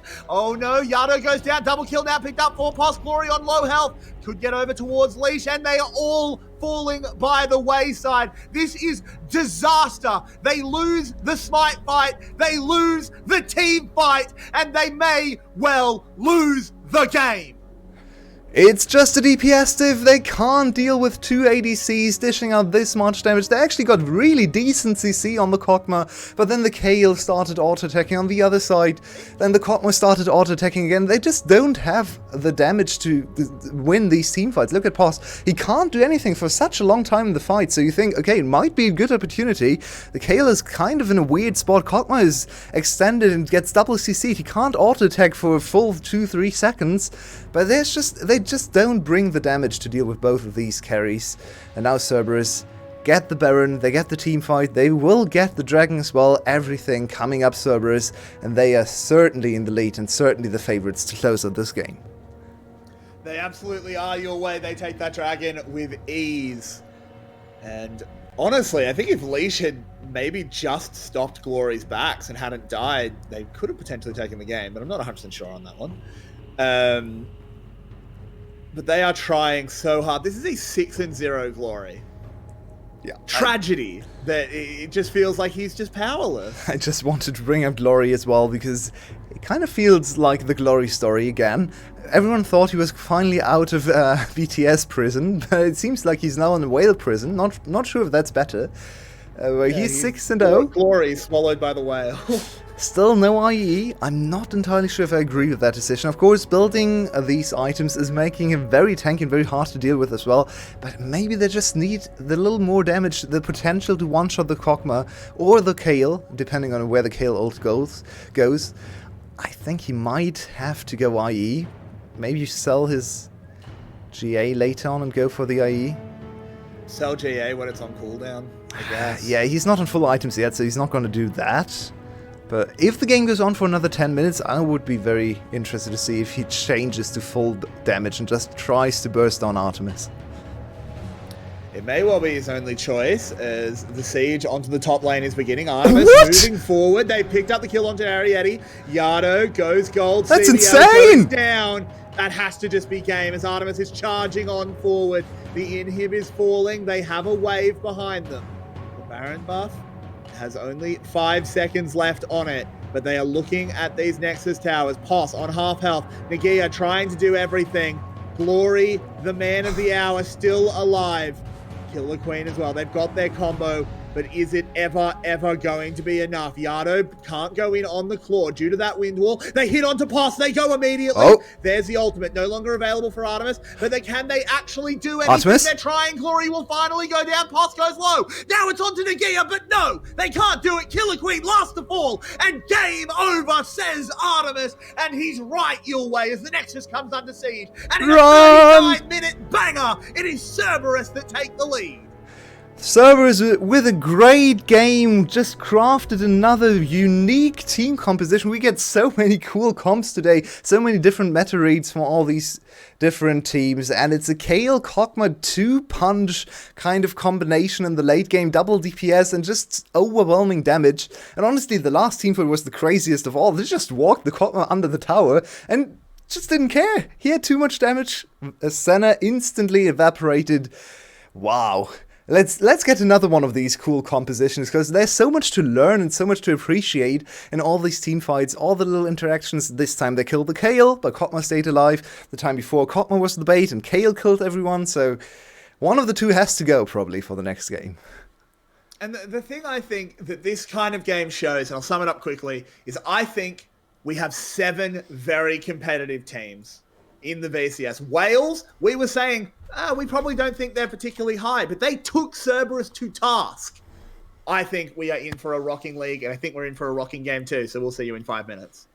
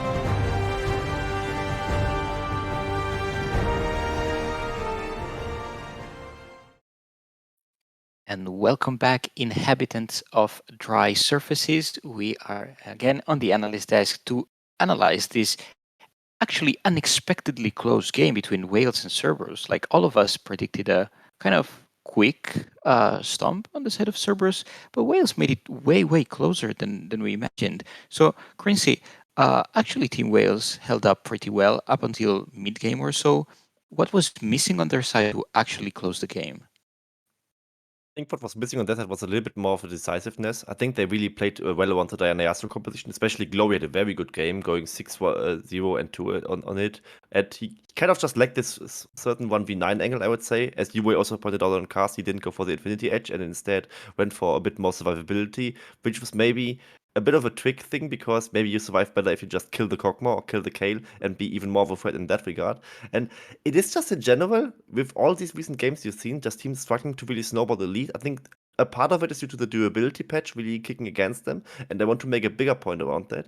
Durability patch helped the hyper carries more than the tanks because they were durable before and already, so their unique strength isn't really being buffed that much, but the hyper carries can really accelerate. And Cerberus has Artemis, and the other teams, they do not have Artemis, so I think the durability patch really helped Cerberus in becoming a strong team again. There's just the beginning of Artemis. There's Ariety, but it's not Artemis. And talking about this AD carry matchup team, this Kog'Maw Lulu was a big problem for Wales. So assuming that they get rid of this bot lane, how should Wales draft in order to come up with a composition that can deal with these double late game scaling threats? So I think that that's twofold. I think one, the Kog'Maw Lulu was an issue this game, but it's an issue specific to this game because Kog'Maw Lulu, I feel like, is a specific counter to Senatam Kench. It is one of the oldest counters to Senatam Kench. It absolutely dominates this matchup. In the early game, it was a bit wonky with kills trading back and forth, but you could really see in the late game stage that Senna cannot match the damage from Kog'Maw, and then you have the Kayle, which is basically Kog'Maw just on top lane. As a champion concept. So that and make this threat two-folded. And so I think Kog'Maw specifically isn't the issue, but this double threat is. And then we really have to look back on the entire day and the week maybe where late game out. So the team comp that can out team fight late game usually wins. I mean, we've seen it today again and again. These team fights that maybe spread also a bit of chaos and have multiple threats, just going for your backline, going for your front line. They just take you down. And I think really maybe limiting that with taking out the Kayle, for example, can be a good move, especially if you want to blind pick Gwen. Gwen doesn't have a specifically good matchup into Kayle. Kayle usually just survives the matchup very easily and then moves into later stages, free scaling. And in team fights, it's very hard for Gwen to get on anybody and kill them because you always have the Kayle ulti up. Right, the late game teamfight wins seems to be the formula that actually propelled Cerberus to their first split win last winter. Even if we've seen a bit of decisiveness also on the side of Cerberus, because in many teamfights actually were Team Wales to at the helm of these teamfights, engaging and coming out ahead. So, Quincy, do you think Cerberus is still a bit rusty as well, or it's just the specific team comp that needed to wait until the correct power spikes? I think it's more of the latter, I would say. I think Cerberus usually just had the plan by the book, and just in the mid game there were like some small issues where they were like kind of surprised by just how strong this Diana Yasuo lane really is. In the early game, I mean, they really had no agency, and it was very frustrating to play for them as they just basically were on the defense and just being fine, holding themselves on their own, and especially with Lee Sin, who is such a good playmaker, that's really hard to do. So they looked a bit weaker than they actually are, I would say, in the early game, as they really couldn't really do much there, and them going in even is actually a huge win for them. But overall, I think Cerberus still a little bit rusty, but I think a lot less rusty than most other VCS teams is what I would say, because they seem to have a very good read on the patch. And of course, with Artemis in the current meta, they have a very strong asset that the other teams just cannot replicate. Enjoying their time, absolutely. Now, drafts for game 2 is on. Round 1 of bans for both Cerberus and Team Wales is about to be complete. And again, there seems to be both the Seraphine and the Senna open. And this time is Cerberus on the blue side, so they have the first choice. Who do they pick, Team? Lush. For the first time, today, for the first time today, Lucian is open and get insta-picked. So the bait pick has been activated. Now the question is, does Team Wales match Sinning with Sinning? Do we see Kalista as an answer? That's a big question. I would be excited because that's something I wanted to mean about last game. Okay, like Senna Seraphine is open, we want to see that. And then, yeah, it's Lucian and Kalista. Yeah, here it is. To sin each other down the drain. Yeah, I mean, we're just sinning each other. Which is great to see. Lovely. That's why we're here in the VCS. We don't want brain, we want brawn, and I think both of these AD carries can really bring that to the table. And another pick I want to talk about is the Gwen that has been taken out. So this hyper late game scaling top laner is off the table, and now we have to see which other options they really come up with. I would expect that Nami is secured early on, or we're gonna see Poppy, maybe even on support into Kalista specifically.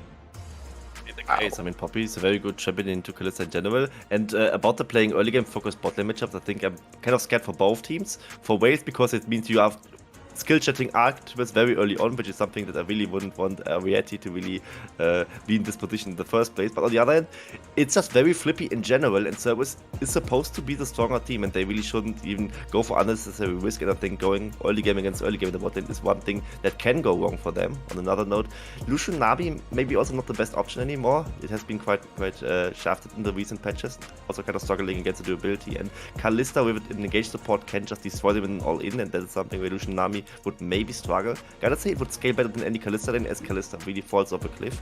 And now we see the scaling matchup in the mid lane already, with Corki traded against Azir yet again. Cerberus was, however, very confident in playing that against Saigon Buffalo, but with Glory being good right now, maybe that is also something that is a bait, as Glory might just be currently a better mid laner than Froggy has been.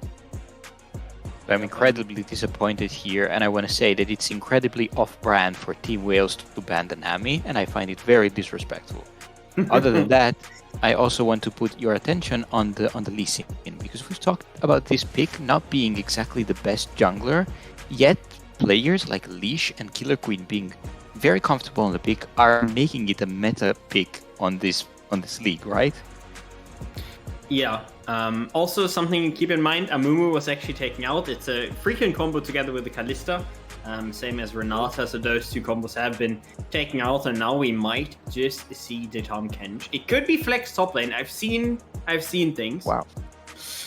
So I wouldn't put that off the table, but we're expecting it to go support, and that now means I'm expecting the Poppy to go towards the jungle position. It's also very good in the matchup against Lee Sin, of course.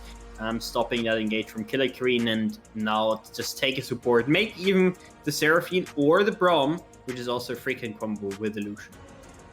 The Braum in general, right? Super strong against the Kalista effectively. I mean, of course, it really in lane phase not really doing much, but if you ever hit a Winter Spite, the Kalista cannot really move at all anymore. And Gangplank would be one pick that they used before and against Saigon Buffalo.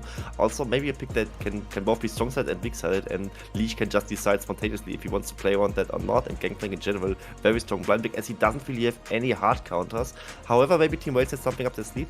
A hard counter would be the Lucian top lane, but they have the Lucian themselves, so what's really left on the table for the side of Wales? It seems to be top lane. Shyvana. And yeah, it's Shyvana top lane. Shyvana's just a laner right now, I guess. I have And questions. these two compositions, well, we all have questions because these two teams have brought two immensely different composition on both sides compared to game one. So, Tim, what's one of your questions? Yeah, the Shyvana top lane is a huge question. Specifically into Gangplank, I feel like I wouldn't expect her to do extremely much in the matchup against Gangplank. Maybe she gets to have some push, but otherwise, I feel like that's a pretty easy matchup for Gangplank. And then I'm just looking at Cerberus team comp. I'm imagining them saying first on any objective. If they're first and have the setup, it's GG. You're not walking in as Team Way. It's not against Azir, Lucian, Braum, Gangplank. That is impossible to move in. So I think if Cerberus is first on their objectives, I see them winning this draft easily. I see. And Crazy, do you agree Cerberus takes the 2-0, or does Team Wales come back? I agree, and I want to add one little point. There was actually an R5 Yorick angle for the side of Team Wales here. It actually does counter the Gangplank. It is kind of buffed right now in the current meta. We have seen it sometimes in regional leagues being played again, so it is something that is definitely not out of the book anymore. And I'm really furious that they didn't go for the Yorick here, so I just cannot predict Team Wales, and I have to predict Cerberus 2-0. Also, after game 1, I think they are the better players right now, despite, of course, Glory showing up really much on his own. And I think, yeah, it will be the 2-0. Cerberus takes it home. Our analysts agree on the 2-0. So for the supposedly last game of today, we hand it over again to our favorite couple of Carrix and Yue. Thanks, Clockwork. I love my favorite partner heading Couple onto the Rihanna. rift with your way. Let's go. Very long games today. We might be in for another 2. Only 4 in the books now, so we still have potential to go to 6. And wow, it's already 20 past 4. This is a long VCS day, but why not? We're having a Sunday VCS feast, and we have another unique champion coming in with the Poppy. Yeah, super interesting. I mean, Tim called it. Immediately saw the Callista, saw the reliance on dashes, and went, "This is a great Poppy angle." I completely agree as well. I think I would have liked the Poppy going support, if I'm honest. But I think Poppy jungle is very strong. Oh, it's very good. I'm a little bit confused by her choice of mastery. Most Poppy jungles I've seen actually go for the damage route of electrocute most of the time. So this is more of a utility, more of a mobility choice with the face rush. Of course, it's great at chasing down opponents, maybe sticking to the Callista later on in the fight and just basically playing another game of chicken with Poppy W against Callista movement. One of the two has to come first, and then Poppy can just... if Poppy plays it correctly, Callista basically can't play the game. As Quincy pointed out, there's another good champion into the Callista, which is Braum. So this is going to be a very hard game to play for Riot. On the other side, though, Artemis and Lucian, that's not really a combination that has brought Cerberus a lot of success. We've seen him fail multiple times with this Lucian, so I'm interested to see if he can perform here, because that was the first pick. So they really trust Artemis on this Lucian. They do, and he needs to reward that trust as Poss lands a nice barrel chain onto Nagia. Happy to see the VCS playing Gangplank. This Finally. is a champion that has always been criminally underrated by VCS teams, even when he has been just turbo broken. To the point I was talking about it to Tim before we got into our broadcast today. And he said, like, oh, VCS top laners will have to play some Gangplank. And I said, they've never played Gangplank. And he said, oh, cool, they're not going to do anything at Worlds then.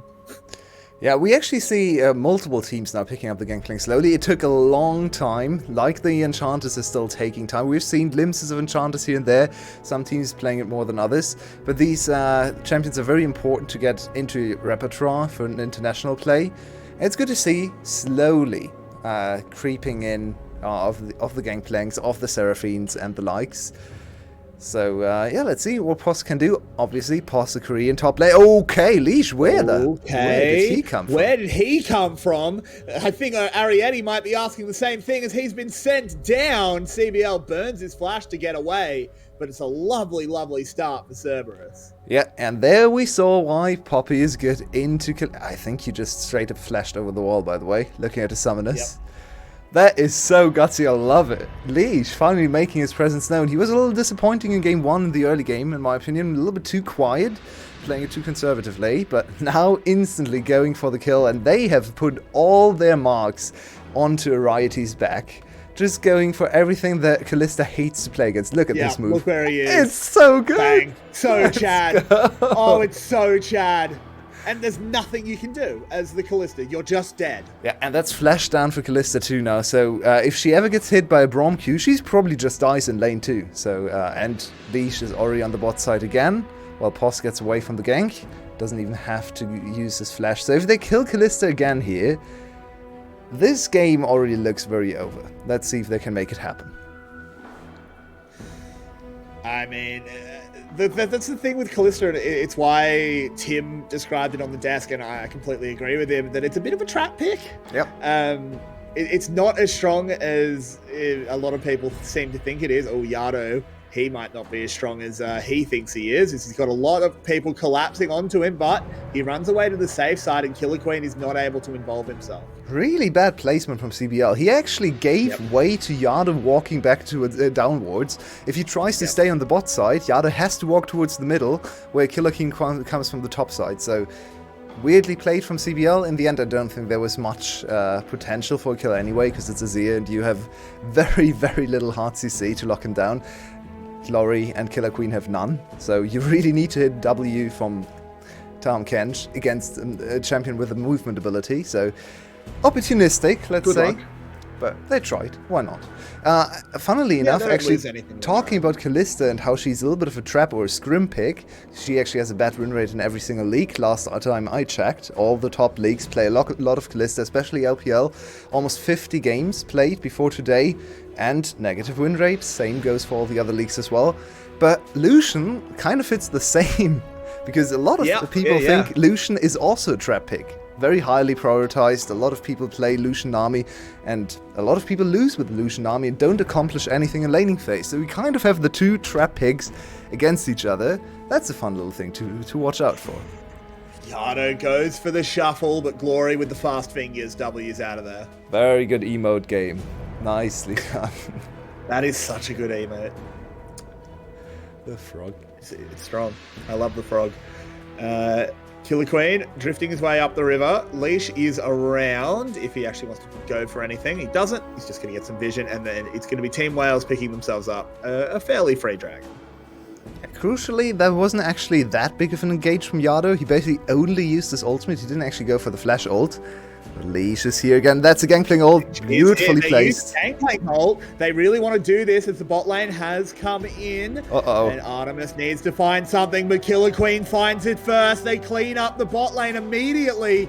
Glory has get it done. He's picked up a triple kill your way. On a Corki at 7 minutes. Yado falls. Cerberus, this is a damn disaster. Oh, they're not going to get aced. Surely. Nagia going under tower. He goes 1 for 1. That's a delayed ace. That's insane. That's a triple kill for Corki at 7 minutes, where he's barely a champion. He can basically auto-attack and fire maybe 1 or 2 abilities, and that's it. No CC, no zoning, no nothing. But this is once again, this comes down to over-focusing Ariety. Yeah, they kill him at some point, but it's only a Kalista, and look at all the other champions. Look at Killer Queen. Dragon was MVP. It just locked onto Artemis and just went, I'm killing you. To the point where I thought Artemis was getting hit by the Gangplank ult. That's how much damage the dragon did to Artemis. Yeah. And that's very, very bad as a result for Cerberus now walking into... They shut down Ariety, but in the meantime, Glory is now 3-0, and he's a Corki. We've seen already what Corki can do. And Glory is probably an even better team fighter in the late game on hyper carries than Froggy ever was. So he now is in a position to prove everyone wrong, to prove to everyone that he is one of the best mid laners, and his choice of team was correct. Let's see if he can carry the Wales later on, because he should have all the tools in his arsenal to do so. And the Herald is actually going to go to Cerberus to get themselves something back. They are 1,000 gold down. Ariety will be taking tower plates in trade, so it's even gold-wise. So they really need to use this Herald for some tempo. Nagia is a dragon again, and he actually gets a dragon, so this Shyvana scaling up without having to do anything about that. That's pretty nice for her. She needs to get away from here, though, and she might have overstayed. Nope. She's fine. No, it's just zoning. This is just zoning. They're going to try and take a few plates and then drop the Herald, I think. But with CBL reinforcing, they may have... they're not. It's not going to be ideal. What's going on here, CBL? Okay, and CBL goes in, gets immediately taken out by the Poppy. Nagia going low. Leash. This is really bad. Leash is going to fall and Nagia lives. Oh, durability patch is just working its way in the VCS. So many dives can't come through anymore, and suddenly another kill to Wales, another tower in the bot lane. They're just winning on all sides, and Cerberus is overplaying their cards that they don't even own.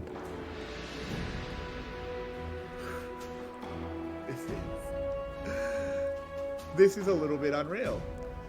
It's very silly.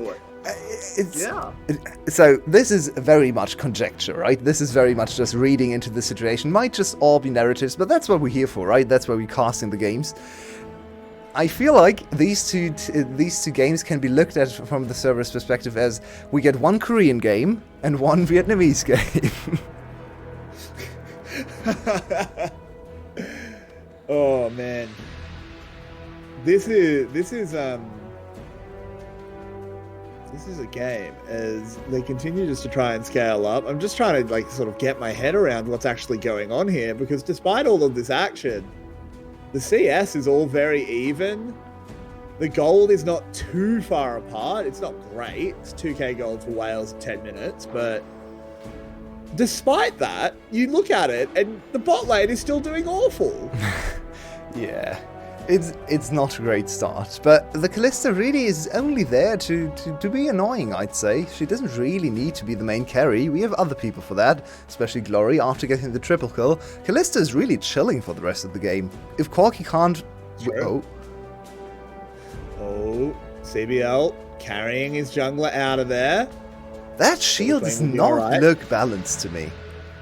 It's a big shield. That level 6 shield is insane. I don't ever see the shield being this impactful later on in the game. It's really weird. I need to look at the scaling, because the level 6 shield looks so unbelievably gigantic compared to the late game shields. Not entirely sure what's going on with the Tahm Kench ultimate. But very nicely done. Sigel just getting him out of there. Partially, it's because a 400 health shield looks a lot better, bigger on your health bar when you have 1,000 total health than a 800 health shield when you have 2,000. You're totally correct, yeah, but that shield looked way too big for a level 6 ability. Still, they get out of there. It was a big shield. And I think we have a little bit of downtime, potentially, for a second. So, can we talk about this top lane Shyvana actually going for lethal tempo? Yeah, that's weird, to say the least. I mean, you stack it quickly. So, the only way lethal tempo can really make sense to me is if you build some on-hit / AD items. Because the thing with PTA is actually not a bad tank rune. We see this on Volibear of the likes going full tank. Hang on. Oh. You've missed your chance, as we have more action. A teleport will be called in, but is it going to get there in time to save Poss? It will, but regardless, it forces a flash, it forces a TP. Wales are pretty happy. Yeah, good proactive move from Wales. They didn't even invest anything but the Lee Sin ultimate, and that's exactly what it's for, so nicely done. Forcing the teleport, getting a plate onto Kukorki most likely. Or not. Oh, yeah. Yeah, he gets it. So that's actually just a full win on all sides for Wales. Who cares if the Shyvana gets a kill? She already has 2. That's more than you expect on the tank Shyvana top lane. But Righty in trouble. Yeah, but that Glacial Fissure misses completely from Huber, and they're going to be able to get out of there fairly easily. Yeah, to just quickly finish the point, yeah, PTA actually has very decent base damage, so it's kind of good if you just build tank items as well. Not really the case with lethal tempo. You really need something behind just the attack speed, so I would assume she's going to go for a little bit of oomph behind her lethal tempo. Let's see. Has got the Frostfire Gauntlet, so let's see what more comes out. That bot lane tower is very low, but so is the top lane. It's Nagia running forward onto Poss, but you don't get to catch Gangplank. He just throws B emotes up and laughs at you. Poss, strong emote game. I'm going to be honest. I'm liking it. Yeah. Competing against Lori on the other side. Let's see if they ever meet each other to go on the one-on-one contest of emotes. It looks like Wales is just controlling everything on the bot side, though. Another dragon into their pockets. Glory scaling up nicely. Ori completed 1 item. He's so far accelerated. Look at his items already. He basically got a Hex Drinker for free, so he can't ever die, and is still scaling normally as if he had no Hex Drinker in his inventory. This is such a luxury game for the side of Glory. What do you think Artemis is building? Yeah, probably Collector, I think. I guess, yeah, okay. I kind of forgot Collector existed. Maybe I tried to put it away out of my mind. But yeah, it probably is just Collector. You're right. I thought maybe there was going to be some real spicy stuff.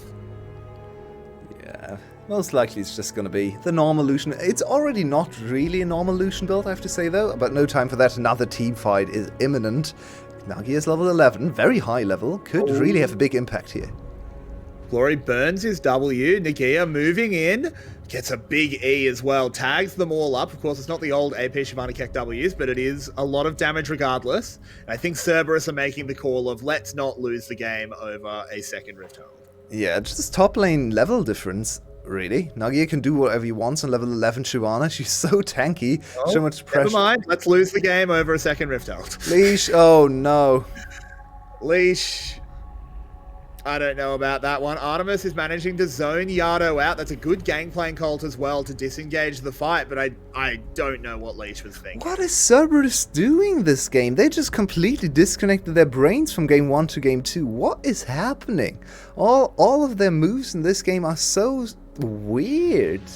Just very un-Cerberus-like. They look like Killer Queen's ult team. Yeah. I mean, it looks like the communication just isn't there, and this is something we have to keep an eye on with this team, because they don't all speak the same language. We've seen in some of the mic checks that they're using English to speak to the Korean players, at least, because the Korean players, you know, in Korea, you probably pick up a little bit more English than you do Vietnamese.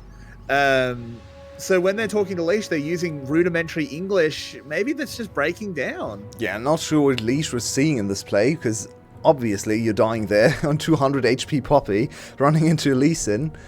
Maybe his reaction speed on W wasn't good enough, but even if he stops the Lee Sin engage, I still think he dies instantly. Yeah. So they did get the flash from Glory, so maybe something to revisit there.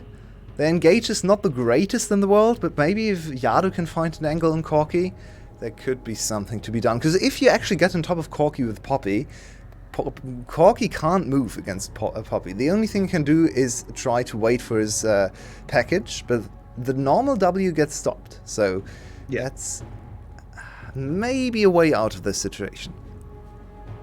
Also, the really good thing as well is what Corkies will so often do is they'll package into a dangerous spot and then Valkyrie away, because of course you can double it.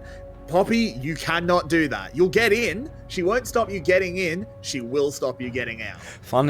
So Glory has to be very careful. Funnily enough, that actually might make Corki stronger, because the thing I blamed about Corki the last 3 hours was him going in, so he can't do that. It's very true. Gets to stop the shikis. Always good. As Poss once again having to ult just to clean up minions, having to help his team out, unable to really find those like aggressive quote-unquote gangplank ults, trying to set plays up, just trying to stop plays from Team Wales. And I think right now we're working against the timer for Cerberus with the gangplank items. He's pretty strong. He just finished his cull. He's a normal gangplank. That means he has about 20% more gold than normal champions. So he's going to be naturally accelerated. But is he far enough ahead to make this next dragon fight feasible? Because it's already looking a little bit scary. Dragon coming up in 40 seconds, and you kind of need this dragon. Because fighting against a Corki package with always the looming threat of the soul, every single dragon for the rest of the game, really not a situation you want to find yourself in. So I like this move from Cerberus, very assertive, just moving up the river. They need this dragon, they're ready to fight for it. They absolutely are, but if I know one thing about Killer Queen, it's that he never has seen a fight he doesn't want to take. Particularly one that'll get him soul point. Nagia obviously has a full rage bar, can go dragon form at any time. All of the ultimates are available. Killer Queen on the side. Leash just giving him a bit of a biffo, but they're not really committing anything. Nagia needs to be careful with that Braum tag. Good damage coming in from Glory onto Artemis. This is very, very close. There's the dragon form. That's W down from Poppy. She doesn't have that for another, 15 seconds or something. So Cerberus on the back foot. They still want this dragon. Ooh. Nagia's on the timer, though. Now, Gangplank Ult just came up. There's the knock away, but it's only onto the Kench. In goes Leash, onto Killer Queen. They take him low. There's Gangplank Ult raining down. The culling will do enough damage, and Azir finishes off. There's the Dragon taken as well. The Whales are not looking ideal. Great play. Oh no, the health bars have turned around. Leash burns away.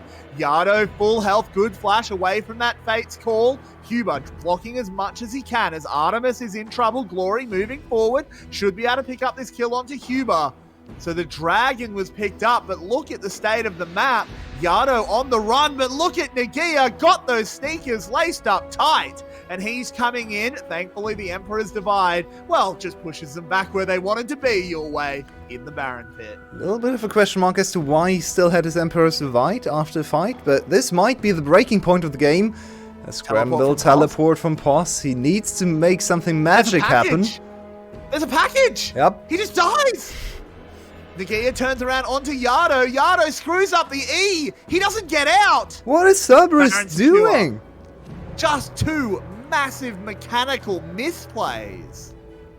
Well, I guess we're here for a while, because this is definitely looking like a Game 3. Cerberus is just losing themselves in every single situation. They got the Dragon, but what did it cost? Almost everything. 5k gold deficit against the Corki composition, against the seemingly scaling Shyvana. I actually don't have any idea what the scaling of that champion is, but it seems pretty strong right now. And Glory just one-shots the enemy top laner. Wow. I mean, you can't TP in the face of a Corki with package. He certainly can't. That never works. Very good marking from Glory, though. He just instantly turned around and focused down the Gangplank. That could be a little bit scary in the Dragon Baron Pit against the barrel combo. Probably maxed out, definitely maxed out Q and almost maxed out barrels. In fact, maxed out barrels as well. So you never want to face that kind of risk, especially also with the uncertainty of Baron Secure, Smite, and then Rend. It's a little iffy. So, very well played from Glory, and he's 5-0-2. He's really trying to bring his team over the line and bring Team Wales, the newest team in the league, to a 2-0 start. I mean, this is what? In 2 games, he's 11-2?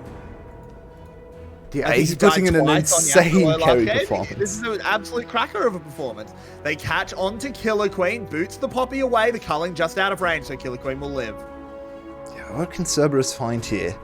They are struggling against the range and all the disengage from Team Wales. They need to somehow isolate Glory, get on top of him and shut him down, because he's contributing too much damage. But there's Nagia just always in front of him, always close to Glory, just the bodyguard here, the big dragon bodyguard. Sounds pretty cool to have. And on the other side, it's... I'm into it. That sounds like an anime plot. Yeah. And we have to also talk about Azir once again, looking pretty useless. Yeah, look, we've seen a little bit of Azir so far, and it just really hasn't been the go. At least from what we've seen. Another wave being shoved in. The Sun Disk is up to buy some time. Nagia does not. Yeah. He doesn't take damage.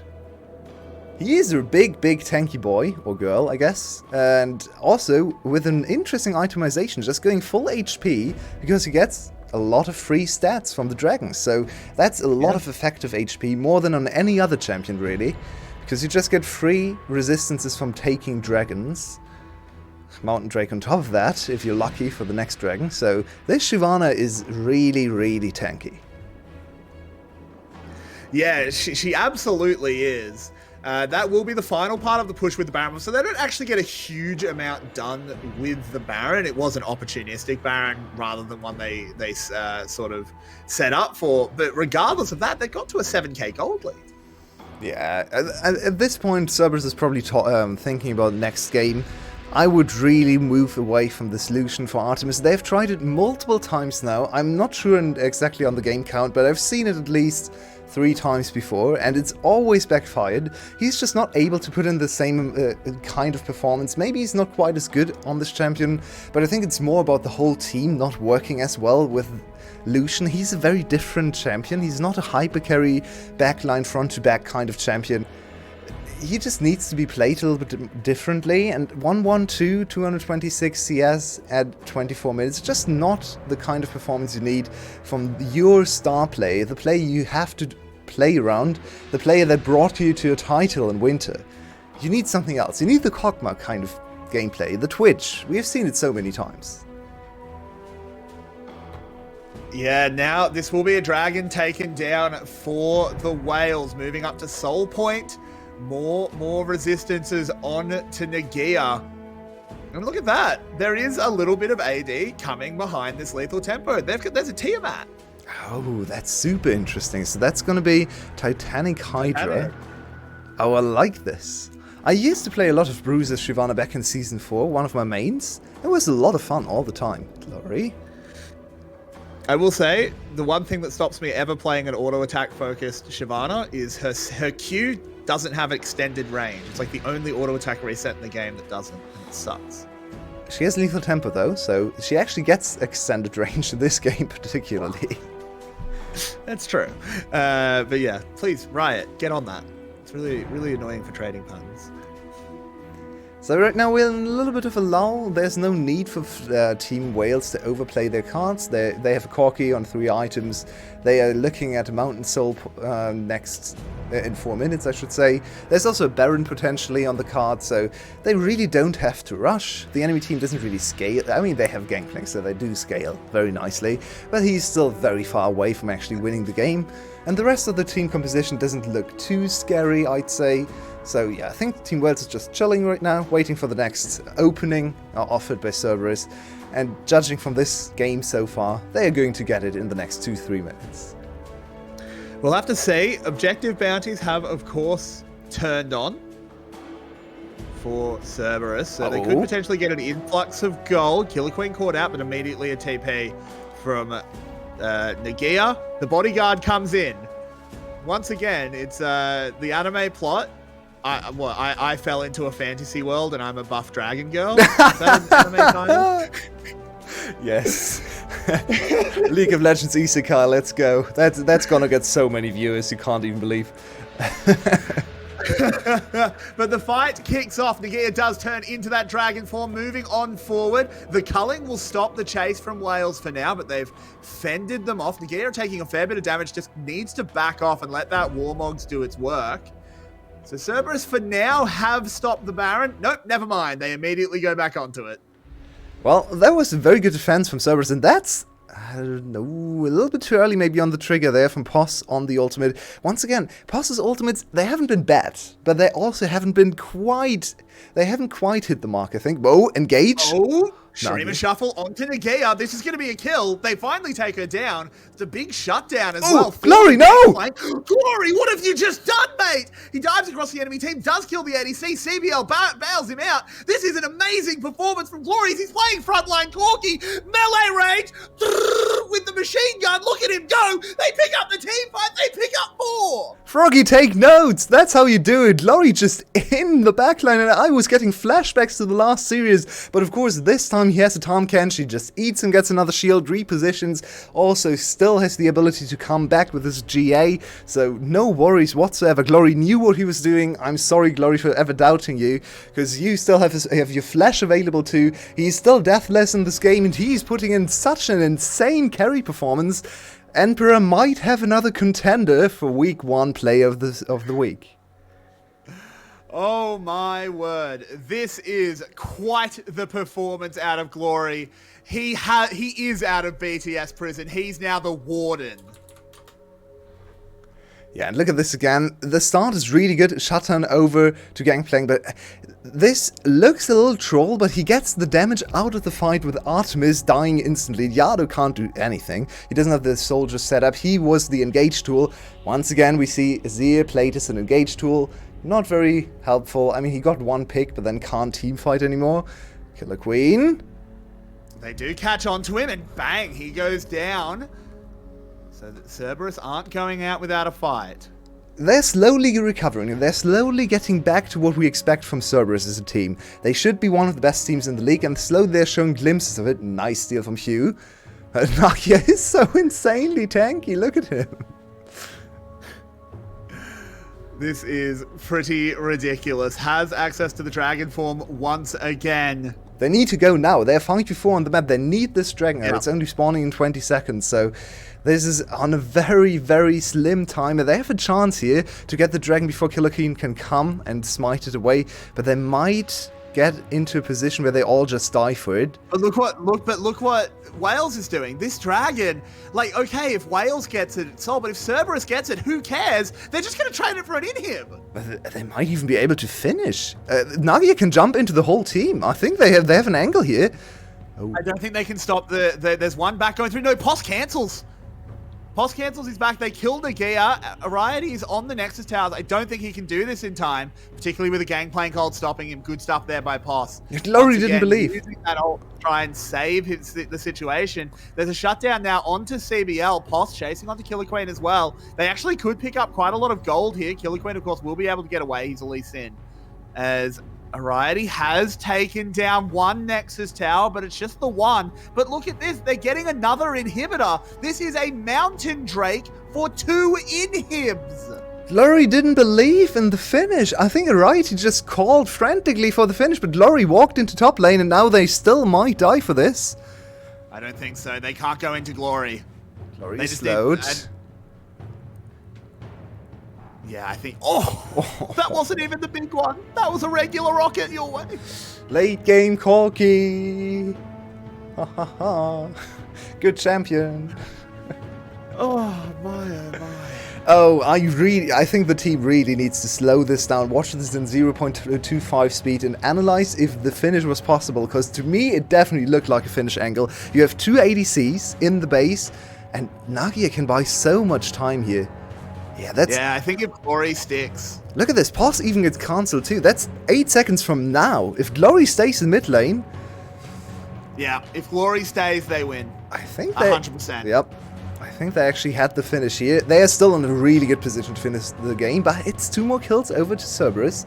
Every minute that goes by makes the game feasible. Hang on a minute, we come back out to Nagia once again being harassed, but a teleport coming in. Once again, Pos dropping down the ultimate, trying to be a hero, but it's Glory that will have the heroics at the moment. Killer Queen tagged with a Q, can't actually follow up on it, doesn't want to, but Cerberus are on the run. Nagia definitely has killed slimes for 300 years to get OP. My god, is he tanky. Yeah, that's an anime reference you probably don't get, but I figured. He is so tanky. He just stood there forever. Wow. This top lane Shyvana actually looks much better than the mid lane Shyvana from earlier today. Crazy that, isn't it? Whoa! Truly shocking stuff. As they will engage once again into the back line. Does go Killer Queen. They are just trying to space this out. The double knock away and Killer Queen going down. Cerberus might actually be able to hold this one with the separation of the team. The Nexus is exposed, but no one's able to hit it at the moment. Oh no! Double kill now being picked up for Pos. Ariety jumping around like an absolute madman. Hippity hoppity. It's on Yado. Your property. He's got the triple. He keeps on going forward. Look at him go. He's an absolute frog as he leaps all over these nerds. And he'll get himself a Nexus. He'll get himself a victory. What an end to the game! My god, these teams today. They are just putting in the biggest show of all time. I think this is one of the craziest days we've ever had, and we're only in week 1. What a finish and variety. Finally, he gets to hit the Nexus, and I want to hear the comms. I want to hear Variety's scream into Glory's face, because Glory really trolled him there, the last push. But altogether, an amazing performance from Wales, and it's another 1-1. We are in for a 6th game of the day, and oh boy, I'm ready for it. We'll be back in 5 minutes. What else is there to say?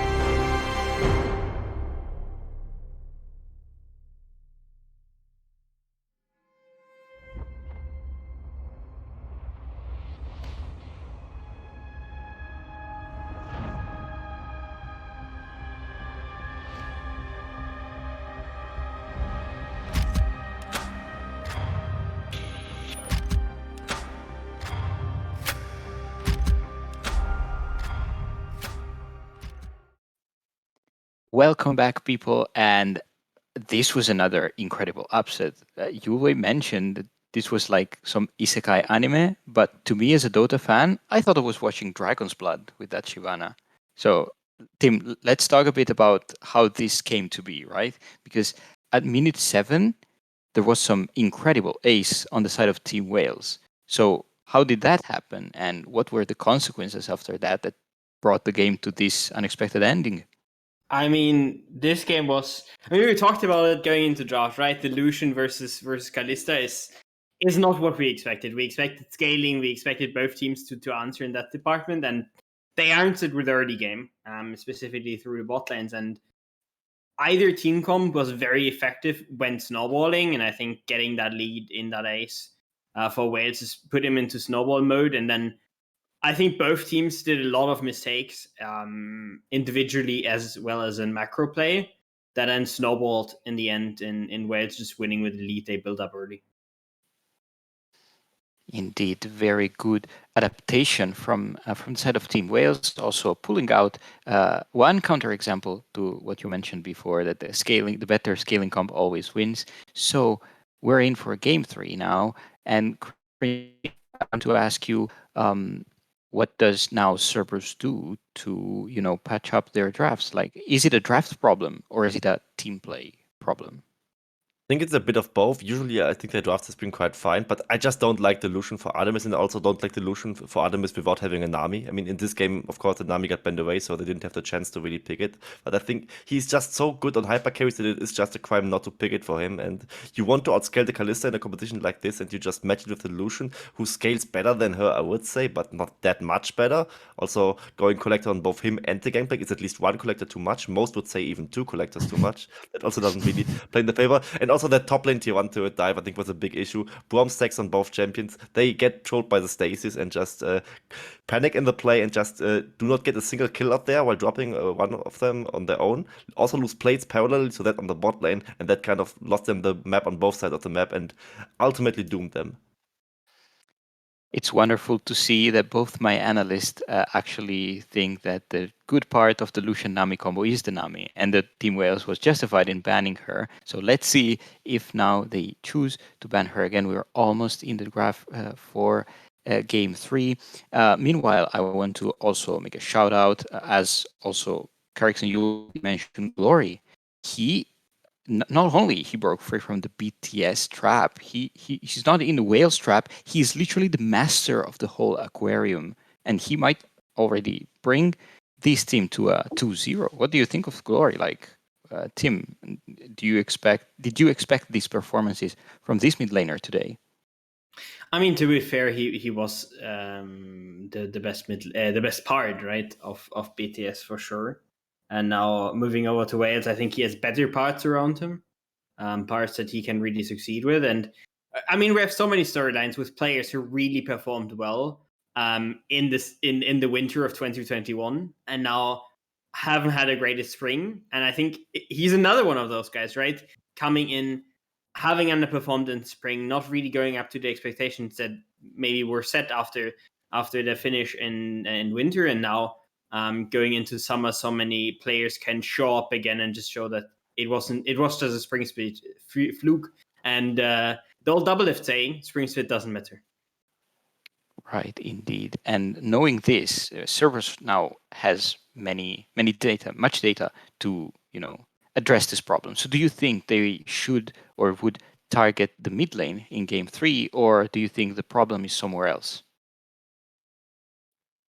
Oof, the problem. I mean, both or Quincy here. I don't really know. You can go first. I mean, Quincy. I mean, honestly, it's really hard to say. I would say, because both games were so different in both drafts and how they played out. In the end, they look pretty similar. With like, both sides fought each other until one side won. But I think in the way they were drafted and the way how specifically Cerberus won in game 1, I think it's Cerberus who have to go back to scaling, get a hyper carry, maybe 2 of them, and then try to find good lanes for yourself. And I think especially the red side was really supporting that with good counter picks for them in the first game. So I think if Cerberus wants to win, they have to kind of go back to that, get good counter picks, get good lanes, and then just outscale in the end. And on the other hand, Wales, they can play with early game, they can play with chaos and confusion, and I guess that's the win condition. Right. And now I'm going to make a bit of a statement. Now, Quincy, you tell me if you agree or not and why. But this game specifically, if Team Cerberus had their name tags covered, I wouldn't have been able to tell that their jungler was not Fukuan. What do you think? I think that's very, very hard. I mean, Leash, of course, not having the greatest day today so far, and he looked a lot better on the first day, so I think that's already unfair in that regard. And Fukwon really didn't really do much in his game, so to say. He was more of a dog jungler, if I can say it without really disrespecting him too much. We really like working for his lanes, and mostly even with winning lanes, not really finding any impact in the game. And I think you cannot really make the comparison and make it fair. I gotta agree in that regard, though, that with nameplates off, this doesn't look like Team Cerberus at all.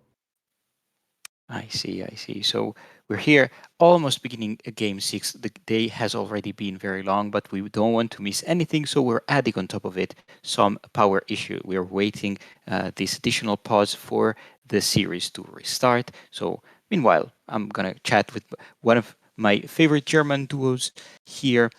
Let's also mention supports, because of course it's one of the lanes that we rarely talk about, and we've seen finally some new elements in the support. Not only the Leona, not only the Nautilus, but both Huba and which was the other one? Let me check. CBL. Apologies. CBL. CBL, right? They have brought up some new champions to the table. So, do you think they should also tap more into the Enchanter field, or, for example, like the what is it, Lulu that we have seen in game 1, or provide more engage to these teams, because these team fights always go very long, very the distance. So maybe an Enchanter provides more utility, more impact than any engage. What do you think, Tim? I mean, I'm the guy who sat here in semifinals of Spring Split and was like, "Can you start playing Enchantress, please? Can you stop trolling?" And I stand by that statement, man. It's just Enchantress have gotten better since then. They've literally just gone up in priority, and I think that's something we see. Brom and Tam Kench aren't specifically Enchanters, but more of the defensive kind. And then Renata is permabanned, Lulu is broken, Seraphine on support. It's more than possible, especially if you play into champions like Tam Kench. It's a very good matchup. But even champions like the Karma, like the Yumi that haven't banned often in second rotation, maybe consider them to be picked earlier if you really want to go for it. So I want to see more Enchanters. And if you really want to counter Enchanters, if you're going up against a Lulu, maybe maybe a few mages might be it. I know we're not talking about Taki on support here, but I mean these supports should be mechanically on a level where Xerath maybe should be something that's possible for those guys. I see. Let's here seems that the pause is taking quite a while, so we're sending also as well another pause, and we will come back for the draft as soon as we can. Again, this is a problem, an issue on VTV's side, so we cannot do anything about it. So be patient, and we'll come back soon.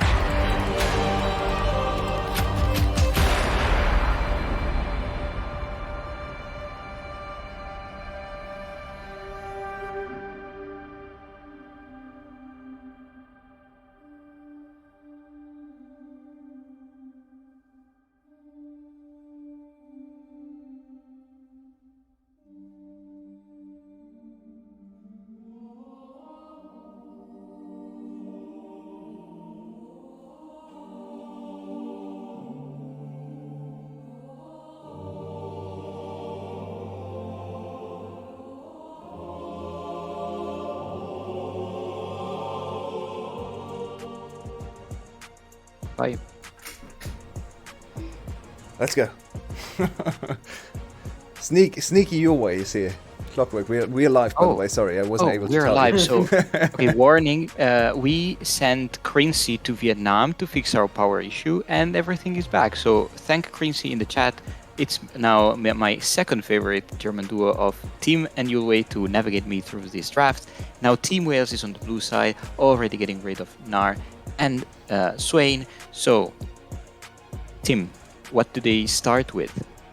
I mean, they could go for Senna again. We could see a Seraphine for the first time in the series. Or Lucian. We could just see Lucian first pick, or we could see Kalista. I mean, Kalista worked decently for Team Wales. I think if you have a team that kind of wants to bank on early game here, it might be Team Wales, and then just have Glory or something on a late game scaling champion. But with the Lucian ban, I'm really expecting Senna to be Senna. Yeah, okay. We're looking for Senna. Yeah. Kalista first pick. You can do it. Let's see your bets, because Yulwei, of Please. course, is always Oh my god.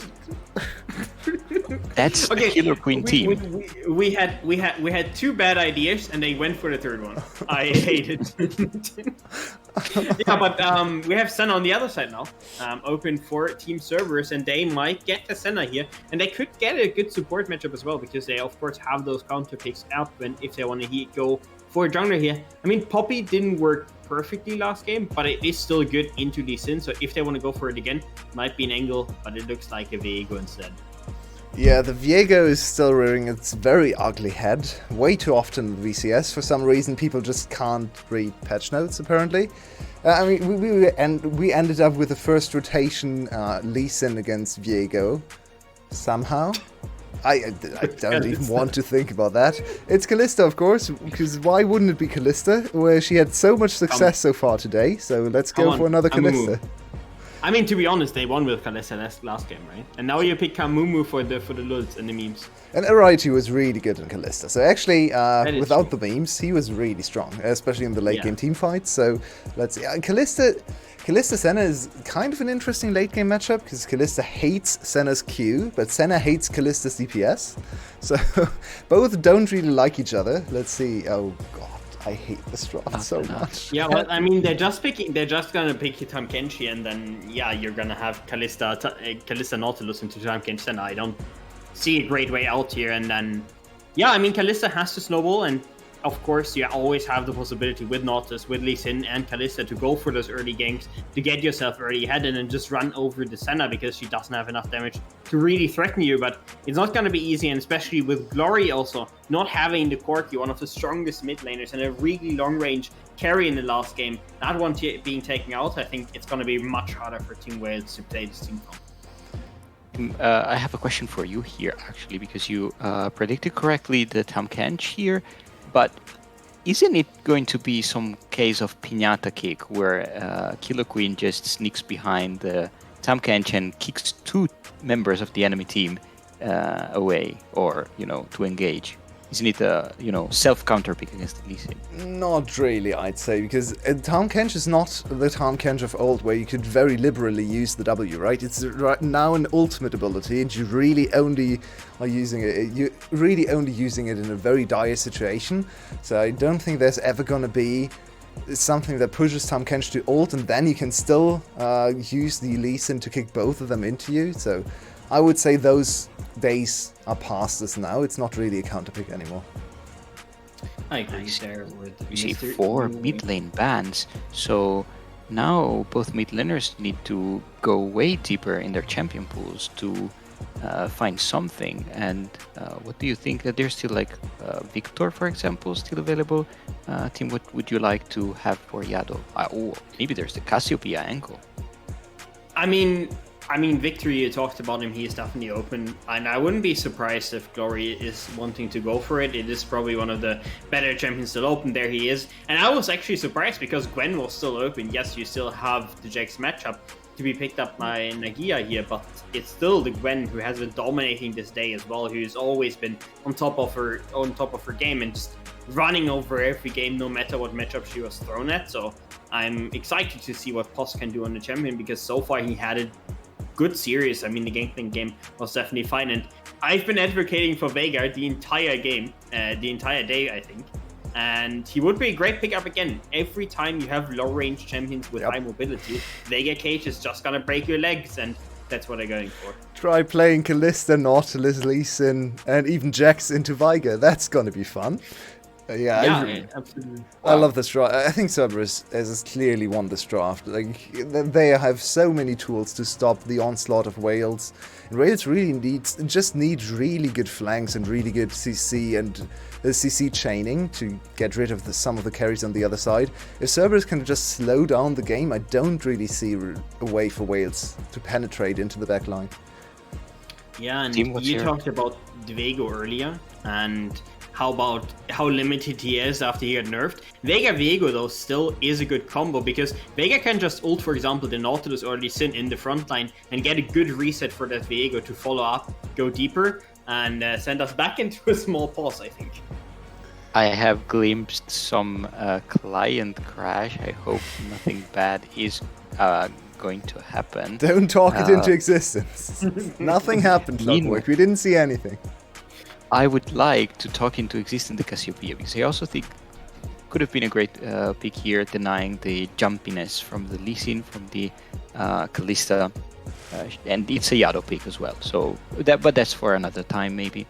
So now it seems that Crazy needs to go back to Vietnam. Apparently, there's no there's no queue for any information on our screens at the moment. So. Let's keep talking about these two teams. This is a decisive game, okay? Because, of course, Cerberus want to start the week on a 2-0 and make sure that they are on the top of the standings. At the same time, a 2-0 from Team Wales would be such a strong statement. And this game is literally what will make the difference. So, how do you think we'll go after seeing these drafts? Let's start with you, Wei. Yeah, I already said I prefer Cerberus' draft. I also predicted Cerberus to win. I feel after the last game, I'm a little bit more doubtful. I actually saw so many chinks in the armor and so many little things going wrong in terms of communication and positioning that I just looking at the two games, I would actually now favor Wales as a team on even drafts. But I think the draft is too advantageous for Cerberus. So I'd say Cerberus edges it out, but we could be in for another 40-minute game. Oh, wouldn't we love that? Tim, do you agree with Yule here, or do you think Whale takes the 2-1? Yeah, I have to agree with you. And one thing I want to say is I think the first game wasn't clean, but it wasn't a bad game either. I think they played to their team advantages. They were looking for a lot of mid-game fights, because if they knew if they went even on those mid-game fights, they would eventually outscale, and gold was very good for the team comp. As we're going back into the draft, it's just a redo of what we already saw. And I think overall, that just means that I had a good understanding of their team comp. Yes, game 2 was not great, but then again, we also have to remember they had 2 very good games early in the week. And overall, I think they're still the more solid team. And I wouldn't worry too much about one really bad game. So I'm excited to see what they bring here. But at the same time, if Wales wins this game and sets a 2-0 for the first week, I think they stake their claim on the top 4. Yeah, the league is so close right now. So it's really every single series can count, and we think we have 16 players. Yeah, I think that's confirmed. Always has been the case in the last few years for the summer split or the later split. So that's going to be easier to reach in an 8-team league, but you still want to finish as highly as possible, right? To get a better seed, to get into the top side of the bracket, to avoid maybe a GAM, maybe an SPTC in the first round. Best of 5s. Yeah. So I also want to mention these technical issues. You might have noticed these tournament realm issues. They have been happening also over to LEC, and I'm glad we haven't had as many in the VCS. This, of course, was one of the first ones. It has been dealt with. The draft is now remade, and we are soon getting into Game 3 for the love of our sleepy Australian caster Carricks. That said, I agree also with you, Wei. This has been a great start to the VCS with a fiery first week, a lot of upset, a lot of hype and very close games. And I hope that we are also getting one last one for this Sunday. That said, we're about to throw it to, again, our favorite sugar makers, Yue and Carix, soon on the Rift. Carix, are you awake? I'm not entirely... I wasn't sure if that was a throw over to us because I don't see the Rift yet, but fair enough. We can come in a little bit early, no problems. Yeah, we already talked about the predictions, so there isn't really much to cover anymore. We had a redo of draft. But here we are, last game of the week, definitely, because we are actually in week and day 4 and game 6. So there's no more game to come after this, Carix. You can sleep. Oh, I'm so excited. Oh, I'm looking at my bed. But I wouldn't want to go without finishing off some more VCS. I will always delay sleep when VCS is on offer. And this has been a great series so far. It's been 2 extremely close games, 2 real slobber knockers. And I hope we get a third one coming in. Obviously, you talked about your opinion on the draft, but now that we're seeing it all head out onto the Rift, the one thing I want to ask you about is this Victor. It seems very out of nowhere. I think it's a little bit of a remnant of the times past. I haven't really seen much Victor in other leagues. I don't think he's that great right now. I think there are other control majors that kind of take the spot of Victor as one of the priorities. I mean, we have seen a lot of Azir and Corki. We haven't really seen much of Orianna, I think, around the globe, but especially a lack of Orianna over here in the VCS. Maybe she's a little too slow. I don't think she's featured at all. She's not very strong, maybe, but yeah, let's see what Victor can do. Glory's certainly a proficient Victor player, and Victor is always this kind of thing that just offers a very good baseline, very high floor in terms of champion performance, just a lot of AoE damage, some CCs, a very good laning phase, so in doubt, pick the Victor and burst some people, I guess. We'll have to see how it goes as we do head into the lanes. The farming begins. I like Yardo on Vega. I think it's a champion he's actually shown quite a lot of proficiency on in the past. Yeah, and I think we generally like Veiga, especially in these kinds of compositions. Tim talked about it and actually teased the Veiga even before it was picked today, and just talked about the potential against all these melee and short-ranged compositions. Veiga just puts a cage up and they all cry because they can't move, they can't do anything, and Veiga kills them and laughs at them. So yeah, Yardo has the potential to just carry this game alone, and especially if Hugh helps him out. If someone jumps on Yardo and Hugh just repositions him, and then Yardo has time to adjust his positioning, to adjust his skills, and just fire away, I think he can really just nuke away the whole enemy team. Yeah, I definitely think so. I think he is. There's a very good amount of range for Cerberus, and that baby cage just means that you can really keep it up forever. But Yue, how do you expect this Kalista lane to play out? We can see it up against the center time came to that sort of quote unquote. Oh, Hugh is dying. Hugh is dying right now. He flashed away. Hugh is dying. Yep, he is dying. You're right. We didn't see it on Ash Grade. Good spotting there on the side. As we can see, Huber is extremely low. Must have just been caught by a hook. Yeah, I think Hugh didn't get... He missed some experience because Senna's already level 2, and I think they kind of forgot about that fact. And then enemy team just instantly collapsed on him. Ignite spanned by CBL, Flash expanded by Huber. So definitely on the back foot there. Usually Senna, in my personal experience, Senna does not really... fare too badly against Kalista. Oh, this is a scary count again. Killer Queen. Killer Queen is in a good position. Yeah, but they've got to get in there as now Nagia has that counter strike. Will land the stun. That's going to be first blood over to Killer Queen. Last pick, Jax strikes again. We already saw him succeed today. The counter pick into Gwen, it's more and more prominent, and we have had some really nice Jax performances over the years. Think back to one of those playoff series where Zeros got a quadra kill, if I remember correctly. Surely not going to the tower. What is happening? They are, because the Q landed. Nagia doesn't commit though, so Poss will survive just about. Okay, Killer Queen, calm down. Killer Queen, stop. Yeah. Yeah, that emote is how I look at it. Exactly, that's how I look at every single instance where Killer Queen is on the screen. Really nicely read by Killer Queen, though. Showing some restraints. No, please, don't do this to us. We're time warping. The VETV classic. Let's try to catch up a little bit as we go through this for a third time. But yeah, just very nice read and execution there from the side of Killer Please Queen. give us a clean feed. We beg. Oh my word. Regardless, we will... okay, there we go. We're back to normal speed. And we can continue on with this 1 kill lead for Team Wales. This would... if Team Wales win this, does it really change your perception of them? I don't even know if I have a perception of Team Wales, to be honest. I'm kind of holding out of judging these new teams. I've kind of formed my opinion about AS Esports. It's not very favorable. I'm still waiting on judgment for Genius, because I don't quite know what to make of them yet. And Wales is impressing me more and more in week 1, but it's only week 1. So if they win today, I think my opinion of them will be pretty high for now. If they lose today, I don't think I'm going to condemn them to bottom 4 team yet. So I'm trying to hold my horses a little bit and see what Team Wales can do.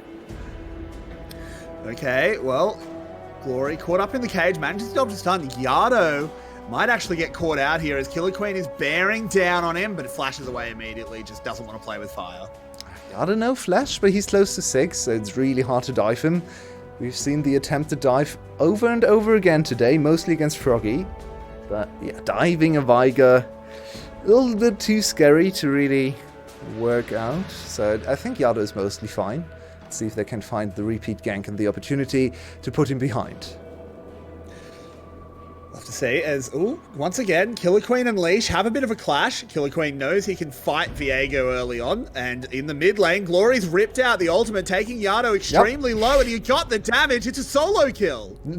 Glory is just too good. Glory is just getting into the next gear. What is happening? Glory's just dominating every single game, and the Emperor really has to fear for his title of Player of the Week, as Paz is under a lot of trouble. I think Poss is in a hell of a lot of trouble with the needle work. It's actually the Whales that are in trouble as they're being sent to the depths. Killer Queen managing to get out, but Poss just takes down the gear. Choking harder than I choked on my words there. Wow, Team Wales, what are you doing? Stop diving towers. They are bad. They deal a lot of damage. We had the durability update. Diving towers is now actually a challenge. They do stuff.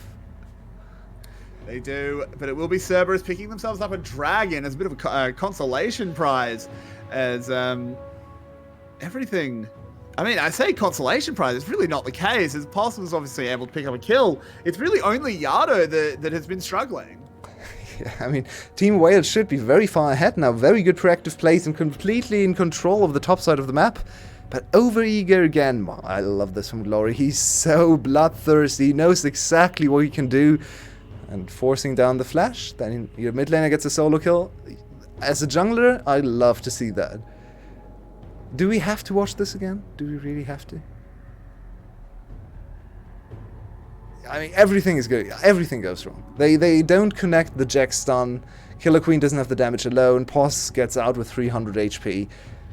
What can you say? It's just a really bad dive. Don't do it again, please.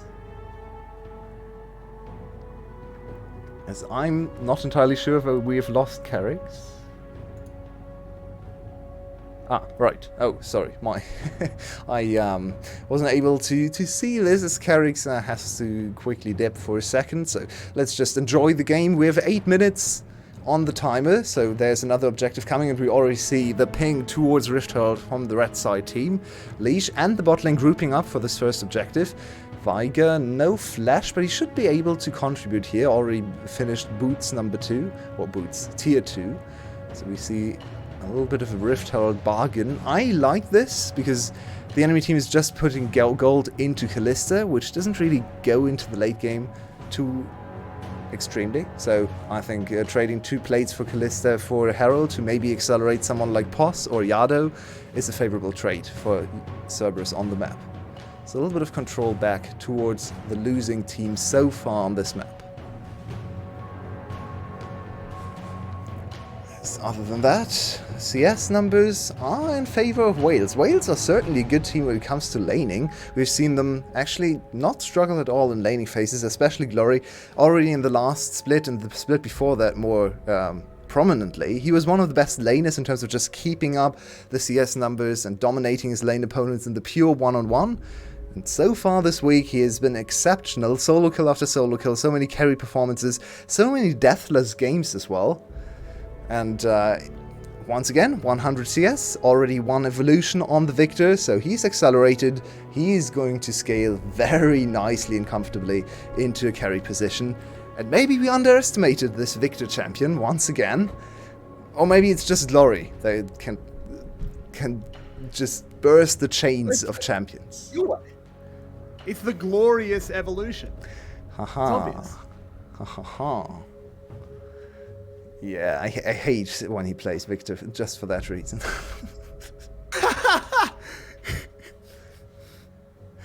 Oh, sorry about that. I had to go open the door for someone. So things are looking a little bit spicy. It's only 2-1 though. That's a bit slow. Yeah, nothing really happened in your absence. They basically traded Rifthold for plating in bot lane, which is the usual Rifthold bargain. I liked it from Cerberus. So Cerberus basically getting a little bit of priority back on the map, but now they might get even more. Leech is down here. The Fate's call is good, but that is a good move by the Tom Kench to just knock up the Callista. Instead, CBL will be taken down. That was one of the most awkward sequence of play I've ever seen. Looked like a riot. He sacrificed his life to save his support, and then his support died anyway. Interesting. Glory doesn't have TP. Nagia doesn't have TP either. This could be first tower. It definitely could be. Killer Queen desperately trying to clear those minions out, but he's not really able to. His presence will be... Oh, never mind. I spoke too dead. early. Oh no. Artemis flashes forward, takes him down. He has the shield. Tanky enough. They can actually dive because they have Tom Kench, and Tom Kench is tanky. This will delay the tower going down. Oh, Poss might have an angle to dive as well. No, he already used the ignite. Yeah. Oh no, but he could just get another snip onto him. That was very, very easy for Poss. Yeah. Yeah, it was. Yeah, I think Callista just completely lost track of Hubar's W, so she stood on top of that one. Almost died as well, and then it's just Lee Sin actually being kind of squishy and running under tower, trying to defend desperately, and they just all walk on top of him and kill him easily. But the Victor was actually here. Oh, I think Killer Queen got trolled by his mid lane. He thought his mid lane was here to help him. The Victor just turned away and ran back to his own tower. Yeah, he got a little bit bored. Decided to just head home. Killer Queen getting baited by that one. What did Nagia do here? Yeah, not much. That's the issue. Yeah, he just leave. You're on 100 health. He forgot about the true damage, I think. He tried to use his E. It's Yeah, not an auto against the attack, Q. man. I don't know how to tell you.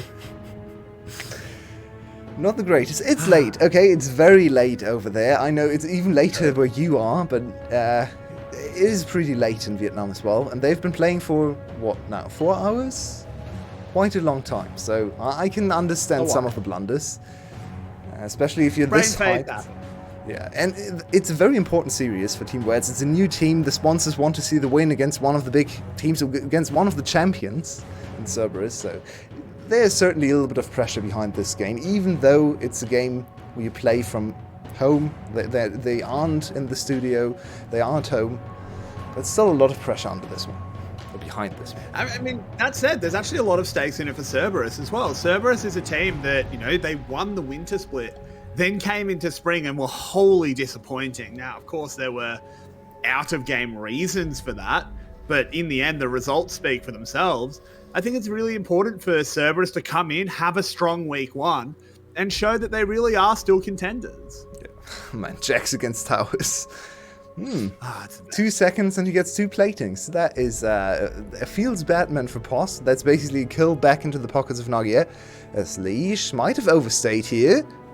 Has the Heartbreaker to get away, burns his flash, gets tagged with another Sonic Wave, though Killer Queen will go until the absolute ends of the world. Yep, indeed. Sonic Wave, now he's in the enemy base, he's in the cage, but there's really no follow-up. Yardo flashing. Guys, they're towers. On top of the Chaos Storm, Killer Queen will never stop. 3 towers deep, and he picks up a kill. They just dove inhibitor towers while the outer mid tower is still alive. Hello? Killer Queen! It's Killer Queen, baby! That's insanity. We love Killer Queen for exactly these plays. We love and hate him. It's a weird relationship over here with Killer Queen. But he's an exciting player, that's for sure. He has given us many interesting moments of League of Legends gameplay. That can be He said. either makes you laugh or cry sometimes at the same time. Yeah. Well, he gets out without dying under tier 3 towers. I don't think I've ever seen someone dive tier 3 while tier 1 is still alive and basically full HP. So that's a new one. I had a Nunu in my game that picked Ghost so that he could always dive the mid lane tier 3. Ah. He didn't pick up too many kills though, unfortunately. That's the Beast strategy. Nice. Good to see. I'm sorry, Beast. I love your Nunu. Anyway, let's get back into it. It's getting late, and you can tell because we're getting very silly. Huber jumps into the middle of the team, does have Poss nearby. Glory has nowhere to go. That Victor will be going down. Yeah, we haven't really seen Glory overstepping too much, but finally he's on the wrong side. He finds himself on the wrong side of Tahm Kench. And the game is weird. I can't really keep track of what's happening in the game, but Cerberus is certainly winning it right now. Looking at 2 dragons, looking at a really nice composition, and also a tower lead. So, yeah, Cerberus just in a very good position to walk this home and finish they are also on a 1-0 streak, so they want to go 2-0 as well. We can't only talk about Wales, and I think you mentioned it before. Cerberus, former champions, very disappointing split in spring, so starting with a 2-0 in week 1 would be a nice thing to show everyone as well. It's completely true. As that top lane tower very low, Yardo has moved up, should be able to get it on the next wave. There is no reinforcements coming from the Whales. So a bit more gold given over to Cerberus. Poss is wrangling with some rapscallions behind his tower, but manages to show them the error of their ways. So they back off. This Gwen continues to scale up, and overall Cerberus are cruising pretty easy. Yeah, Cerberus is feeling great about themselves. Just a slow game before you go to sleep. Pretty nice. Feels under control completely. Artemis is getting stronger. We also see Poss scaling up. Yardo is chilling on the other side, so the next dragon could really already be a little bit of a deciding factor of the game. We've talked a lot about dragon snowballing, but it's just relevant every single game in the VCS today, as everyone seems to be going to a 2-0 dragon start. We have had very few 1-1 splits in terms of dragons, so once again Team Wales already under pressure to fight for this next one. Looking at the situation around this dragon, it does look like Wales have priority on the river. Alrighty, coming down, Poss TP's in. But in terms of items completed, I mean, it's fairly even. This might be the best fight Wales is going to get for a little while. And Cerberus looks like they want to give it to them. Leash has a chance to steal. Oh my god, he gets it. And he does. There it is. He W's forward, hits that smite down and steals himself a dragon. And look at Poss on the front line. So tanky, reinforced by that center ultimate. Managing to get out of there as well. They take down the Jacks and they're moving on forward. Yardo unleashes the dark magic. Ariety stunned up. Double kill for Veigar. And that feels like a death blow. They won everything. Cerberus just probably won the series. They won the fight for sure. They got the dragon to start the fight, and usually if your jungler goes for the steal, they will pay with their life. That's usually what you think about. Okay, jungler gives up his life, we get the dragon, that's fine, we scale. But they Leash stayed alive, and now they're going to get everything. They started this fight putting the Rift Herald in mid lane just to put a little bit of extra pressure and a little bit of a timing window on Team Wales, and they walk away with the grand prize of everything. So now, unfortunately, this game is getting into unwinnable territory for Wales rather quickly. The start of the fight is not too bad, but we see why Tahm Kench is such a prominent champion right now. All the healing, all the shielding, it looks like another Seraphine game. This time it's just Tahm Kench and Senna working together. And there really is not much the other team can do. It looks like the Land Dwellers are winning the series for now. Yeah, look, you need to, be careful, guys. Make sure you're recycling. Make sure you're turning everything off at the wall at night. Otherwise, Team Wales are going to continue to struggle as global warming seems to be taking them out here. But yeah, look, I mean, as you said, it's been a long day for them, particularly with some tech issues. I think it was their gaming house that had tech issues as well, and it really just looks like they just... Well, 4 out of their 5 members just didn't have it in them for game number 3. Actually, that's not fair. Leash did. Leash has played... Killer Queen has played just fine as well. Yeah, Glory had a really good start to the game too, but now is really struggling to have his impact. Maybe his champion, he can't overcome the champion deficiencies. He's still... a thing you have to keep in mind. The Victor can really one-shot Artemis, for example, or even Yado. So if you give him too much space, maybe he's now 2 items as well. Just picked up another tower solo gold. So all eyes on Glory once again. He had an amazing series so far. He had a 7-0 game, I believe, in the game they won on Corky. So not quite deathless this game, but already in a really strong position to be the last hope of his team. Yeah, and I mean, I hate that we're still saying that. This was meant to be the split that we retired that narrative of Glory is the last hope for his team. But here in week 1, it does seem to persist, even though he did escape from the BTS ward. Nagia and Posh just giving each other a bit of a look. They don't really want to fight. They're just going to continue to farm things up. This Jax looking at 10 CS a minute, exactly what you want. Glory actually quite far ahead of that, so he's been having a very good time. We still haven't... I'm not sure when the last time we clicked on Artemis was, so I don't really have a soul count. But what do you think of this this build from him, bringing out the Eclipse? Yeah, I mean, it's the normal build in pure play. I think this is very standard center play, and he's very strong right now. Cuba wants to get this one done. Oh, Glory! Doesn't land. Neither does the Spectral Maw. Everything misses, and Glory just walks away. Glory just walked away. He didn't even try to stutter step or anything. He just walked in a straight line. Held W, baby. He just walked away. If it sucks, hit the bricks. That's amazing. Okay, we have 1 minute till the dragon, and this is the final nail in the coffin if Cerberus is able to get this one. I wanted to talk a little bit about Team Wales as a team. Maybe it's a little too early for that, I'm not sure about that, but it's very early doors in this split. But we've already seen, this is the 5th game we've seen of this team, and still week 1, of course, and I'm already kind of sold on this team, I have to say. Nagia, a little bit flippy maybe, Killer Queen, also always on the flippier side of things, but... Overall, this team looks like a solid contender. Maybe not a top team, like a top team, but they certainly have ways to hurt all the other teams, I feel like. They're not destined to be struggling for victories. I think they certainly have a role to play. Honestly, from what I've seen so far, and yeah, it is just week 1. There's definitely rust coming in. There's a very, very different meta. To adapt to compared to spring.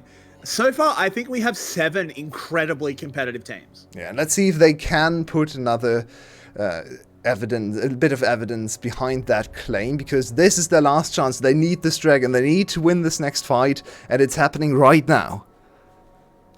That they do. Cerberus has to find their way into the river. The Drake has already been pulled, but we know Leash can work magic. He's in the gas. This time Nice. There will not be a steal. The soul is not taken. Nagia flies into the back line, trying to land a stun, only gets it onto Cuba. The lasers are tearing across them, but it does not booted into the team. He'll be taken down. Leash trying to get something done. This is a fight back here from the Wales as they are clearing across the team. Look at this, Yulway. They're mopping them up. Exactly. It's only Yano left on the map. He'll get away, but look at that. 4 kills. Dragon, Baron. Wales are back. The Wales are back indeed. That's a 4-4-0. That's a Baron. That's the Dragon as well. And suddenly the game is in their favor out of nowhere. What an amazing Kai back and forth from the team. They didn't overcommit into Yado's cage, into Artemis's range. They went back and forth, tried to bait out some crucial abilities, and were able to work through all the targets. Very nicely played, especially around Poss's W, as we can see in the replay in just a second. But first of all, that's Baron, and this Baron should transition into another Dragon, and then suddenly we have 30 minutes where Victor can pop off, and Jax is gonna be a huge factor as well. Your way. I thought we were going to have a nice, short, chill game to close out our week, but no, it's flips, it's bangers, it's back and forth, and look at this team fight. Yeah, and Post just overextends. Really nicely done from Killer Queen. Also dodging another Viger cage. 2 Viger cages that didn't really hit the mark, and then suddenly it's open. The backline is open. The first opening Wales has found the whole game, and they immediately pounce on it and trounce the enemy team and the team fight. 8-8 in kills. But wow, it's tense. And either team can really walk away with a victory here. I mean, it's hard to call all of a sudden. They've got this Baron. I don't know how much they're going to be able to get done with it. They should be able to clean up this mid lane tower that, of course, is still up at some point in the next minute and a half or so. This is suddenly a really intense game. I think Victor has a lot of time now to take over. And my eyes are on Nagia as well. He was 0-3, but still farming up nicely. You mentioned his 10 CS per minute. So the Jax is no slouch either. And Jax should be winning the side lane matchup at some point. Now with Baron minions behind him, potentially another turret for him to crack. It's very, very worrying. How do you control this Jax as things continue on? Of course, you still have the Veigar cage that we talked about in draft so much. Beautiful! Speaking of which, they catch onto Glory, but it just doesn't do enough damage. Yeah, they don't have the damage to burst him. Oh, Nagia's here. Push on that. What? What was that? Where was that? Oh my god, your way, where did Cerberus go? They are all burnt down, Ace, out of nowhere. That's a 5-man Kalista ultimate, I think. I don't think I've ever seen a 5-man Kalista ultimate. Who needs Malphite when you have Kalista? They're pushing for the base. 20 seconds roughly. They win! What an engaged variety, making Kalista look like a good champion. Why are they backing off? Killer Queen, you win the game, go!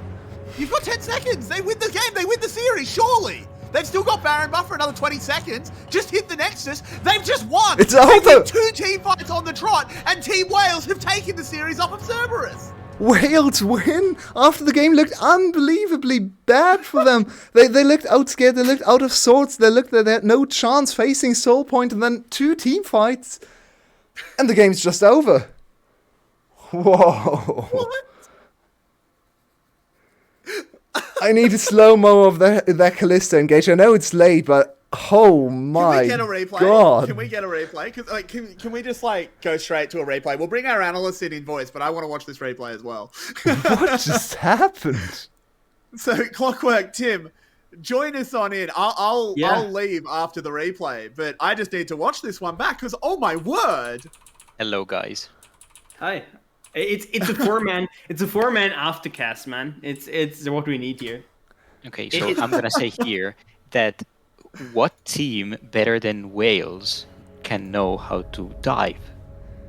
Can you slow it down your way? I can slow it down. Certainly. Can you really stop? I mean, Team Wales, we thought they were going to But hang on. team, but this is really how they make a splash. Yeah, take a look at this one again. Clockwork, stop. Yeah, I mean, I appreciate the jokes, Clockwork, but we need to actually take a look at this engage. I actually really liked what Cerberus was trying to do there. They concealed Yado's positioning with the Senna E, and Yado just walked right next to, I think it was Lori, and no one knew it was Yado because it was Senna E. But they just didn't have the damage to do with Glory, and now the counter engage comes in. What was it, a 5-man ultimate? 4 or 5-man? It must have been. So, Post TP's in. I'm just not keeping yet. my eye on Variety. Yeah, look at We've got a few Variety. seconds. So Killer Queen goes, gets a huge. Oh, it's a 5-man Lee Sin into a 5-man Callista. They just melt your way. Yeah, it's actually they Killer Queen. just vanish. Oh my That was Killer god. Queen. Oh my god. Now, I wanted to see that replay. I'm not on the desk now, so you guys take it away. Oh, you've got a lot to talk about, I'm sure. Go ahead. We absolutely do, Yue and Tim. So this is an upset, but like, what a stylish upset. I mean, Wales, what a first week. Like, welcome to VCS. What do we make of this team? Yue, during the game that you were sold on this team, and they immediately prove you right. I want Do to you have give any? Tim the first sentences here because I already talked so much about them. I mean, I also have to talk about Cerberus, and I know Carrick's. Like last season, we had a little scuffle there where Carrick's told me not to say the bad F word, so I'm not gonna say it. But they effed up in a massive way. Those guys ran it down. This game should have been won. I think all on the analyst desk agreed that Cerberus, especially going into late game with Senna, with the Vega, should have outscaled. But they mess up one team fight, and credit here to massive credit to Wales for winning this team fight. It was a great execution, but it was also massive misplay on side from Cerberus, contesting like this, not being able to disengage properly, and it ends up instantly costing in a game that should have won. And again, props for Wales for winning that team fight, but again, it should have been a Cerberus victory for sure. Right, and regardless of the outscaling, this team had taken mid-inhibitor tower at minute 18. So that should Yeah. speak for itself. But apparently it was not enough. And Yulwei, I'm going to quote Corinci here because he had a lot of concern for many of the teams that we have watched today that they weren't decisive enough. Do you think Wales actually can be the counterexample to that? Yeah, I wanted to mention exactly this fact because for me, a team I like always needs this killer instinct, this next level view for engages and actually for plays and so on. And Wales just showed that. And they might not be the best players in the league in all positions. They might have too many flippy games. We have already seen this demonstrated multiple times by Killer Queen. But then he also does stuff like the last engage, right? And this is why Killer Queen will always be exciting to follow and watch, because he can find these insane angles and plays and engages, and he's going to push even farther than anyone else, even farther than Levi or Ego. So that's always going to make this team interesting and exciting to watch. And this is also one of the reasons why I always liked the initial Saigon Buffalo roster, because even though they blundered a lot, they had bad macro, they had this snap sense of engage, this decisiveness, this assertiveness, and just looking at, even at MSI they showed this kind of thing, where they see a team out of line, they are outscaled, they shouldn't win the game, but they see one engage and they go for it instantly. And I think Wales just demonstrated this and played around engages and just cooldowns beautifully. I absolutely agree. Teaching VCS how to be VCS again. And now, closing out our first week, let's look a bit ahead to our week 2 for Cerberus and Team Wales. We have pretty interesting matches coming up. Thursday, we have Cerberus facing Team Secret, which is another of our supposedly top teams. And then closing the week on Sunday against AS Esport. Tim, do you think Cerberus will struggle against Team Secret as well? Oh boy, that's a question and a half, isn't it? Well, I mean, Secret has been looking to struggle against Saigon, and again, I think I'm not sure who said it on broadcast. I think it was your way, where we have 7 really competitive, Carricks, I think. Yeah. and all of these teams have a chance to win it against each other. So I think we have to see going in Cerberus versus Team Secret. It could go either way. Like after today, I'm not convinced. Like if you had asked me, considering how both these teams compare to Saigon Buffalo, before this match, I would have told you it's probably going to be Cerberus win. After today, it might go either way, and I think especially the first day, Cerberus versus Team Secret, Saigon Buffalo versus GAM, that is going to show us so much about the standings going forward.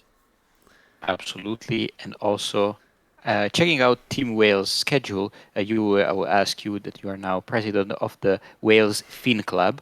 They are going to face Genius and which is the other one? Team Secret as well. So we are going to have a lot of mid-tier matchup, and the standings is going to shape up. Yeah, I think Genius Wales for me is definitely a favorite in there. I think right now, after seeing this week, I would rank Genius towards the bottom. Not that doesn't say that they're bad per se. They definitely showed some good signs, and maybe they're better than SGB right now, just on current form. But yeah, I think Wales are definitely favored there. And then Secret is the big matchup, the very important matchup. They could be 3-0 at that point, and if they go 4-0, suddenly everyone has to talk about the Wales, and I think that's a huge opportunity for this new team. So I think the Secret matchup will really tell us so much about this team and their potential to fight for a good player's position. Absolutely. And also, let's not forget, in addition to all of these very hype and close matches, let's not forget we're also going to have Saigon Buffalo versus GAM on Thursday and SBTC against Saigon Buffalo on Sunday. So there's so much on our grill for the next week. We're going to meet again on Thursday. So don't miss the VCS, and we'll be ready to welcome you again.